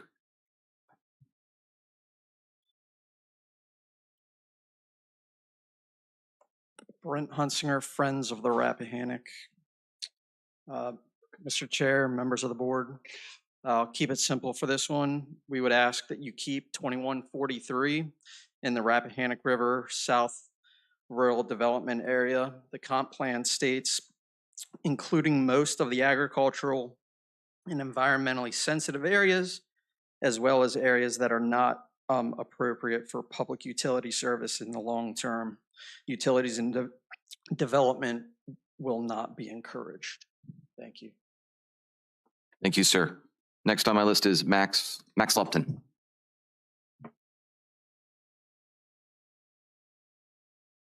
Thank you for allowing comments. My name is Max Lupton. I live at 6075 Bamboo Point, King George, Virginia. I wanted to express my enthusiastic support for the Birchwood project. I'm not going to comment on the specific. I'm going to cover everything here. I think they've done an excellent job of demonstrating how they're taking into account a lot of the concerns that were expressed about environmental impact, loss of farmland, noise. I don't think any of the properties discussed is actively being farmed now. I think the board is aware that something like 90+% of the county is zoned agricultural, either A1, 2, or 3. This is a very small fraction of that. There's also a very small amount of the county that's actually zoned industrial at this point. So I don't think this significantly impacts the rural character of the county from the standpoint of either taking any active farmland out of production or putting an undue percentage of land into the industrial bucket on the zoning. The environmental impact, I think they've done a good job of explaining the cooling water system and how that is not in any way a toxic discharge. There was a power plant on the site before. It had a cooling water system. It operated for decades. We would be going back to something that we have decades of experience with, essentially. They're using the same permit. They have the same water regulations. So I don't see that as being anything new that we would have any unknowns about. Just to sum up, I think that there have been several mentions of taxes. The county obviously has a duty to provide services. They have a tax base that exists now, and we have some debt because those don't align very well with our current situation. We do have the landfill that's providing a significant portion of the county's revenue. On top of that, we have taxes that the county residents pay. So the choices are either we have to cut services, or we have to increase county taxes, or we have to identify another source of taxes. This looks like an excellent source. It seems to be extremely low impact compared to just about any conceivable alternative you could have with bringing any kind of industry or major development into the county. The footprint is actually quite small, despite the fact that it is close to 1,000 acres.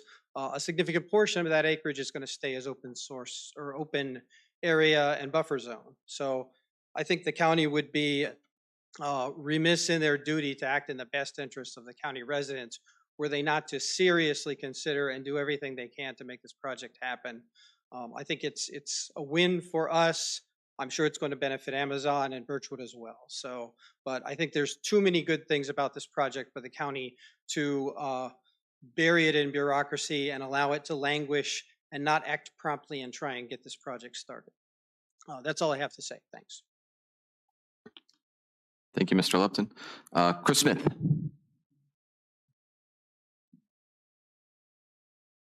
Yes, I'm Chris Smith, 6189 Hauser Drive, Hopyard.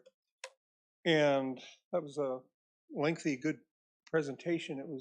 This is a little bit for me like trying to knock down a mountain with a rock hammer, but just hit a couple of points here, and then that's about all I can do.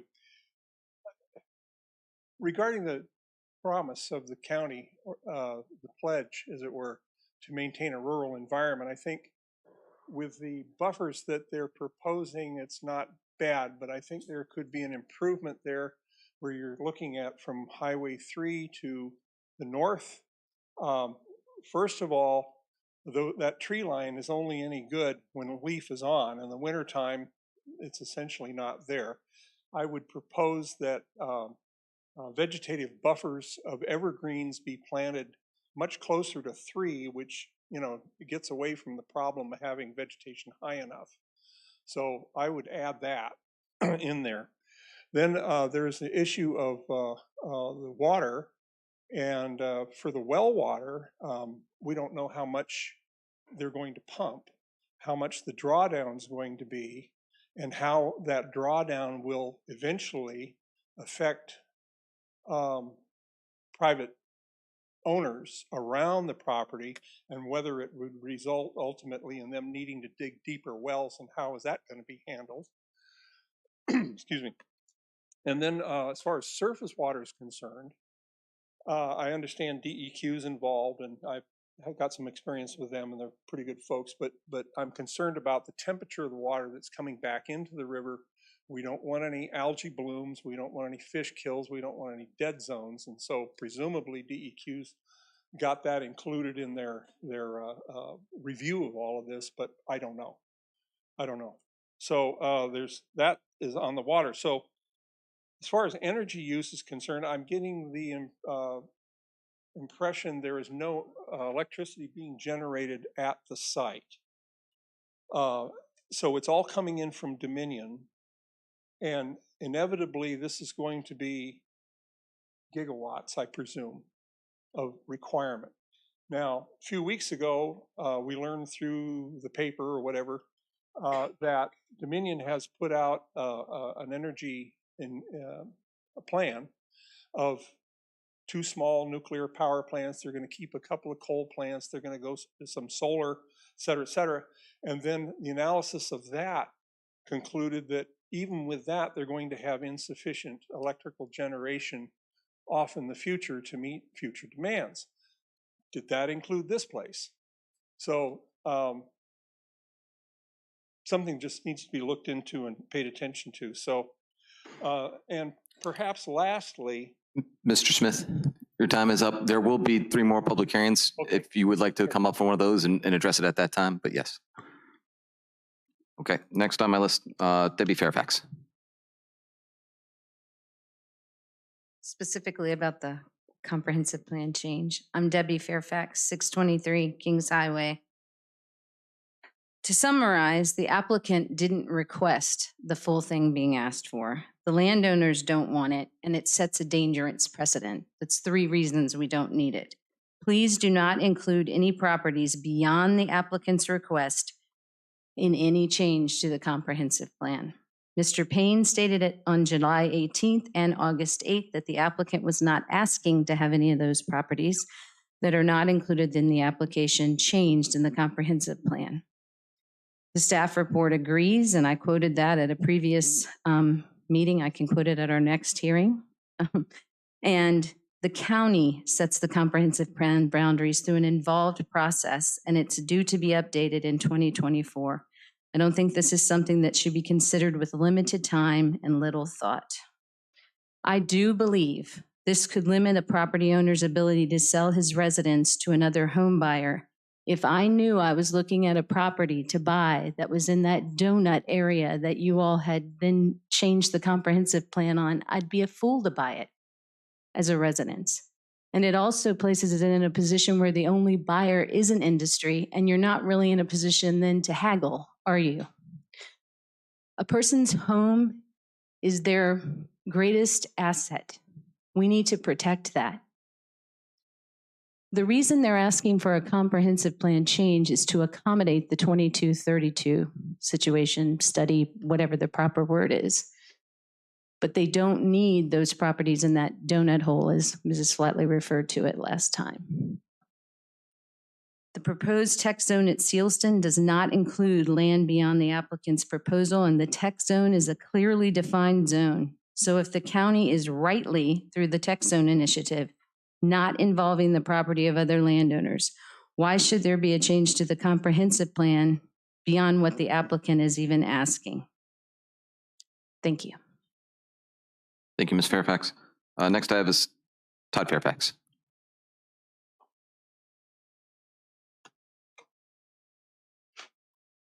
Todd Fairfax, 623 Kings Highway. During the July 11th board discussion on technology and defense production zones, Ms. Kupka, you noted in your discussion that it's the Planning Commission and the board who change the comprehensive plan maps during the planning process every 5 years. That process, of course, will come up in 2024, as you noted, when the comp plan gets updated, and then would be the opportunity for comp plan maps to be redrawn. And none of you board members disagreed with that. I also agree with you, Ms. Kupka, and that time is not part of this conversation or the rehearing of this. The only amendments that to the comp plan that this board should consider are those that include only the parcels the applicant owns or controls. The applicant has stated that they don't need any more than that. So please don't do any more than that.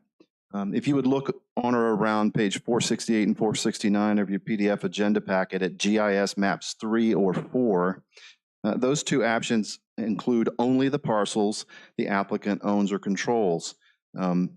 For further reference, that would be sample motions 1B Bravo or 1C Charlie in your packet. And I understand you're not taking action tonight, but that's what I'm referring to. And those are the only options that really should be considered. Thank you. Thank you, Mr. Fairfax. Brian Gregan. Brian Gregan, 9485 Elm Court. I want to thank all of you for having discussions with me verbally. I do appreciate that. And I do have some comments prepared for tonight. And the data center that's going to be built is going to change King George forever. The scale of the Amazon data center complex after full build out will be massive. As we pass Hop Yard, the trip from King George to Fredericksburg will be dramatically different. I am not against this project, as I can see and appreciate the tax revenue it can generate. As with all deals, the devil's in the details. I ask that Amazon embrace King George County from the beginning and commit to our full advertised data center personal property tax rate of $1.25 per 100 for a limited number of years to allow for future increases in rate to keep up with inflation and pay the real property tax rate all citizens of King George County pay. Amazon's potential operating profit after full build out of the King George data center could exceed $3 billion annually. The $1.25 rate is an incentive for data centers to come to King George County. As a business owner in the county, I pay $3.25 per 100, so the discount is already significant. These rates of $1.25 and full real property rates were presented to King George on, I think, 7 or 8 separate occasions now that I've seen, both in presentation and verbally to the Board of Supervisors, Planning Commission, and the public by Birchwood on behalf of Amazon and Amazon. The benefit to the citizens of King George County is what we net financially as a community, not what we gross. At this point, it is not how we got here, but the net benefit to the 27,000 plus residents of King George County in the final deal that matters. I ask that the Board of Supervisors negotiate the best possible deal for the citizens of King George County. Thank you. Thank you, Mr. Gregan. Lou Spence.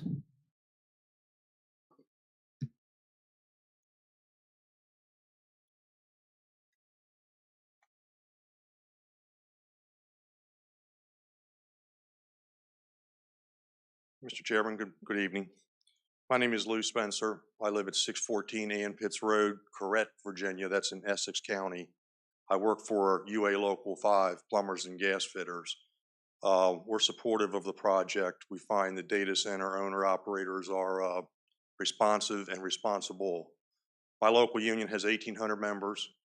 We have 60 signatory contractors. Our sister local, Local 602, steam fitters, pipe fitters, they have about 5,000 members.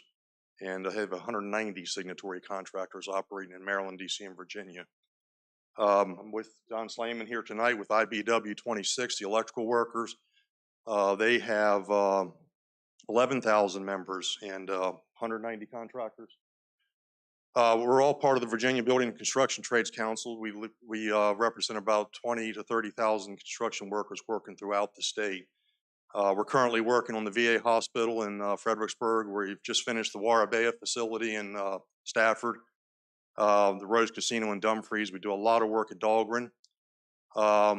We have about 275 pipe trades people that work or that live in this area.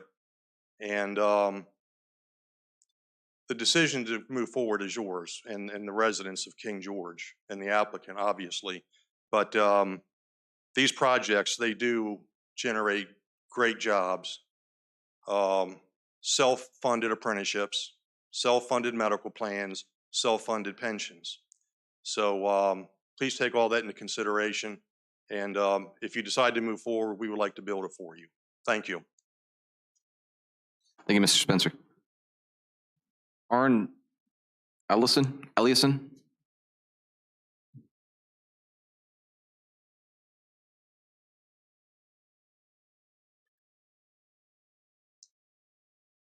My name's Arn Eliason. I live at 12,000 LaGrange Lane here in King George. I just want to make about 4 quick points. One is that we frequently are told that the Commonwealth of Virginia has put forward the economic development plan, but that stands obviously in direct contradiction to the county's comprehensive plan, so we have to resolve that somehow. The water problem mystifies me. I mean, I drive my car and the coolant circulates and gets cooled, and it cools the engine, but it doesn't have to draw more coolant to continue to operate. It mystifies me how river water is taken, it's purified, it's chlorinated, it then goes and it cools this heat generating plant, and then it's dechlorinated to be put back into the river. How does that not heat the river? Why can't it be recirculated somehow? That whole, I'm not an engineer in that regard, so I don't expect an answer. It's just baffling to me why we continue to draw more water and go through the process of cleaning it and so on, just to put it back. It's got to be heating or doing something else to the river. The project that we've heard about tonight, again, which we heard about at the Planning Commission as well, is sort of phase 1, but we're talking about 19 plus 12 data centers in the big picture, right, over 15 years. So the pictures that we see from Kings Highway North, Kings Highway South, the various diagrams of the elevations and the tree line, and it just doesn't add up. I mean, how do you get that many data centers into the land and not be able to see it more from the highway? I'm suspicious, put it that way.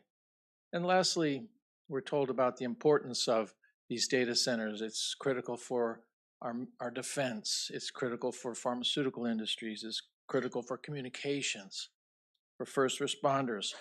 And if we put 19 plus 12 data centers right in King George, doesn't that make us a huge target for the cruise missiles that are going to be coming? That's just something to think about for the future. That's kind of a humorous thing, but it's probably got some seriousness to it too. Thank you. Thank you, Mr. Eliason. Catherine Allenson. Okay. Savannah Allenson.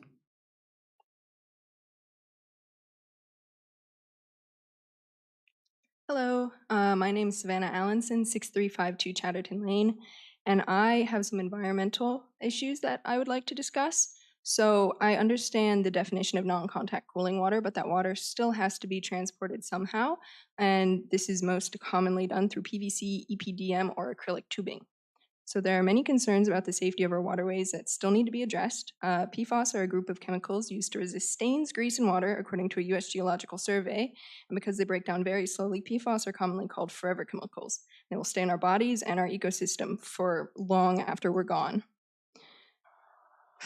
PFAS can be found in 3 of the 4 types of tubing commonly used in water cooling systems. If these tubes are made of any of these types of plastics, they will be allowing PFAS to be distributed directly into our waterways as they are easily dissolved in water.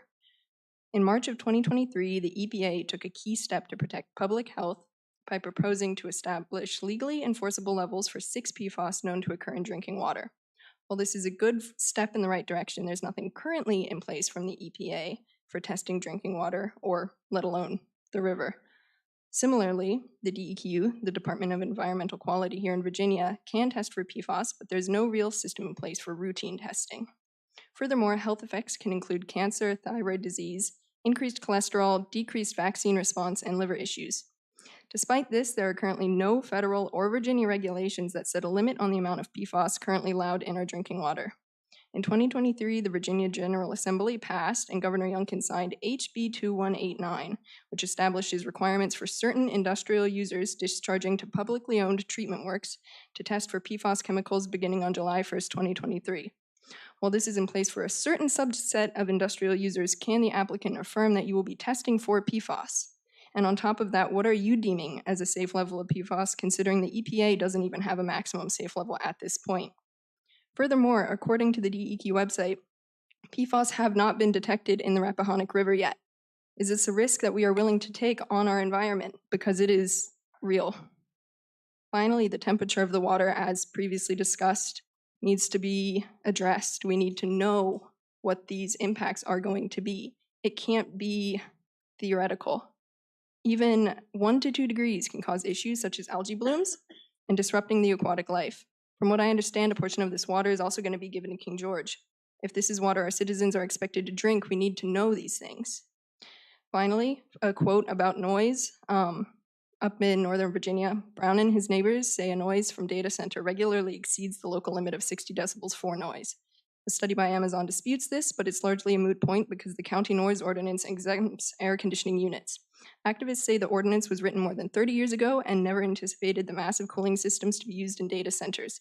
If this is something we are truly considering to build, we need to make sure our ordinances reflect the times. That's all. Thank you. Thank you, Ms. Allenson. Bill Crosby.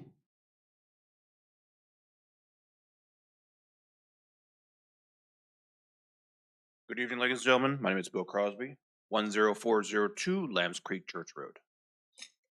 I have a number of questions here. I understand that most of my questions will not be able to be answered at this point in time. I just want to get them in the public record. With this data center, will the property value in the county increase? How is this going to affect the residents? Second one, a single data center will consume the equivalent of electricity up to 50,000 homes in a year. Will there be any additional infrastructure improvements that the county and or state will have to pay for?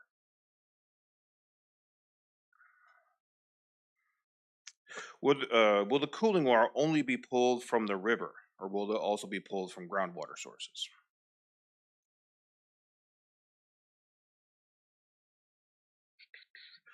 What are second and third order effects that have been considered that will impact residents of the comprehensive plan in the community? Would like to see a sound study map of the degradation of decibels around the sites. So for a map, just what are the decibel levels going out from that location? And that is all. Thank you. Thank you, Mr. Crosby. Kaylin Weeks.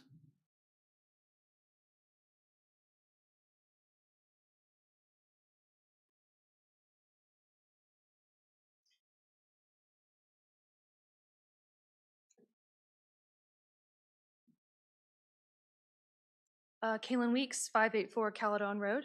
I'm opposed to the rezoning of the agricultural land and the parcel by the Rappahannock River to allow for Amazon to build a 7.5 million square foot facility, one of the largest in the world. Amazon has also filed for 4 data center campuses with Spotsylvania and Caroline counties, they themselves totaling more than 10 million square feet and 1,032 acres. Separately, Valco has hit up Caroline County for a data center campus that proposes rezoning 855 acres. Also separately, Hunters Ridge LLC wants to rezone 120 acres to develop a data center in Spotsylvania. Data centers have also come for Stafford. Although the end user hasn't been disclosed, Peterson companies have proposed a 5.5 million square foot data center with 25 buildings across 524 acres spread over 4 campuses in multiple corners of Stafford County, Falmouth and the Griffs, Widewater, and the rural George Washington magistral districts. Stafford County has also considered creating a data center overlay district where developers could build data centers by right without seeking any land rezoning. All of this in the last year or two. This digital corporate blitz coming for rural Virginia. They're trying to get in while the getting's good and establish themselves before people wise up to the impacts that they'll have on our local environment and values. We saw the presentation where the Birchwood was talking about the negative off-site impacts of energy consumption, water usage, traffic congestion, and the environmental impacts, including noise, heat, and waste, and the land use and real estate. And we'll have to multiply that over 11 campuses within thousands of acres of Planning District 16. The environmental degradation can't be subdued 500 feet back from the Rappahannock or hidden behind a tree blind of the highway. It's never going to be green. It's never going to be quiet. Once this land is signed over, it'll be amputated from King George. Our county's values will no longer apply to it. Amazon will be the biggest dog in King George, perhaps in all of PD 16. They will embed in the local government to ensure their safety. They'll use tax revenues as leverage. They'll use their high-dollar lawyers to find loopholes and split hairs so they can do as they please. The tactics aren't new, and everybody knows it's going to happen, but it's not polite to say it. They aren't here because they want to help us. They don't find King George charming and gorgeous. They haven't come to King George for peace and quiet like so many of our residents have. They're here because we have water and lots of land. Land for their future projects once they get a foothold, because as the saying goes, they don't make more land. Please don't rezone the parcel by the river, and please don't rezone the farmland. Please keep the industrial area confined, and please make King George the bulwark against the corporate floodwaters. Thank you very much. Thank you, Ms. Weeks. Okay, that was the last of the people who had signed up explicitly requesting for public comment, but the floor is open now for anyone else that would like to provide public comment.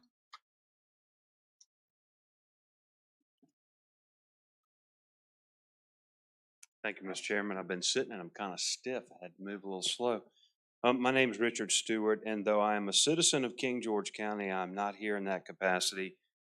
I'm here in my capacity as a state senator. And Mr. Stonehill brought this issue up, so it leads nicely into that. I had inquiries from constituents of mine in King George County who had concerns about how this property was going to be served with electricity. Based upon that, I did some inquiries, and I was asked to come tonight by folks to tell you all what I found in that. And I think Mr. Payne has pretty fairly stated it, but I will tell you unequivocally that I have spoken with Dominion Power. They are able, they believe, to serve the first phase of this project with the existing infrastructure and right-of-way. It's after that first phase of this project that there's uncertainty. But what's not uncertain is this. They will have to have additional infrastructure and right-of-way. Now, that could mean that they can expand the existing right-of-way and get another 150 or 200 feet of that right-of-way the entire distance to the power source. It could mean that they're going to have to get 200 or 300 feet in other areas from Stafford through King George through completely different routes to serve the other phases after phase one. They do try. As Mr. Payne said, typically they try to acquire that right-of-way, and they make a good faith effort to come and sit down with the landowner and say, we'd like to buy this swath of land through your farm or whatever it is, and they make an offer. And sometimes people sell, sometimes people don't. When people don't sell, they have the power of eminent domain. But what makes this even more frustrating is there will be a number of proposed routes. And the SEC ultimately will determine what that route is going to be, and King George County is not going to have any say in it. I'm not going to have any say in it, and the citizens aren't going to have any say in it. And it's going to be a take it or leave it. Now, the part that you all need to understand is this. Dominion Power can give you that information now, and they can give that information to Amazon. Now, I've met Mrs. Ford tonight. Even though I'm the state senator that represents this area, I've not been talked to about this project. That's not fair. Mr. Payne wanted to talk to me about this a year and a half ago or something when they first applied, but they made me insist that I would keep everything confidential, and I said I'm not going to do that because I wasn't elected to keep things confidential from my constituents. So the first interaction I've had with Amazon is from Mrs. Ford tonight. Dominion can draw those routes, and they can give that information to Amazon, and they can give that information to this Board of Supervisors where those proposed routes would be, and you could use that information in your decision making, and that is unequivocal and absolute from Dominion Power. And I'm happy to answer any questions if you want me to, otherwise I'll shut up. We're in the middle of a public hearing, so I don't, I will shut up. Thank I'm you. not telling you to do that, but I appreciate it. Thank you, Mr. Stewart.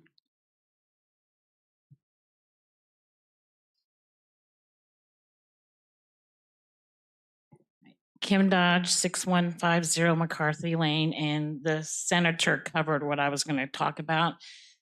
If you approve this, this needs lots of electricity. And when I look at the forecast, we're not going to have electricity.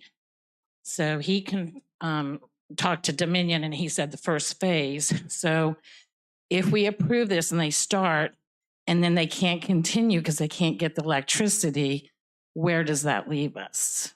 That's my concern. So you better find out, are we going to have electricity? Because I don't think we are for what they're going to need. They also picked this site because the Rappahannock River. The Potomac River is already highly polluted from everything in there. And now we're going to do this to the Rappahannock. So I want you to save our river and look into the electricity, because my understanding is they want to approve it in phases. Well, what are they going to walk away when they can't get all the electricity they want? Thank you, Ms. Dodge.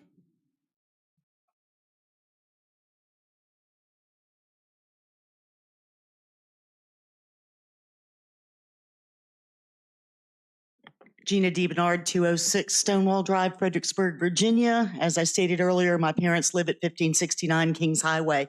I'm going to ask, and once again, jump on. Mr. Payne, the future development areas that are on here, the one next to Sealston Elementary School, what is the future development for that area? What is planned to be right out in front of that school? Ms. DeBernard, this is public comment for a public hearing, so I have a question. That you- can't you- be answered? you can ask the question, but it is not a back and forth with other people in the audience. Okay, well, I'd like to know, and and maybe other people are wondering as well. It's come to my mind that we have 3 future development areas, one across from the elementary school, one at I believe it's the Dissington Lane property, and also the area, I think it's Haney and Reed, if I'm not mistaken. And I'm not sure I've had an answer as to what future development is going on that property. I know phase 1 is going to be on the Birchwood plant site. Are there going to be more buildings? Are the remaining data centers going to be on those future development sites? Or are we going to find out 10, 12 years down the line that Dominion can't supply the power that is needed for this facility? And then are we going to get a proposal in to put those solar fields up that were rejected last year?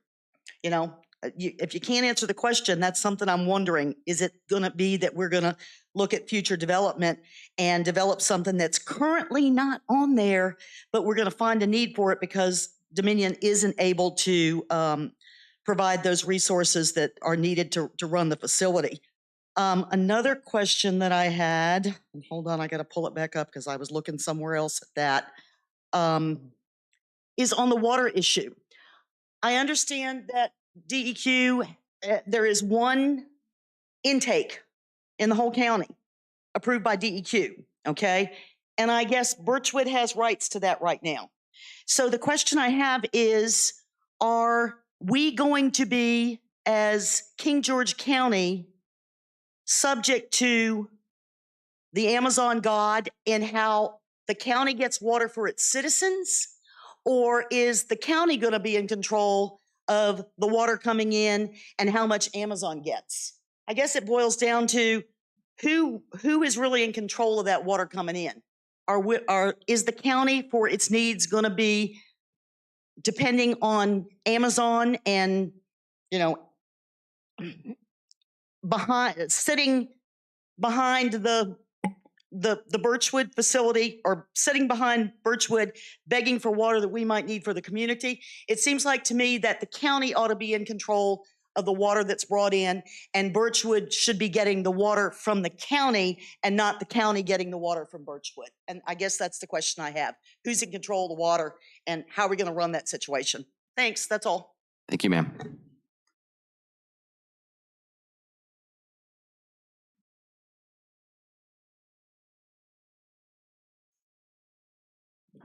I'll try not to sound angry this time.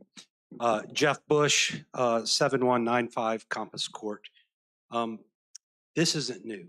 I was still on the board when this was initially brought to us. So this isn't something that's being rammed down anybody's throat. Take a time machine back to 2019 when two of you were my colleagues and we were reviewing the comprehensive plan. The rate was set at a certain point to attract the exact business that we're facing right now.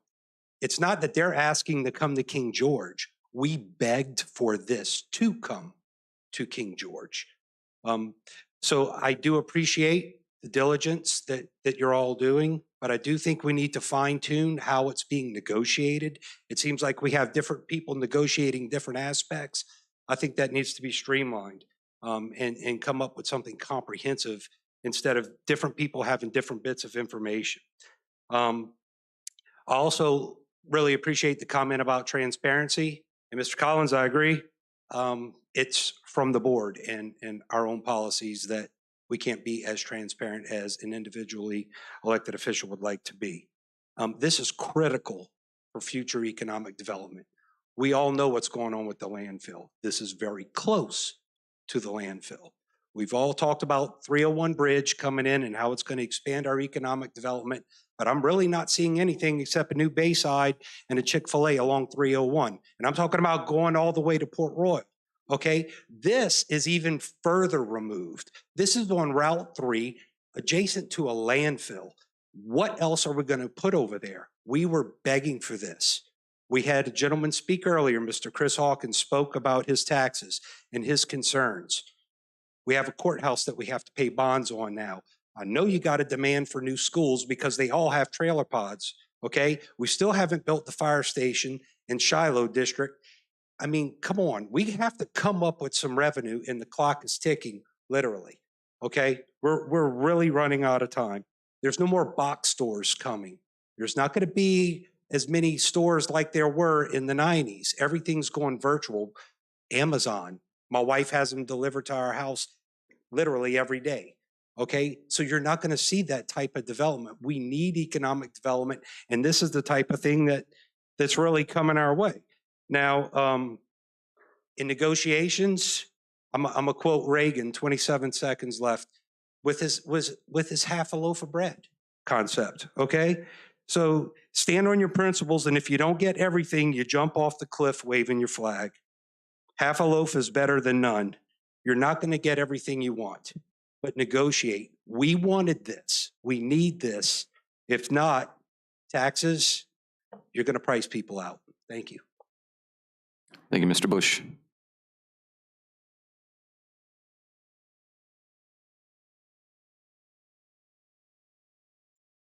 Hi, my name is Ana Maria Lobo. I live in Presidential Lakes. I want to ask you a favor. Thank you. I want to ask you a favor. They think very clear about this project because the people of King George already is upset about this traffic at 301 and Route 3.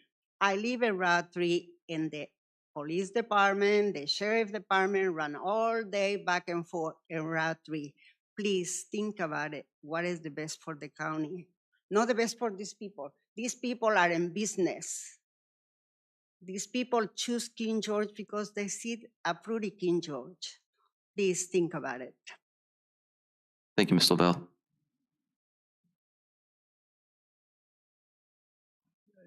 Good evening. Don Slayman, 3314 Valley Drive, Alexandria, Virginia.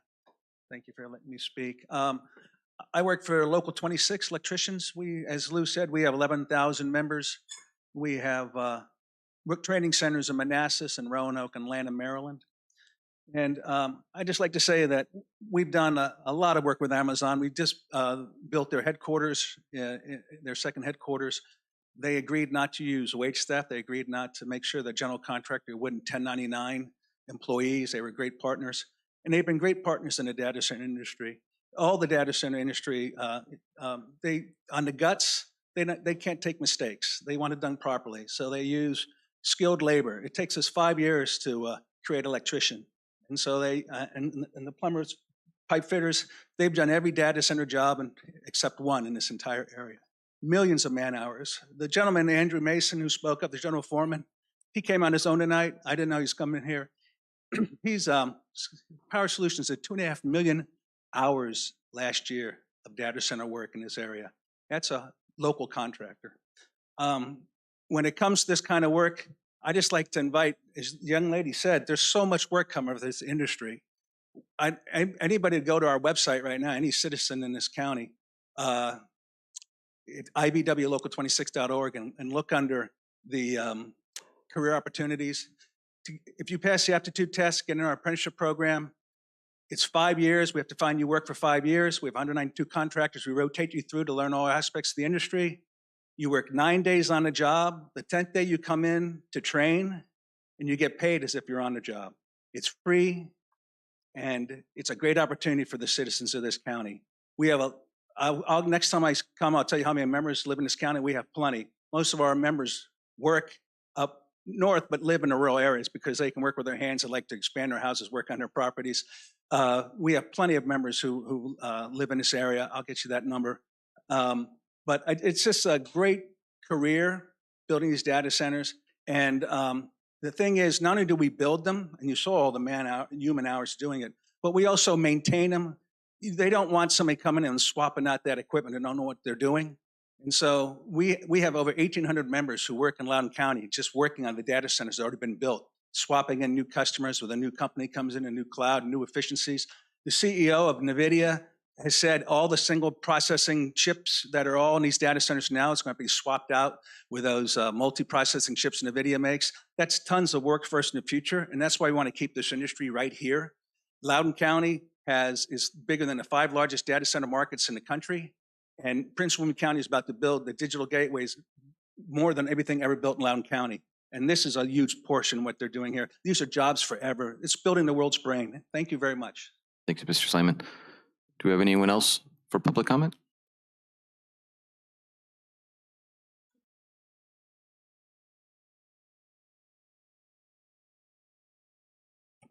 Ken Stroud, 5405 Kings Highway, King George, Virginia.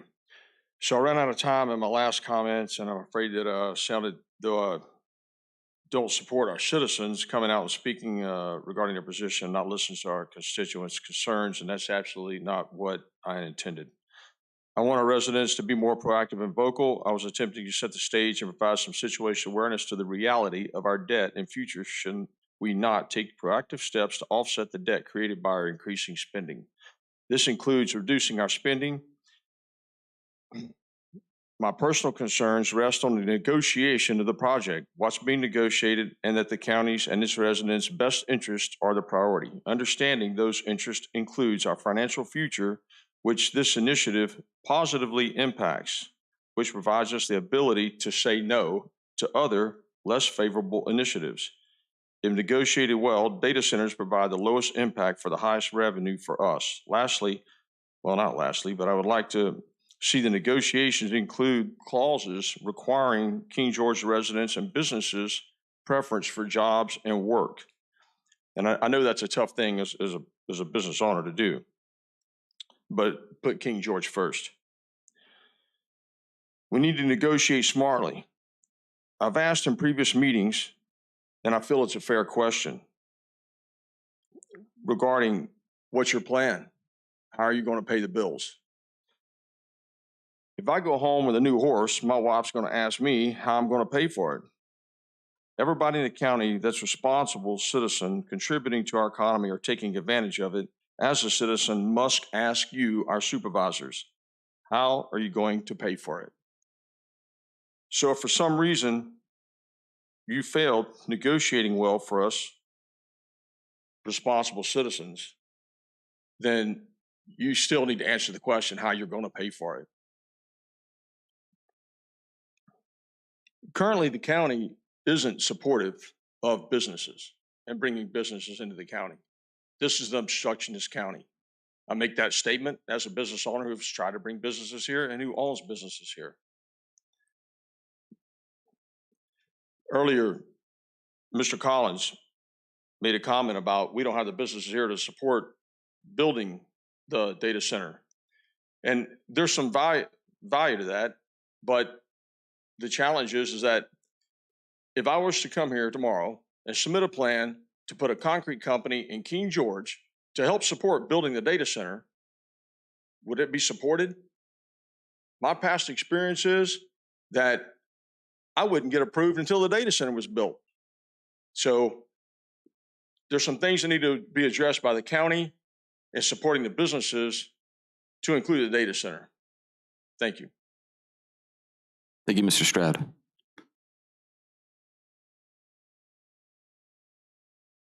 Janice Ray, 10438 Fletcher's Chapel Road.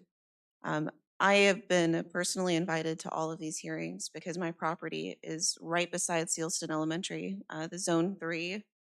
My home is literally across the street from that. And so this greatly impacts my family because we moved here from Baltimore, Maryland. We've spent 2 years looking for a place to live. We were in Baltimore for 13 years. I worked in Fort Meade. My husband works in DC. I had children and decided to stay home, and we spent 2 years driving all over West Virginia, Northern Virginia, and Southern Maryland looking for a place to call home for our family. When we drove through King George, it was Route 3 that we took, and that view is what we fell in love with. That is what brought us here, the sense of community. We followed the King George Facebook page before we even moved here, and it was so encouraging because the people here are so unique and so kind. It's like stepping in a time portal when you move here, when you're here in King George. People are kind and loving, and the views are just unlike anything else you can get. I really love the way that it looks. And I love the view I've got from my front porch, looking on the other side of Fletcher's Chapel Road. There's not enough information for me as a homeowner, as a landowner, as a tax-paying resident that indicates what's going to happen over there. It says future land development, but what is that going to look like? I didn't move my family from Baltimore, Maryland to King George to see a data center. I moved my family here so that my children can be raised in a rural environment. We have a small orchard, pears and peaches and apples and plums. My children know how to harvest fruit now. They know how to do these things. And that's all something that I really appreciate about living here. I want to continue to have that rural landscape. I want to continue to have rural characteristics. I don't want to see my children have to experience some other crazy change like industrial urban sprawl in King George. That's not why I moved here. And I'm saying all this because y'all invited me here. Birchwood Power invited me here personally. I'm coming here, I'm expressing my opinion. I don't want the rezoning to take place. Thank you. Thank you, Ms. Ray. Chairman, Yes? I'd like to make a motion to suspend the rules because we're getting on 12 o'clock. Okay. And Just go past 12? yes, sir. Okay, so we have, second. we have a motion properly seconded. Do we have any discussion? All in favor, say aye. Aye. Aye. Any, Point of order. any opposed? Chair votes aye. Motion carries. Was there something else, Mr. Collins? Need a restroom break too. Okay, I know we're in the middle of a public hearing. Let me just ask Ms. Lucky. So we're in the middle. Can we take a short recess? I would recommend that we complete this case number. I think we're near the end of the comprehensive plan. I might be near the end of my bladder. So we do have 3 more public hearings after this. So just please be aware that we do have those opportunities to speak as well. But do we have any more for this first public hearing currently?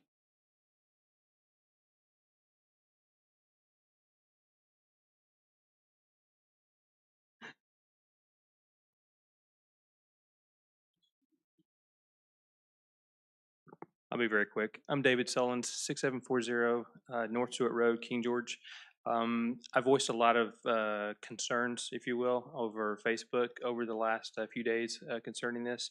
I just want to congratulate Mr. Payne for the very, very thorough brief today. I want to thank you guys for asking a lot of the hard questions. I think we've made a lot of great strides in answering some of the questions around the community. I still got some concerns and a few questions, but I encourage you to keep the lines of communication going, and this is looking much better than it was before.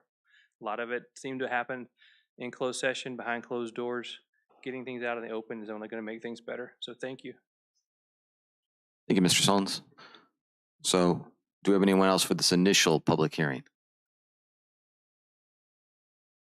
Mr. Dines, do we have anyone online? No, Mr. Chairman. Okay. Yes, ma'am. Hi, I'm Kathy Phillips, and I live at 7085 Steamboat Court. And I just wanted to comment now before I fall asleep. And I would agree with Mrs. Bender that we need to have more of a different type of forum to try to absorb all of this information. Chris was right. Trying to speak in 3 minutes is like trying to throw a rock at a mountain. There is so much information that we need. Appreciate all the work that you do. But please, I cannot go home at midnight and my husband's going to think I'm having an affair. We've got to be able to voice our concerns, but at the same time, you know, not wait 4 or 5 hours and go into the next day to speak. So if you could keep those things in mind. And also, 2 minutes, please consider, I know you've discussed this, to try to find a way to not, it just doesn't feel right to put a data center on the Rappahannock River, on that south side of Route 3. It's just, I don't, and also we were given views of the proposed data center, but what would a data center on that parcel look like if you're boating on the Rappahannock? I mean, we don't have any views, you know, looking that way.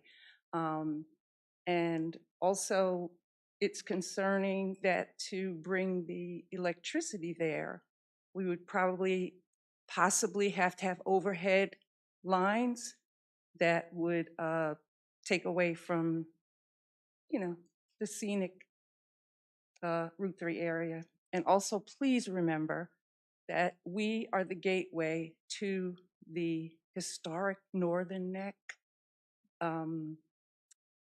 We have 5 presidents from the Northern Neck. It is Fredericksburg, and this area is the most historic place in the United States. So try to keep that in mind. But I know we need to make money, so appreciate your measured responses. Thank you. Thank you, Ms. Phillips.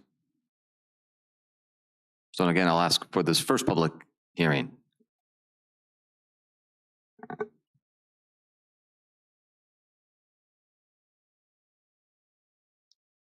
Hello, Michael Ross, 10091 Bloomsbury Road.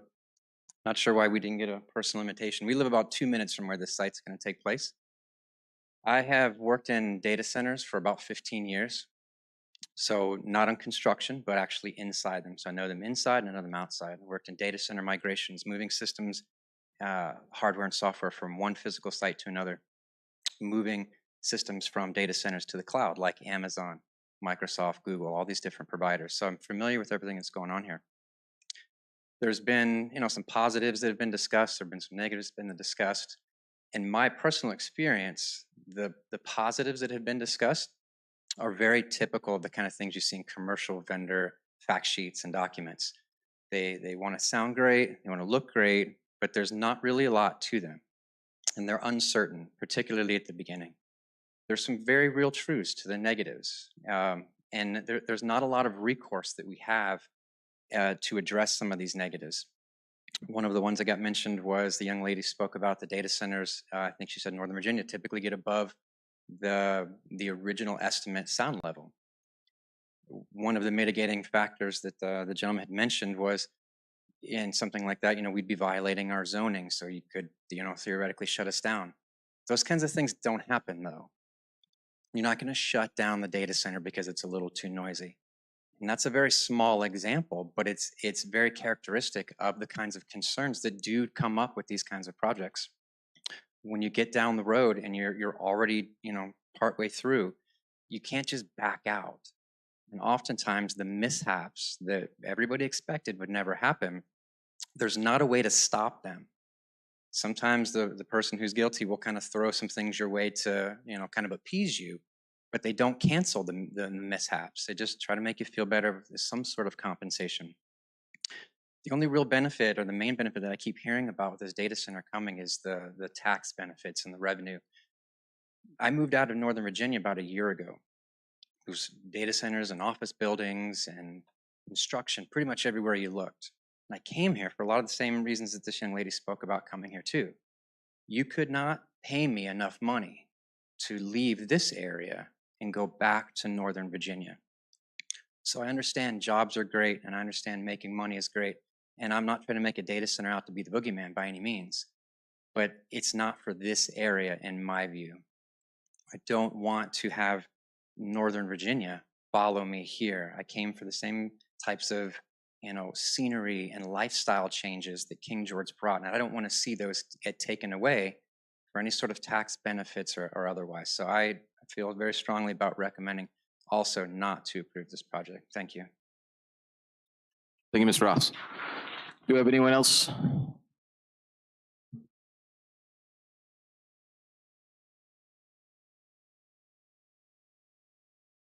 Good evening. My name is Jack Ryan. I'm the Director of Environmental and Natural Resource Programs for the Rappahannock Tribe. Rappahannock Tribe is a federally recognized sovereign indigenous nation. The tribe sent me here tonight.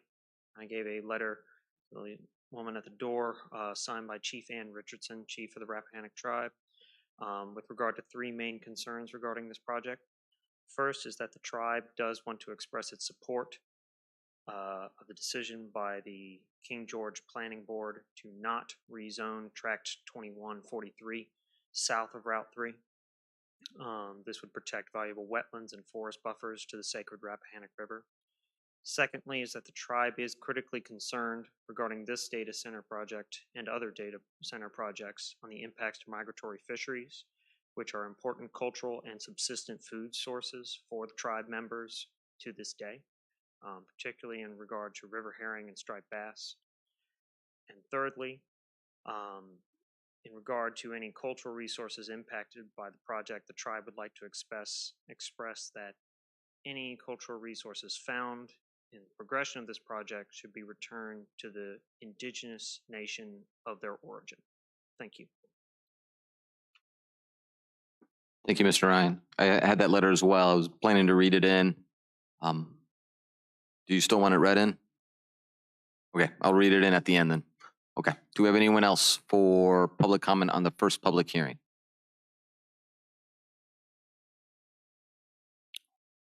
Mr. Dines, we still don't have anyone online?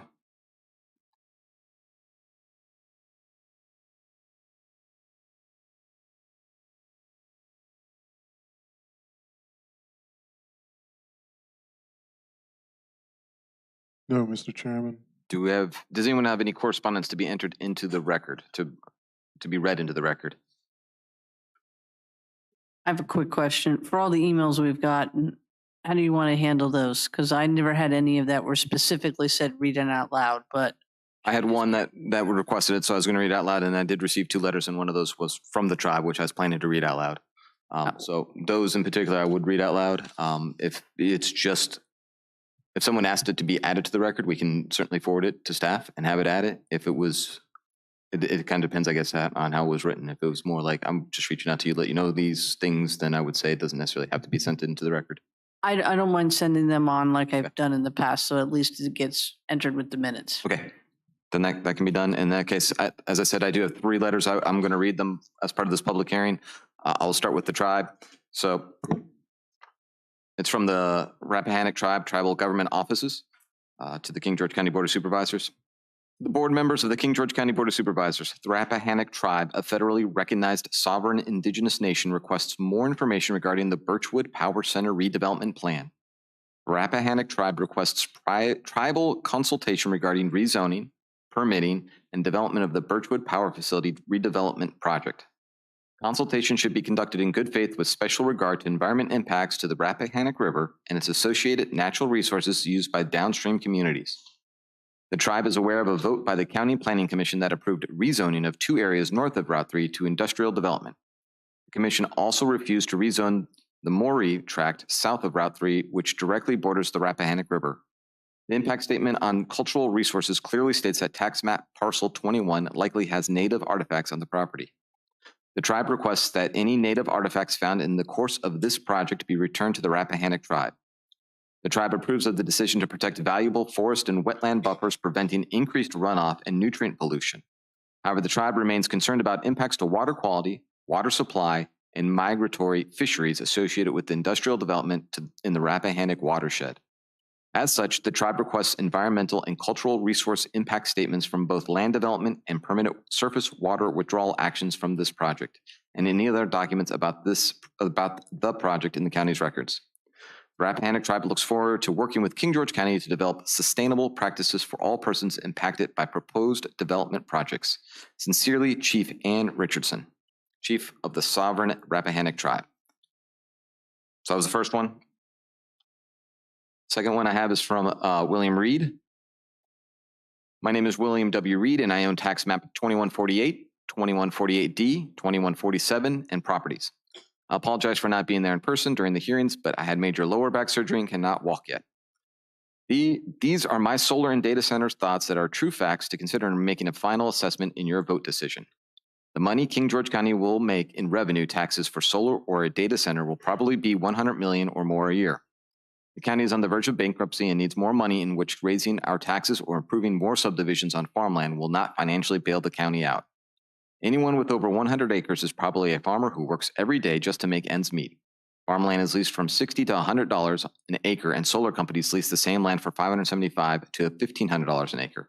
These farmers hopefully can lease some land to solar companies or sell some for a proposed data center to make ends meet and still keep farming the rest of their land. Farmers pay so much for their equipment repairs and replacing worn out equipment that they end up selling their land to get out of debt. All the lost farmland gets turned into housing subdivisions or schools to support them, like Hopyard Farms, which was a dairy farm. Now it is a people farm, which populates the river with all their yard chemicals, trash, cars, asphalt driveways, roads, and noise pollution. The houses next to the river are almost right on the riverbank and built on top of Indian settlements and artifacts. Now, this new abundance of people who want to say they live in the county but don't contribute to such needs more schools and infrastructure from the county. Guess what the county does? They condemn farmland like they did 100 acres of my family's land to put Sealston Elementary on. More asphalt and car pollution, oil antifreeze, brake dust, and trash runoff to the river in Chesapeake Bay. The county puts a landfill in my backyard, which smells, and seagulls crap on everything around me, not to mention that all the trash blowing off the trucks into my farm fields. They don't have a privacy buffer area tall enough to hide the trash mountain for the ugliness, unlike what they require of solar companies or data centers. They also approved to make it higher to dump more trash on for more revenue from other counties, etc., to dump more of their trash.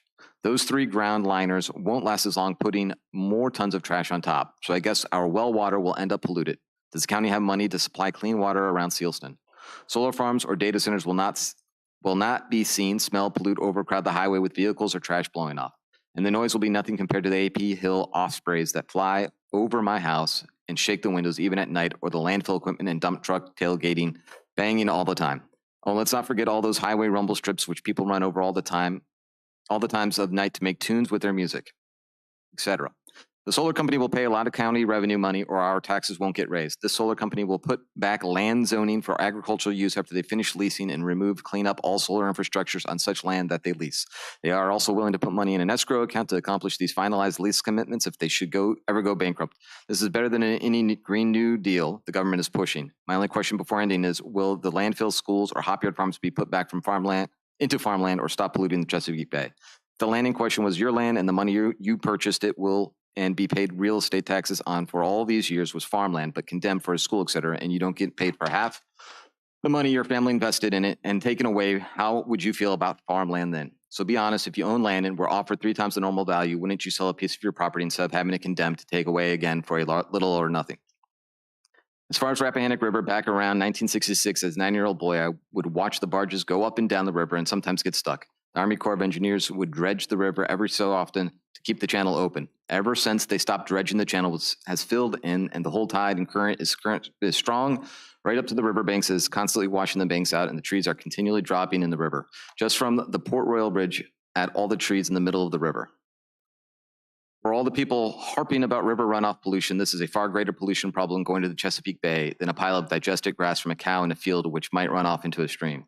Not to mention the pollution runoff from all the road traffic or salt during wintertime washed into ditches and streams. One last comment, it is I used to harvest hay from the Bullocks property that the Fairfax's house is now on.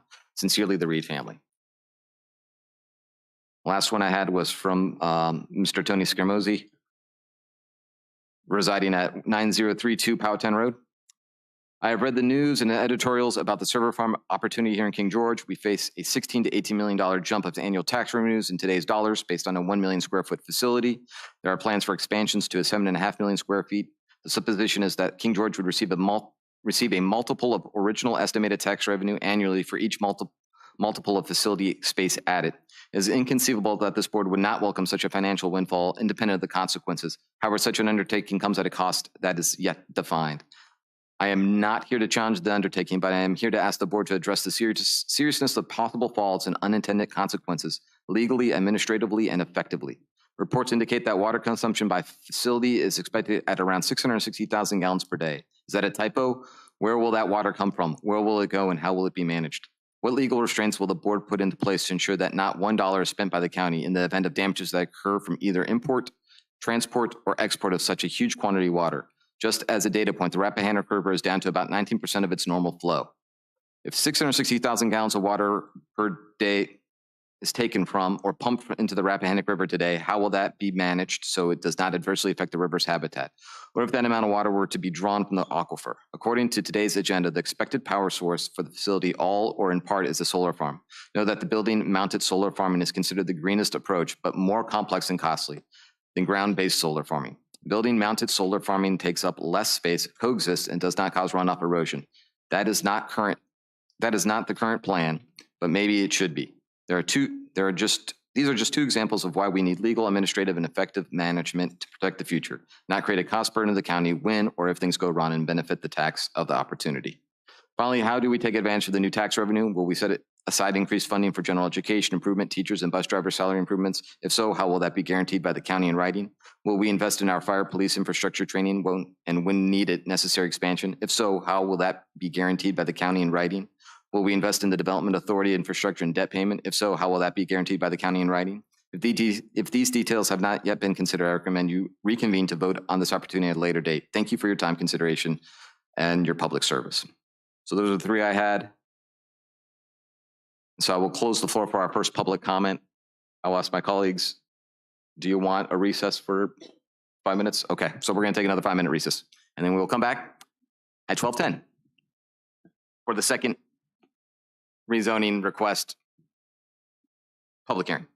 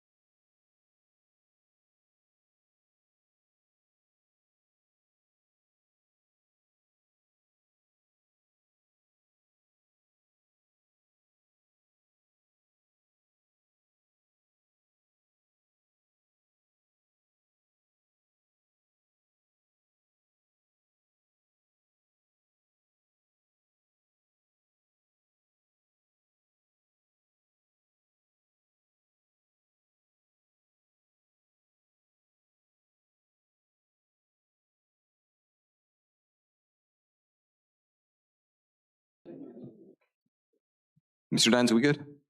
Okay, everyone, we are going to come back from our recess and we're going to move on to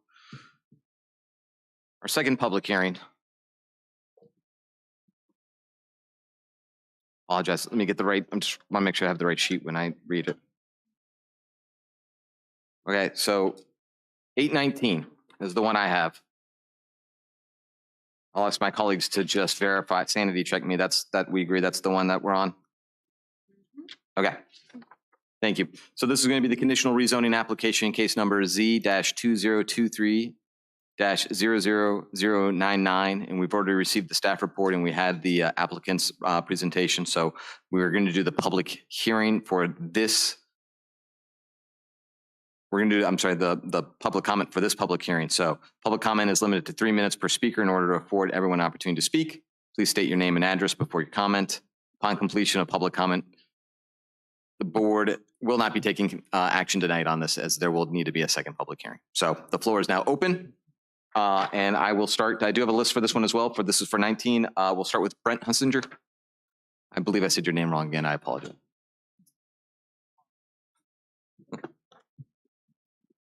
Thank you very much again for going late with this. And I do want to, first of all, say that I do appreciate. Would you, I know you've given it before, but would you mind just stating your name and Brent address? Hunsinger, Friends of the Rappahannock. Thank you, sir. Thank you. I do want to thank Birchwood for being more, I guess, clear regarding the water use and the system that they plan to use. That actually takes a lot of questions away that we have had with that, with what the process is and how it will be put back into the river, and the fact that it is regulated by DEQ, and that process is highly regulated. And the devil's in the details about the water treatment plant and how they do that, but it's much better than it was earlier tonight. So thank you. I do have a question about in low flow. The river is very low right now, and so I know that they have resilience ponds that they plan to use to pump water to provide them with a buffer as they go forward.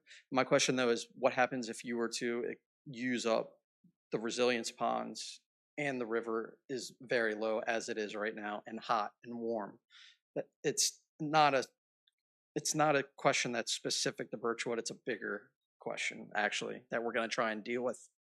In Richmond, probably coming up for water supply planning in 2024. I do have some issues with tree canopy and retention of intact tree canopy. 2144 is 40 acres. 2147 is, I can't even read my writing at this point, 151 acres. 2125 is 117 acres. So if this thing's going to happen, is how can we clear the land in such a way that we are keeping as much intact tree canopy that exists as possible as part of those buffers and as part of those setbacks. Another issue is the sizing of stormwater BMPs and erosion and sediment control. We all know that with the increases in rain intensity and size of our storms, that at the state level, the stormwater BMP manual, those practices are not engineered right now to the scale that we need to contain that water. All you need to see is a couple of the industrial solar projects, one that was down at Muddy Gut in Essex County, where they had trouble containing large amounts of water, of rainwater. So dealing with that and making sure that that is squared away. Limited time. The only other thing is I was struck by the lack of information from Dominion about the transmission lines.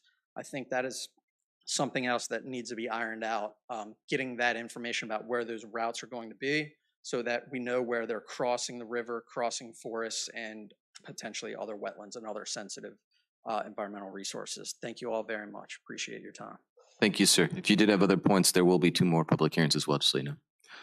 Okay, Max Lupton. Already had my say. Thank you, sir. Chris Smith. I believe he left. Okay. Debbie Fairfax. I won't belabor this. Debbie Fairfax, 623 Kings Highway. I want to revisit what Senator Stewart said. So on on the GDP, they have laid out the H poles or whatever they're called. That's, I guess, their interconnecting electrical lines, but we don't know where the supply lines coming in are going to be once they get to the phase 2 and phase 3. Is that what I understood? I know you probably can't answer me, but you cannot. So I think what Mr. Stewart said is that you all in your capacity or the applicant could reach out and find greater detail about where those lines might go.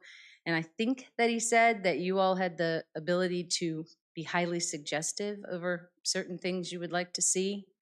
And I talked to Mr. Steinbeck in the little break and talked to him about the prospect of something that would be pleasing to people would be the fact that it went along the path where the lines currently run in there. And he stated that he saw that done quite often. I didn't know if you wanted to ask him more information about that since he would know. But that's something I think we really need to think about. We shouldn't have these impacts extend to other landowners or go places that we're not necessarily ready for them to go, because we've taken great pains, as I would argue the applicant has put forth some effort as well, to make this project not seen, not heard. So it would be awful to blow it by having transmission lines thrown all over the place where we didn't want them. Thank you. Thank you, Ms. Fairfax. Todd Fairfax. Todd Fairfax, 623 Kings Highway. Mr. Chair and members, on the August 1st agenda and tonight's agenda are closed sessions to discuss a proposed local incentive package for a major economic development project. It doesn't take much to figure out that those closed sessions are for the incentive package for Birchwood AWS. The most often repeated reason for this rezoning is the projected industrial tax revenue that will be used to address current budget challenges and future county needs. But what portion of that industrial tax revenue will you be in effect giving back as an incentive, thus lowering the net effect? How much of the industrial tax revenue will you be foregoing because of the just heard tonight 2-to-1 matching expectation? What other incentives will be in the incentive package? When will all the incentive package details become public knowledge? Please commit to when those details discussed in secret will be brought into the light. I believe the public has a right to know these details. And as you're considering the incentive package, you should perhaps find out who will own the personal property, the tangible personal property in the AWS data centers that will be taxed. What if the owner of that property, not the building, but the property, the computing infrastructure is not AWS proper, but it's owned by another entity such as a federal entity that leases space in the AWS data center? Wouldn't that mean that you don't have any tax basis for that personal property taxation because Birchwood AWS doesn't actually own it? Wouldn't that mean no industrial taxation revenue from that source? I'm just sort of curious of that detail. I think if tax revenue is an important consideration, that's probably something that needs to be understood. Thank you. Thank you, Mr. Fairfax. Arne Eliason? I think he left. I don't see him. Okay. Jack Ryan? Okay. That's what I had for the sign-up sheet. Do you have anyone else that would like to provide public comment upon the conditional rezoning application, case number Z2023-00099? Mr. Bush.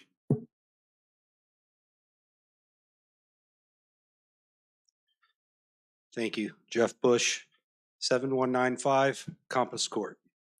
So it was stated earlier tonight that we basically have a reputation as a county for being difficult for businesses. I will remind you that this is something that we asked for. And again, this started 2 years ago. So while I do appreciate the diligence, we need to keep that in mind that others are looking when we talk about future economic development. And speaking to future economic development, I believe this project is essential to that. aside from the revenues that it would generate, is the access to the surface water. So I'm of the understanding that we don't have many straws left for Service Authority to access groundwater. So we do need that access to surface water if we want to see future economic development in this county. You don't have water, you can't serve them, then we're not going to be able to approve those petitions for businesses to come into the county. I think that's something that really needs to be considered. I would really like to see us not be the pass-through to the Northern Neck. We're not the gateway to the Northern Neck. It's a farce. We're the pass-through to the Northern Neck. It's a very rich historic region. But King George, I'm sorry, I'm going to hurt feelings. Tourism is not the future of economic development in King George County. It's not going to be a sustainable economic driver. It's not going to generate the revenues we need that every time budget cycle comes around, fully fund the schools. We need to raise our public safety. You need to do X, you need to do Y. Every nonprofit, the brother and sister is going to come here and say, we provide this service, you need to fund this, and you need to fund that. So either we need to find a way quickly to come up with revenue, or we're going to have to make some cuts, level fund some things in this county, come up with some across the board percentage cuts because our spending habits are not keeping up with the revenues. And you know, I heard people have moved here from Baltimore and Northern Virginia. That's great. We moved here too. We love the county, but pretty soon, if things continue and take into account all of the revenue from the landfill is already leveraged, it goes to debt service. People are going to be priced out.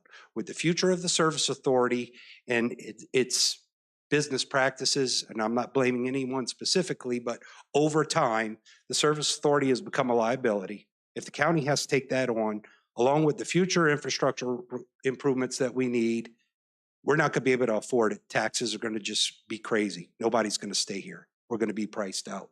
Thank you very much. And impressive. Y'all actually went past midnight. Thank you, Mr. Bush. Do we have anyone else?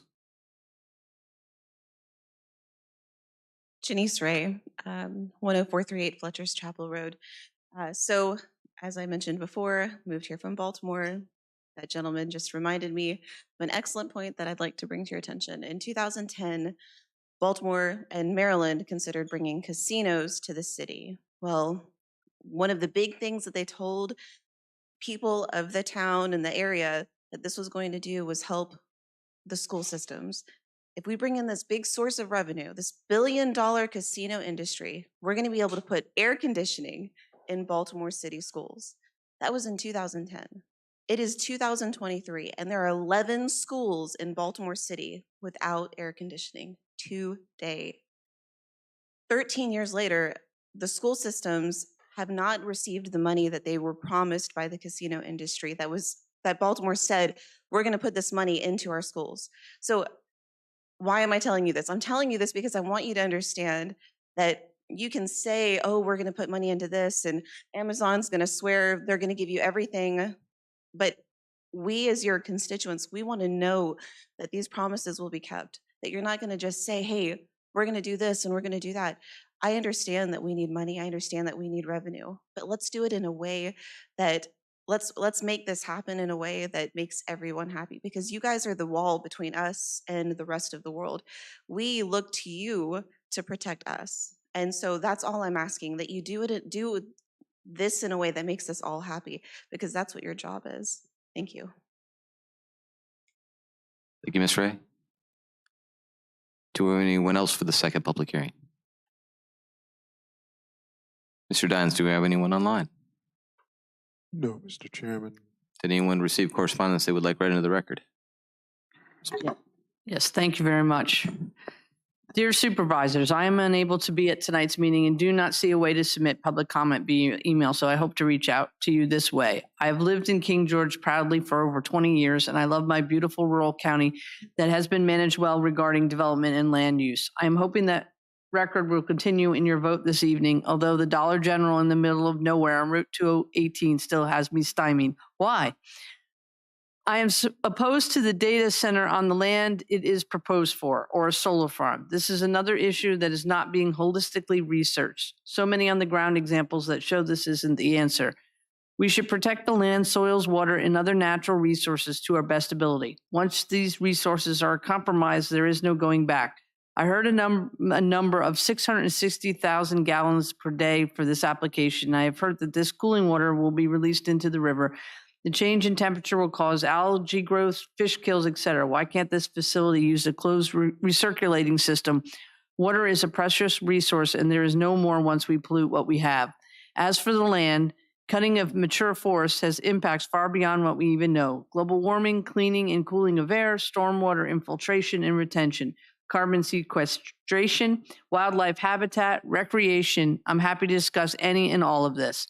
I work as a director in an adjoining locality and have also worked at state and federal levels as a regulator in stormwater, soils, and nutrient management, urban forestry, water quality, all in my wheelhouse. I've looked at data centers and solar farms for various sites. I'm not sold. We have industrial areas that could be repurchased if the need for a data center must be in beautiful, up to now well-managed King George County. Please do not destroy land that we can never recover the benefits of once destroyed. I'll be watching for the results of tonight's vote and will hope that King George County will continue to be well managed with a long-term vision in mind. Conservation of dwindling resources is a one-time deal. Please take that extremely seriously when considering what is best for current and future generations this evening. There is no address, but it is Diane Byer is the name. And I have one more that I forgot before. Who asked me? Just give me 1 second to bring it up. All right, good afternoon. Mark Fike, King George resident here. I know your time is valuable, as is mine, so I will get to the point quickly. I have heard about the proposed data center along Route 3 near the landfill, on or near what is now farmland. I lived my entire childhood in King George and left to serve in the U.S. Marines and then finished up college to come back and serve as an educator in our school since 1997. The change to our county has been unrecognizable in the past 50 years. I raised both of my daughters here and hope to retire and remain here, but I am a bit concerned about the rapid growth and expansion of growth from outside of the county. King George was a rural county. I would in no way say our county is rural at this point. It has rural areas, but the growth has changed the dynamics of our population, culture, and daily lives. King George was a waterman, timber, or farm community with a segment that worked for the defense industry and SWC. All coexisted quite well. Crime has increased quite a bit, the drug problem is bad, and traffic has really been noticeably worse. I realize that change is inevitable. I also understand that we need to pay for services, such as our law enforcement, educators, first responders, and so on. Honestly, I would rather have industry than another subdivision any day. If it was a perfect world, I would prefer enticing farmers to come to King George and use the land that way versus data centers, subdivisions, and so on. The more people that we encourage to live here, the more services that are required, and the more costs that are incurred, and the more negative things like crime, drugs, traffic, pollution, and overcrowding of what we have that takes place. In short, while the data center is better than a subdivision, in my opinion, I am still not thrilled with seeing open space, farmland, and rural land cut up and built or paved over in large chunks. All the above that I described that is happening to King George has caused me to be very actively start seeking a new place to live in the next year or two. My own kids are not likely to want to live here due to the growth and development and lack of rural character. I definitely am not wanting to live with subdivisions, data centers, or big businesses or retail centers all around me. My trips this summer and my time online, my life here, and it remains peaceful and not overly developed.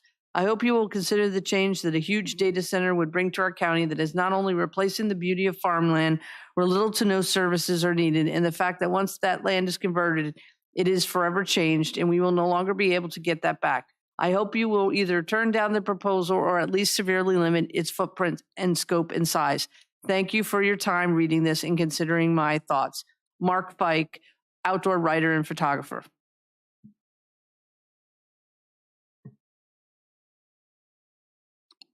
Okay. In that case, I will close the floor for our second public comment. Moving on to 820, proper amendment application case number Z-2023-00101. As I said, we've already had the staff report, so we will be opening the floor for public comment. Public comment is limited to 3 minutes per speaker. In order to afford everyone an opportunity to speak, please state your name and address before you comment. On completion of public comment, it will come back to the board, and we will not be voting on it tonight. And this one as well, we'll be having another public comment at a future date. So at this point, I will open the floor for public comment, and I will start with my sign-up sheet. I only have 2 for this one currently, and it's we'll start with Debbie Fairfax. Okay, Todd Fairfax.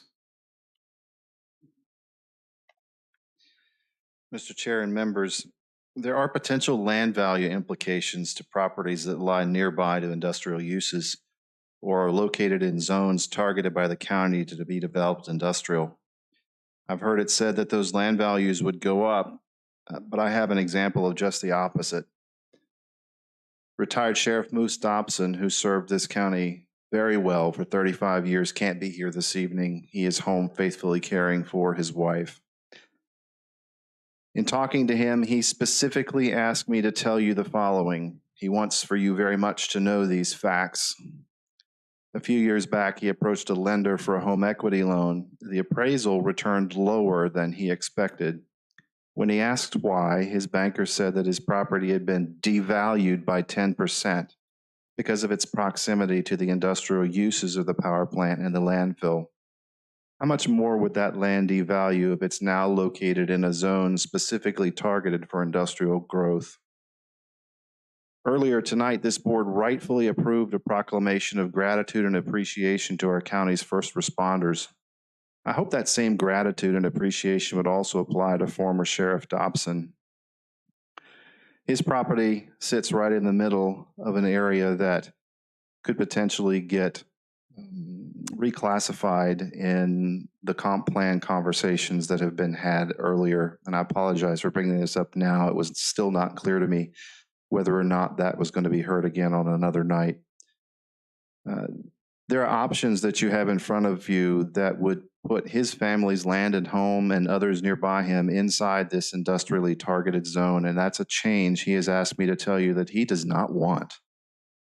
Such a change would show no gratitude or appreciation for 35 years of faithful service as the Chief Law Enforcement Officer of King George. Thank you. Thank you, Mr. Fairfax. Do we have anyone else that would like to provide public comment during our third public hearing?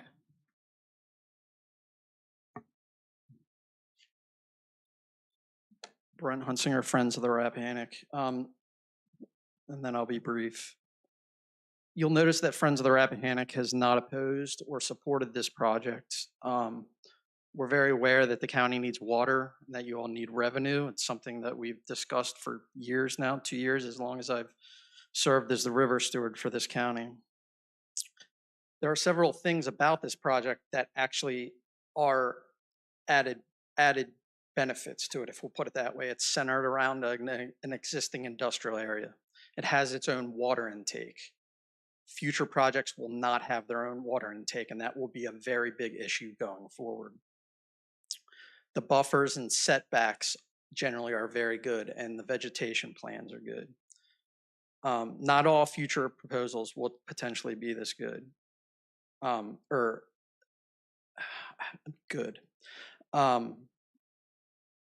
Data centers, that said, data centers and utility scale solar are going to, it's coming. It's going to carve up our landscapes. There are major land use implications for this. It's going to fragment forests and habitat. It's going to wash potentially soil into our rivers and into our creeks, but it's coming. It's not going away. So it's some of these, it's going to not come down to whether it happens or not. It's where and how it's sited. And that's going to be really important going forward. Finally, if this is actually going to happen, Friends of the Rappahannock supports the Planning Commission's recommendation to keep the development north of Route 3. Thank you very much. Thank you, sir. Anyone else for public comment? Mr. Dines, do you have anyone online?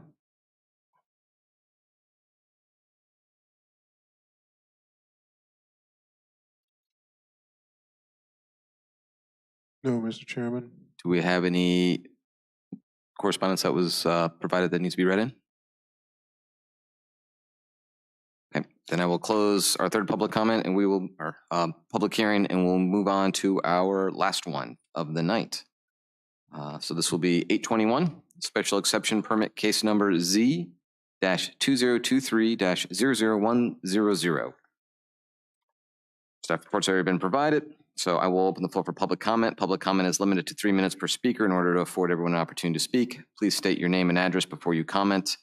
On completion of the public comment, this will not be considered tonight, but my understanding based on what Ms. Lackey said, this will not require another public hearing. So as I said, it will be 19 and 20, which will be the two that we will hold a second public hearing for. But it will not be considered tonight for a vote.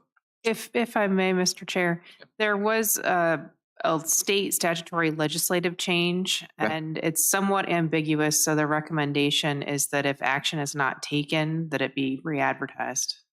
Okay, so then you're saying the recommendation would be for all four? Okay. Correct.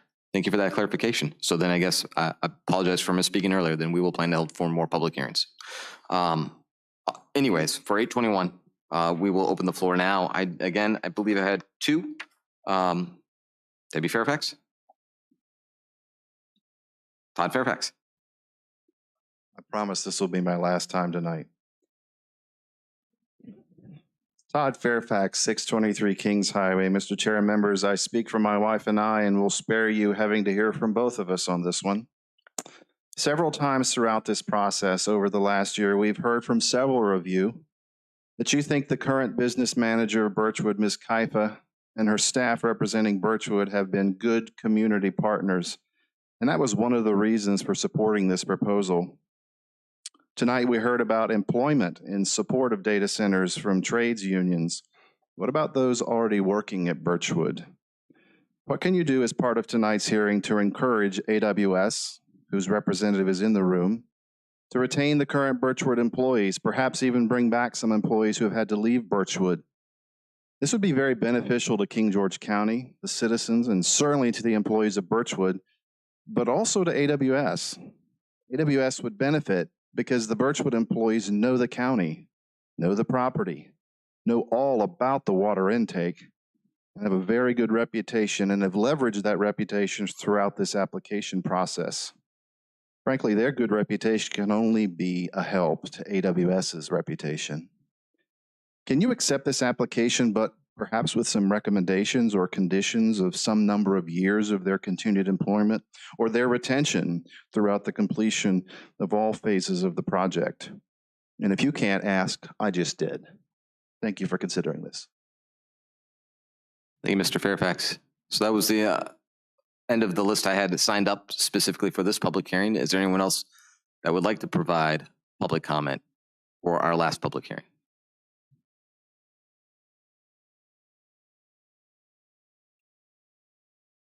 James Jenkins, 8464 Summerbeam Drive. I can't really say much that hasn't already been said tonight because we've been going for this long, but what I can offer you is my perspective. I'm a major in software engineering and cybersecurity, and a minor in computer engineering. I live for working with computers. I love it. It's indescribably enjoyable to me. And I'm up here to say a data center is not what we need in this county. It's already been said, but there is no trust between me and, frankly, any of you or any of Amazon's employees or the applicant. There's no trust that any of these proffers will really be carried out as they're mentioned. I don't believe that they will create, several hundred 6-figure jobs that actually, for some reason, they count as 2 jobs each because all of that money will be going back into the county. I don't believe that this county will see a large share of taxes. I mean, Amazon is not known for paying their fair share of taxes, and the tax breaks you're giving them are frankly egregious for the amount of pristine land that you're kind of just auctioning off to them. And it's disappointing. I gotta say, because, I came back here from a city in the middle of a desert that was, basically the worst place I could have lived. It was full of smog and buildings and sand, and I hated every second of it. I came back here. It's a pristine green place. I smell the dump whenever the wind blows north, but I can live with it. But, you keep giving companies inches and they keep taking miles, or in the case of the landfill, they've taken 375 feet. It has me defeated. And that's not really at a place I want to be, where I'm looking to, live in this world for at least another 40 years, maybe, it's embarrassing to have to say this, frankly, at my age. I have to come up here and crawl out of my reclusivity to tell you that, nobody wants this. I mean, nobody that doesn't have an interest in building or maintaining this wants this. Nobody who lives in this county really wants this. I mean, it should be obvious, and I get it, there's never enough money. But if you do anything, you have to restrict this to like the phase 1 development. That's enough. That's plenty. And if you give them that, whatever, I'm still not happy with it, but at least it's some limit on this growth. It's just like, it's a lot of land you're giving up in too short of a time. And, I can't say anything else. Thank you. Thank you, Mr. Jenkins. Do we have anyone else? This is our last public hearing, so this is the last opportunity to speak tonight for these topics. Mr. Dines, do we have anyone online? No, Mr. Chairman. Did anyone receive any correspondence? Okay. One last chance. In that case, I will be closing our last public hearing, and we will bring it back for, I believe both Ms. Binder and Mr. Collins had a couple more questions. I know we still have our applicant here, and so I will start with Ms. Binder. Thank you very much, and thank you everybody who stuck around. But before I ask my question, I'm very disappointed my former colleague left, because I will tell you, I didn't beg anybody to come here. So I just want that known. Mr. Bush mentioned that a couple times, but I didn't beg anybody to come here. But under that fact, when I voted for this in 2019, didn't truly understand what a data center campus is. It was a data center. So just understanding to everyone, has changed. And I understand technology and the times change. It has been quite a number of years since 2019. And you even mentioned that in your proffer, saying that it's a different time. It's a different time. So I just wanted to make that known, because that was said a couple of times. But one of my questions, Mr. Payne, is the Fairfaxes brought this up earlier. What is that question? Because I understand federal property is not taxed. So will this data center, will they lease, or is it all going to be Amazon? Or if you do lease, if you do have federal servers, will it be taxed? Or is that a question that needs to be asked later? One, we couldn't disclose who the customers would be, especially if they're governmental customers. So in the details of whether the personal property is owned by a government agency or owned by some other entity that's not subject to tax, I don't have an answer for you on that. And I would not disclose it if we did at this juncture. I think what you're seeing in our projections is what we're typically seeing at our data center facilities, and what the tax generation is, based on your tax rate, and it's also obviously based on the value of the improvements that we're constructing. I mean, the $1 billion estimate of the building, it's a state-of-the-art 21st century building that's intended to last for a very long time and to be productive for a very long time. So we're giving you what we've used with the state, what we've used in our day-to-day practice and operations as our best estimate on the value, and then we apply it to your tax rate. Of course, Ms. Kupka has reminded us that we need to address that, and we'll do so. But I can't disclose who our customers are going to be. I had to ask. Yep, good question. My next one is on the water supply. Yes, ma'am. So I'm going to hone in on, I'm not talking about Ontario, I'm out talking about the permit that is a very, very unique to this site, is that there is a tap into the Rappahannock. Right. And as you know, that we have issues being pushed to surface water. So my always concern is, the 600,000 is what we need now for our current customers, right, but the projected out, the possibly 2 million by projected development. So for me, only so many straws can be put in the Rappahannock River. And it's important to make sure, at least I have to voice that for the customers, to make sure they have access to water in the future, because if we get cut off and have to go to surface water sooner rather than later, I have to make sure the customers of the service authority and the citizens of this county have access to drinkable water. Right. I think what we're doing is we looked at what your consultant's advice on the initial needs or the short-term needs are. We haven't, with questions about electric infrastructure. I mean, this is early on in the development of project. We might be able to tackle phase one and get our arms around with the infrastructure requirements, but the same with water usage. That's still evolving. And what we have said is we're going to commit to work with King George County on their initial water demands and then their future water demands. We have said that all along that's what we're going to do. To me, it's a wonderful opportunity to partner. We've got the infrastructure in place. We're working with DEQ on the permitting. We're going to be your partner going to DEQ for that. And as you said, there's really one straw in the water at this juncture, and we're it. And we're willing to work with you to do that.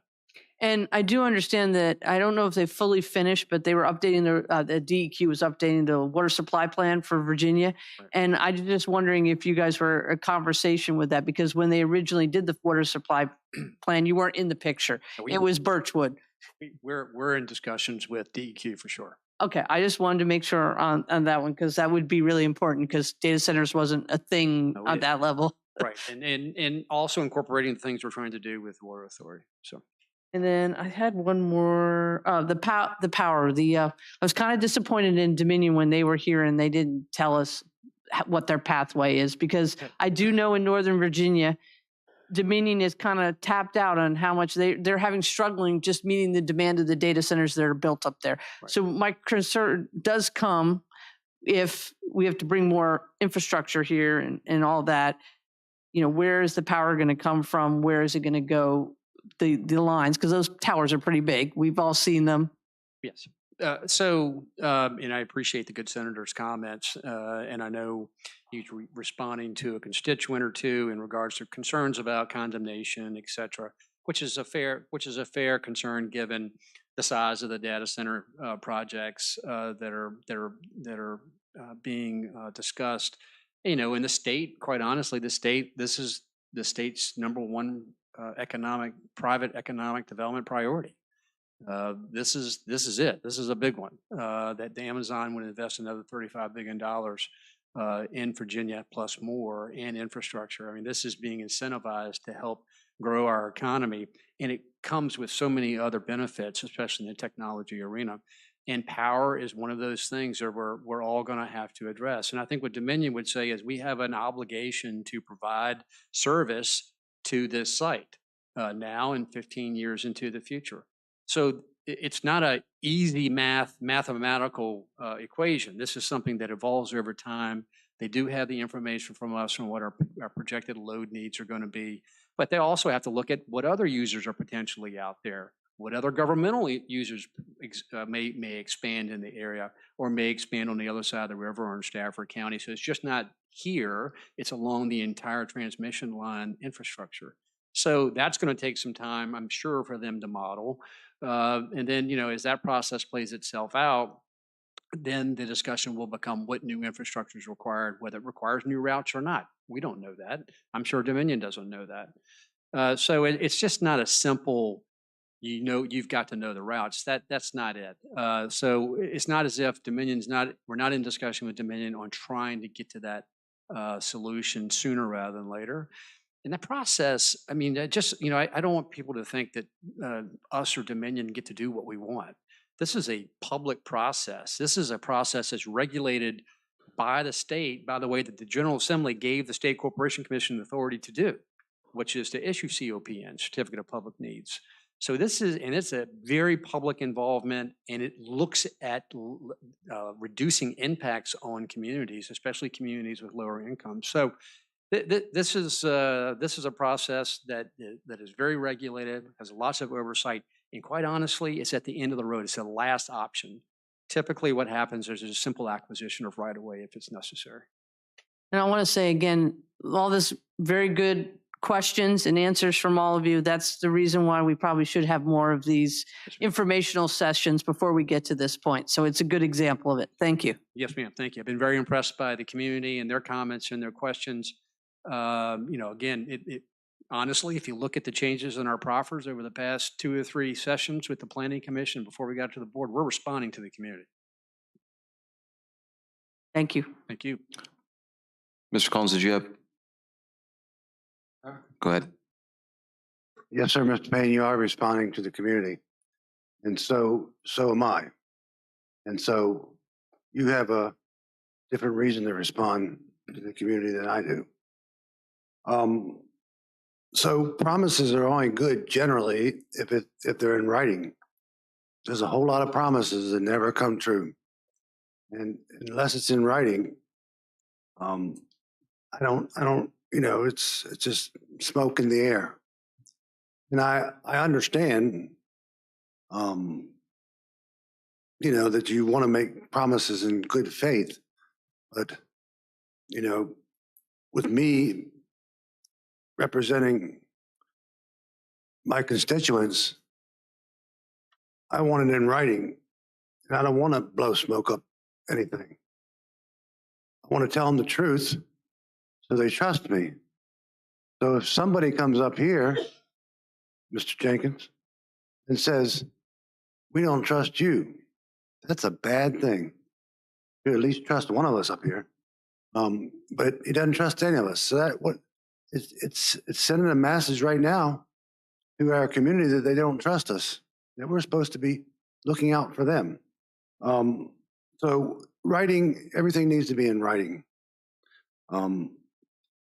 The constituent that Mr. Stewart was referring to was me. I called him and asked him about the power specifically. And so, and I asked him to come. I'm sure I think Ms. Bender had a conversation. I'm not sure about the others, but I asked him to come and speak on that because I can't get anywhere with Dominion. So Dominion, if I don't know what Dominion wants to do, then I can tell you what I want to do.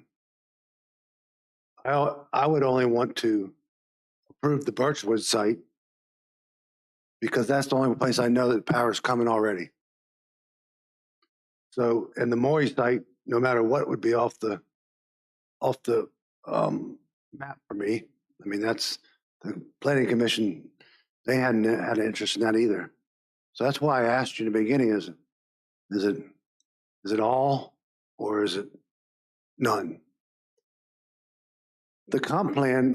So when we do a comp plan, I thought my understanding was that we couldn't, by law, we couldn't change a comp plan that is just for the benefit of one applicant. Ms. Latney, can you weigh in on that one for me first? So you cannot have a zoning decision solely for private benefit. You can have a comprehensive plan change that is specific to an application, but you would need to make your reasoning clear for that decision, and there would have to be benefit to the county as well as to the applicant. Thank you. And as far as boxing people in there in the comp plan or even Amazon, I wouldn't be a fan of that.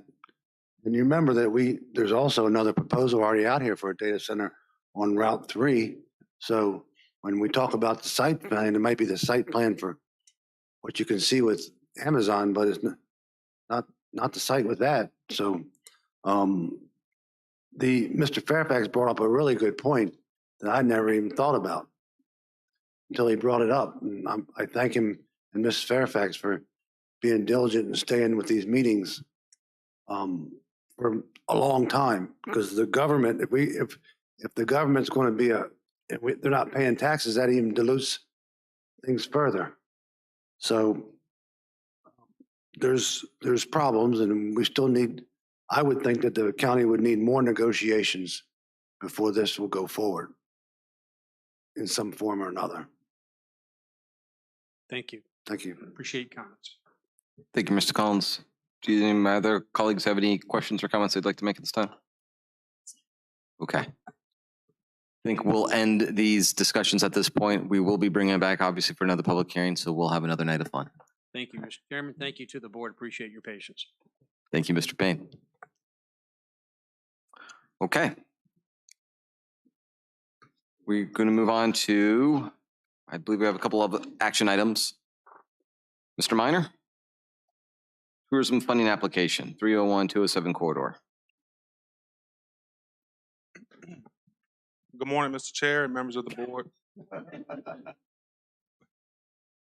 We are requesting $6,500 from the Tourism Fund for the following project. 301 Visitors Guide is a collaboration with Caroline County for a regional visitors guide that promotes tourism visitors to shop and visit locations with Caroline and King George counties. In addition, the magazine promotes public awareness of tourism offerings that include historical and recreational assets along the 301 corridor. After review, the TAC recommends that BOS approve $6,500 in funding for the 301 and 207 corridor visitors guide. Do we have any questions for Mr. Minor? Okay. Mr. Chair, I have a motion. Thank you. I move to approve $6,500 in funding from the Tourism Fund for the 301-207 Corridor 301 Visitors Guide. Second. We have a motion properly seconded. Do we have any discussion? So the 301-207 corridor, where's 207? Caroline.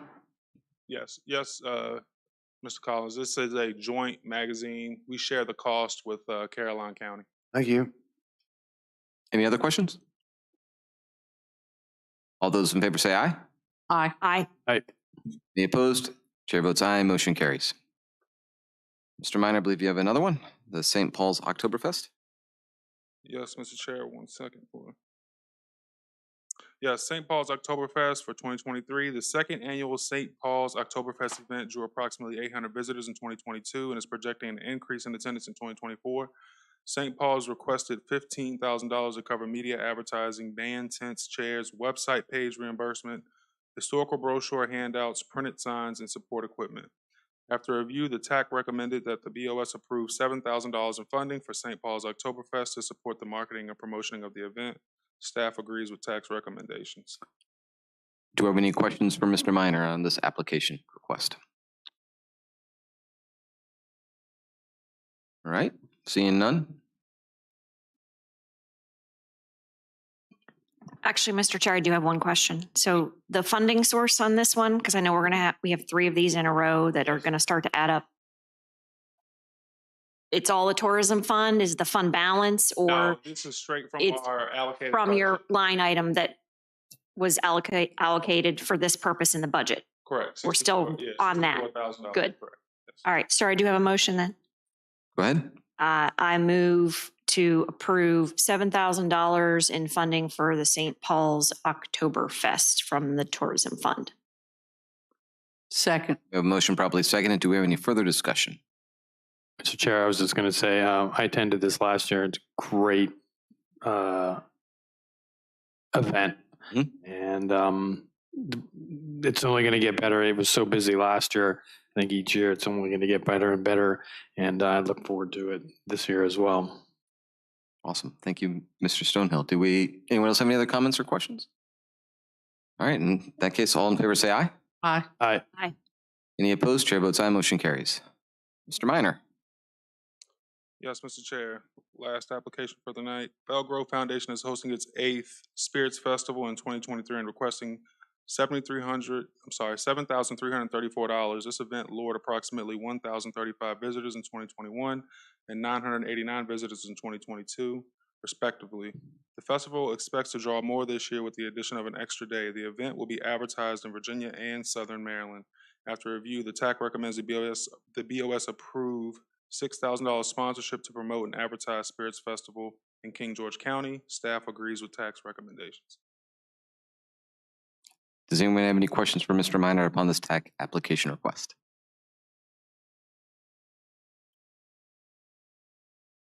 Okay.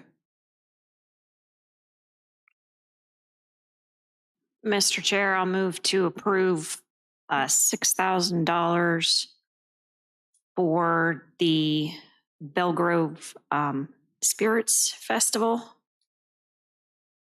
from the Tourism Fund. Second. We have a motion properly seconded. Do we have any further discussion? Do we see we have Mr. Darnell still here tonight, or this morning, as Mr. Miner said, so thank you for sticking around. In that case, though, I will, all those in favor say aye. Aye. Aye. Aye. Any opposed? Chair votes aye. Motion carries. Thank you, sir. Okay.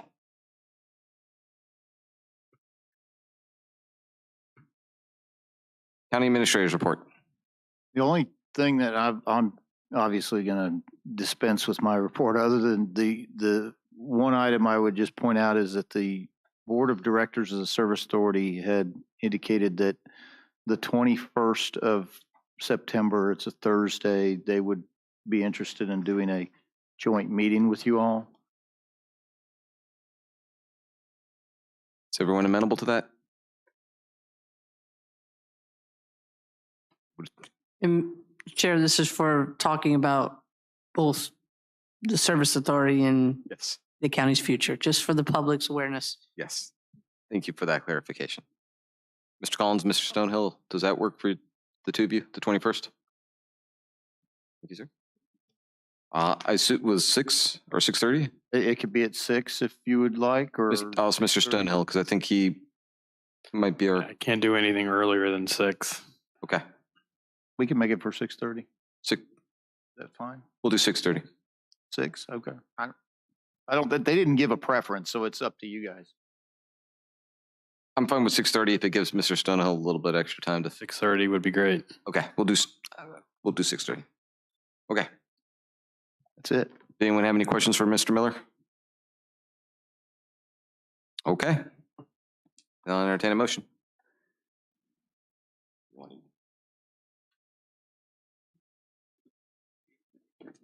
I move that the King George County Board of Supervisors convene in closed session to discuss proposed local incentive package for major economic development project pursuant to Virginia Code 2.2-3711A6 for discussion and consideration of investment of public funds where competition or bargaining is involved, where is made publicly, the financial interest of the county would be affected, and the specific legal matters required the provision of legal advice pursuant to Virginia Code 2.2-3711A8. I move the King George County Board of Supervisors convene in closed session for discussion and consideration of the performance and compensation of the county administrator pursuant to Virginia Code 2.2-3711A1.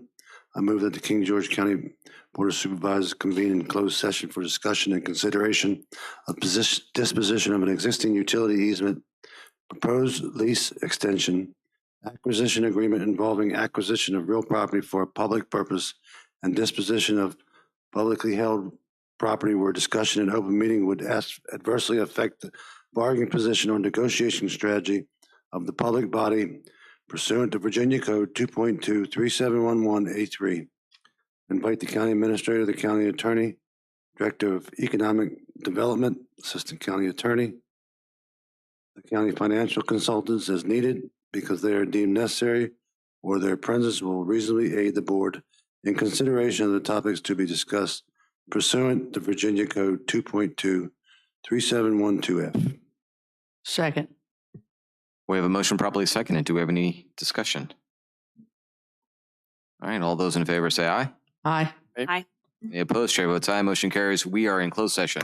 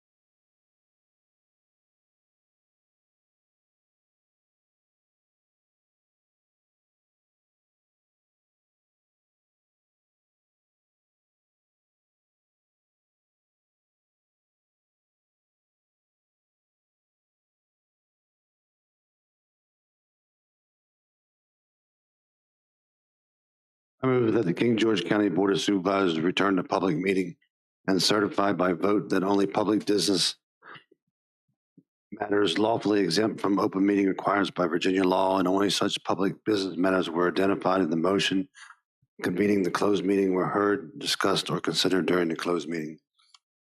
Second. We have a motion properly seconded. We will certify by roll call. Ms. Binder. So certify. Mr. Collins. Certify. Mrs. Kupka. So certify. Mr. Stonehill. So certified. Chair so certifies. We're back in open session. I will entertain a motion.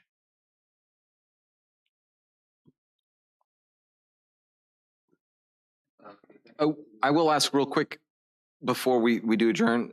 There was a comment brought up about finding a different venue for when we have a public hearing like this. I don't think it was necessarily a bad comment. Do we want to entertain trying to find a different venue that might be a little bit better accommodations to meet the Like the high school. population? Yeah. If those kinds of things are available, I guess I'll ask you guys. Mr. Dines doesn't like the audio, but Dines is overruled. that's why I'm asking right now before we adjourn. Maybe I apologize for doing it, but I was like, let's do it now, because if there is a desire to try to do that, Mr. Collins, you agree, Mrs. Bender, Ms. Kupka? You could always ask the middle school too. Because a lot of people use the middle school, so just throwing that out. And it's still a fairly sizable area. So, Mr. Miller, could you? School auditorium. I think that would be sufficient, and I think it was a good recommendation to try to find a better venue for that next time. Okay, I apologize. That was the only thing I want to bring up. So I will entertain a motion. I move to adjourn to Tuesday, August 29, 2023 at 6:00 p.m. in the Robert H. Combs Boardroom for the joint meeting with the King George County Planning Commission to discuss the King George County zoning ordinance overhaul. Second. We have a motion, probably seconded. Any discussion? All in favor, say aye. Aye. Any opposed? Chair votes aye. Motion carries. We're adjourned.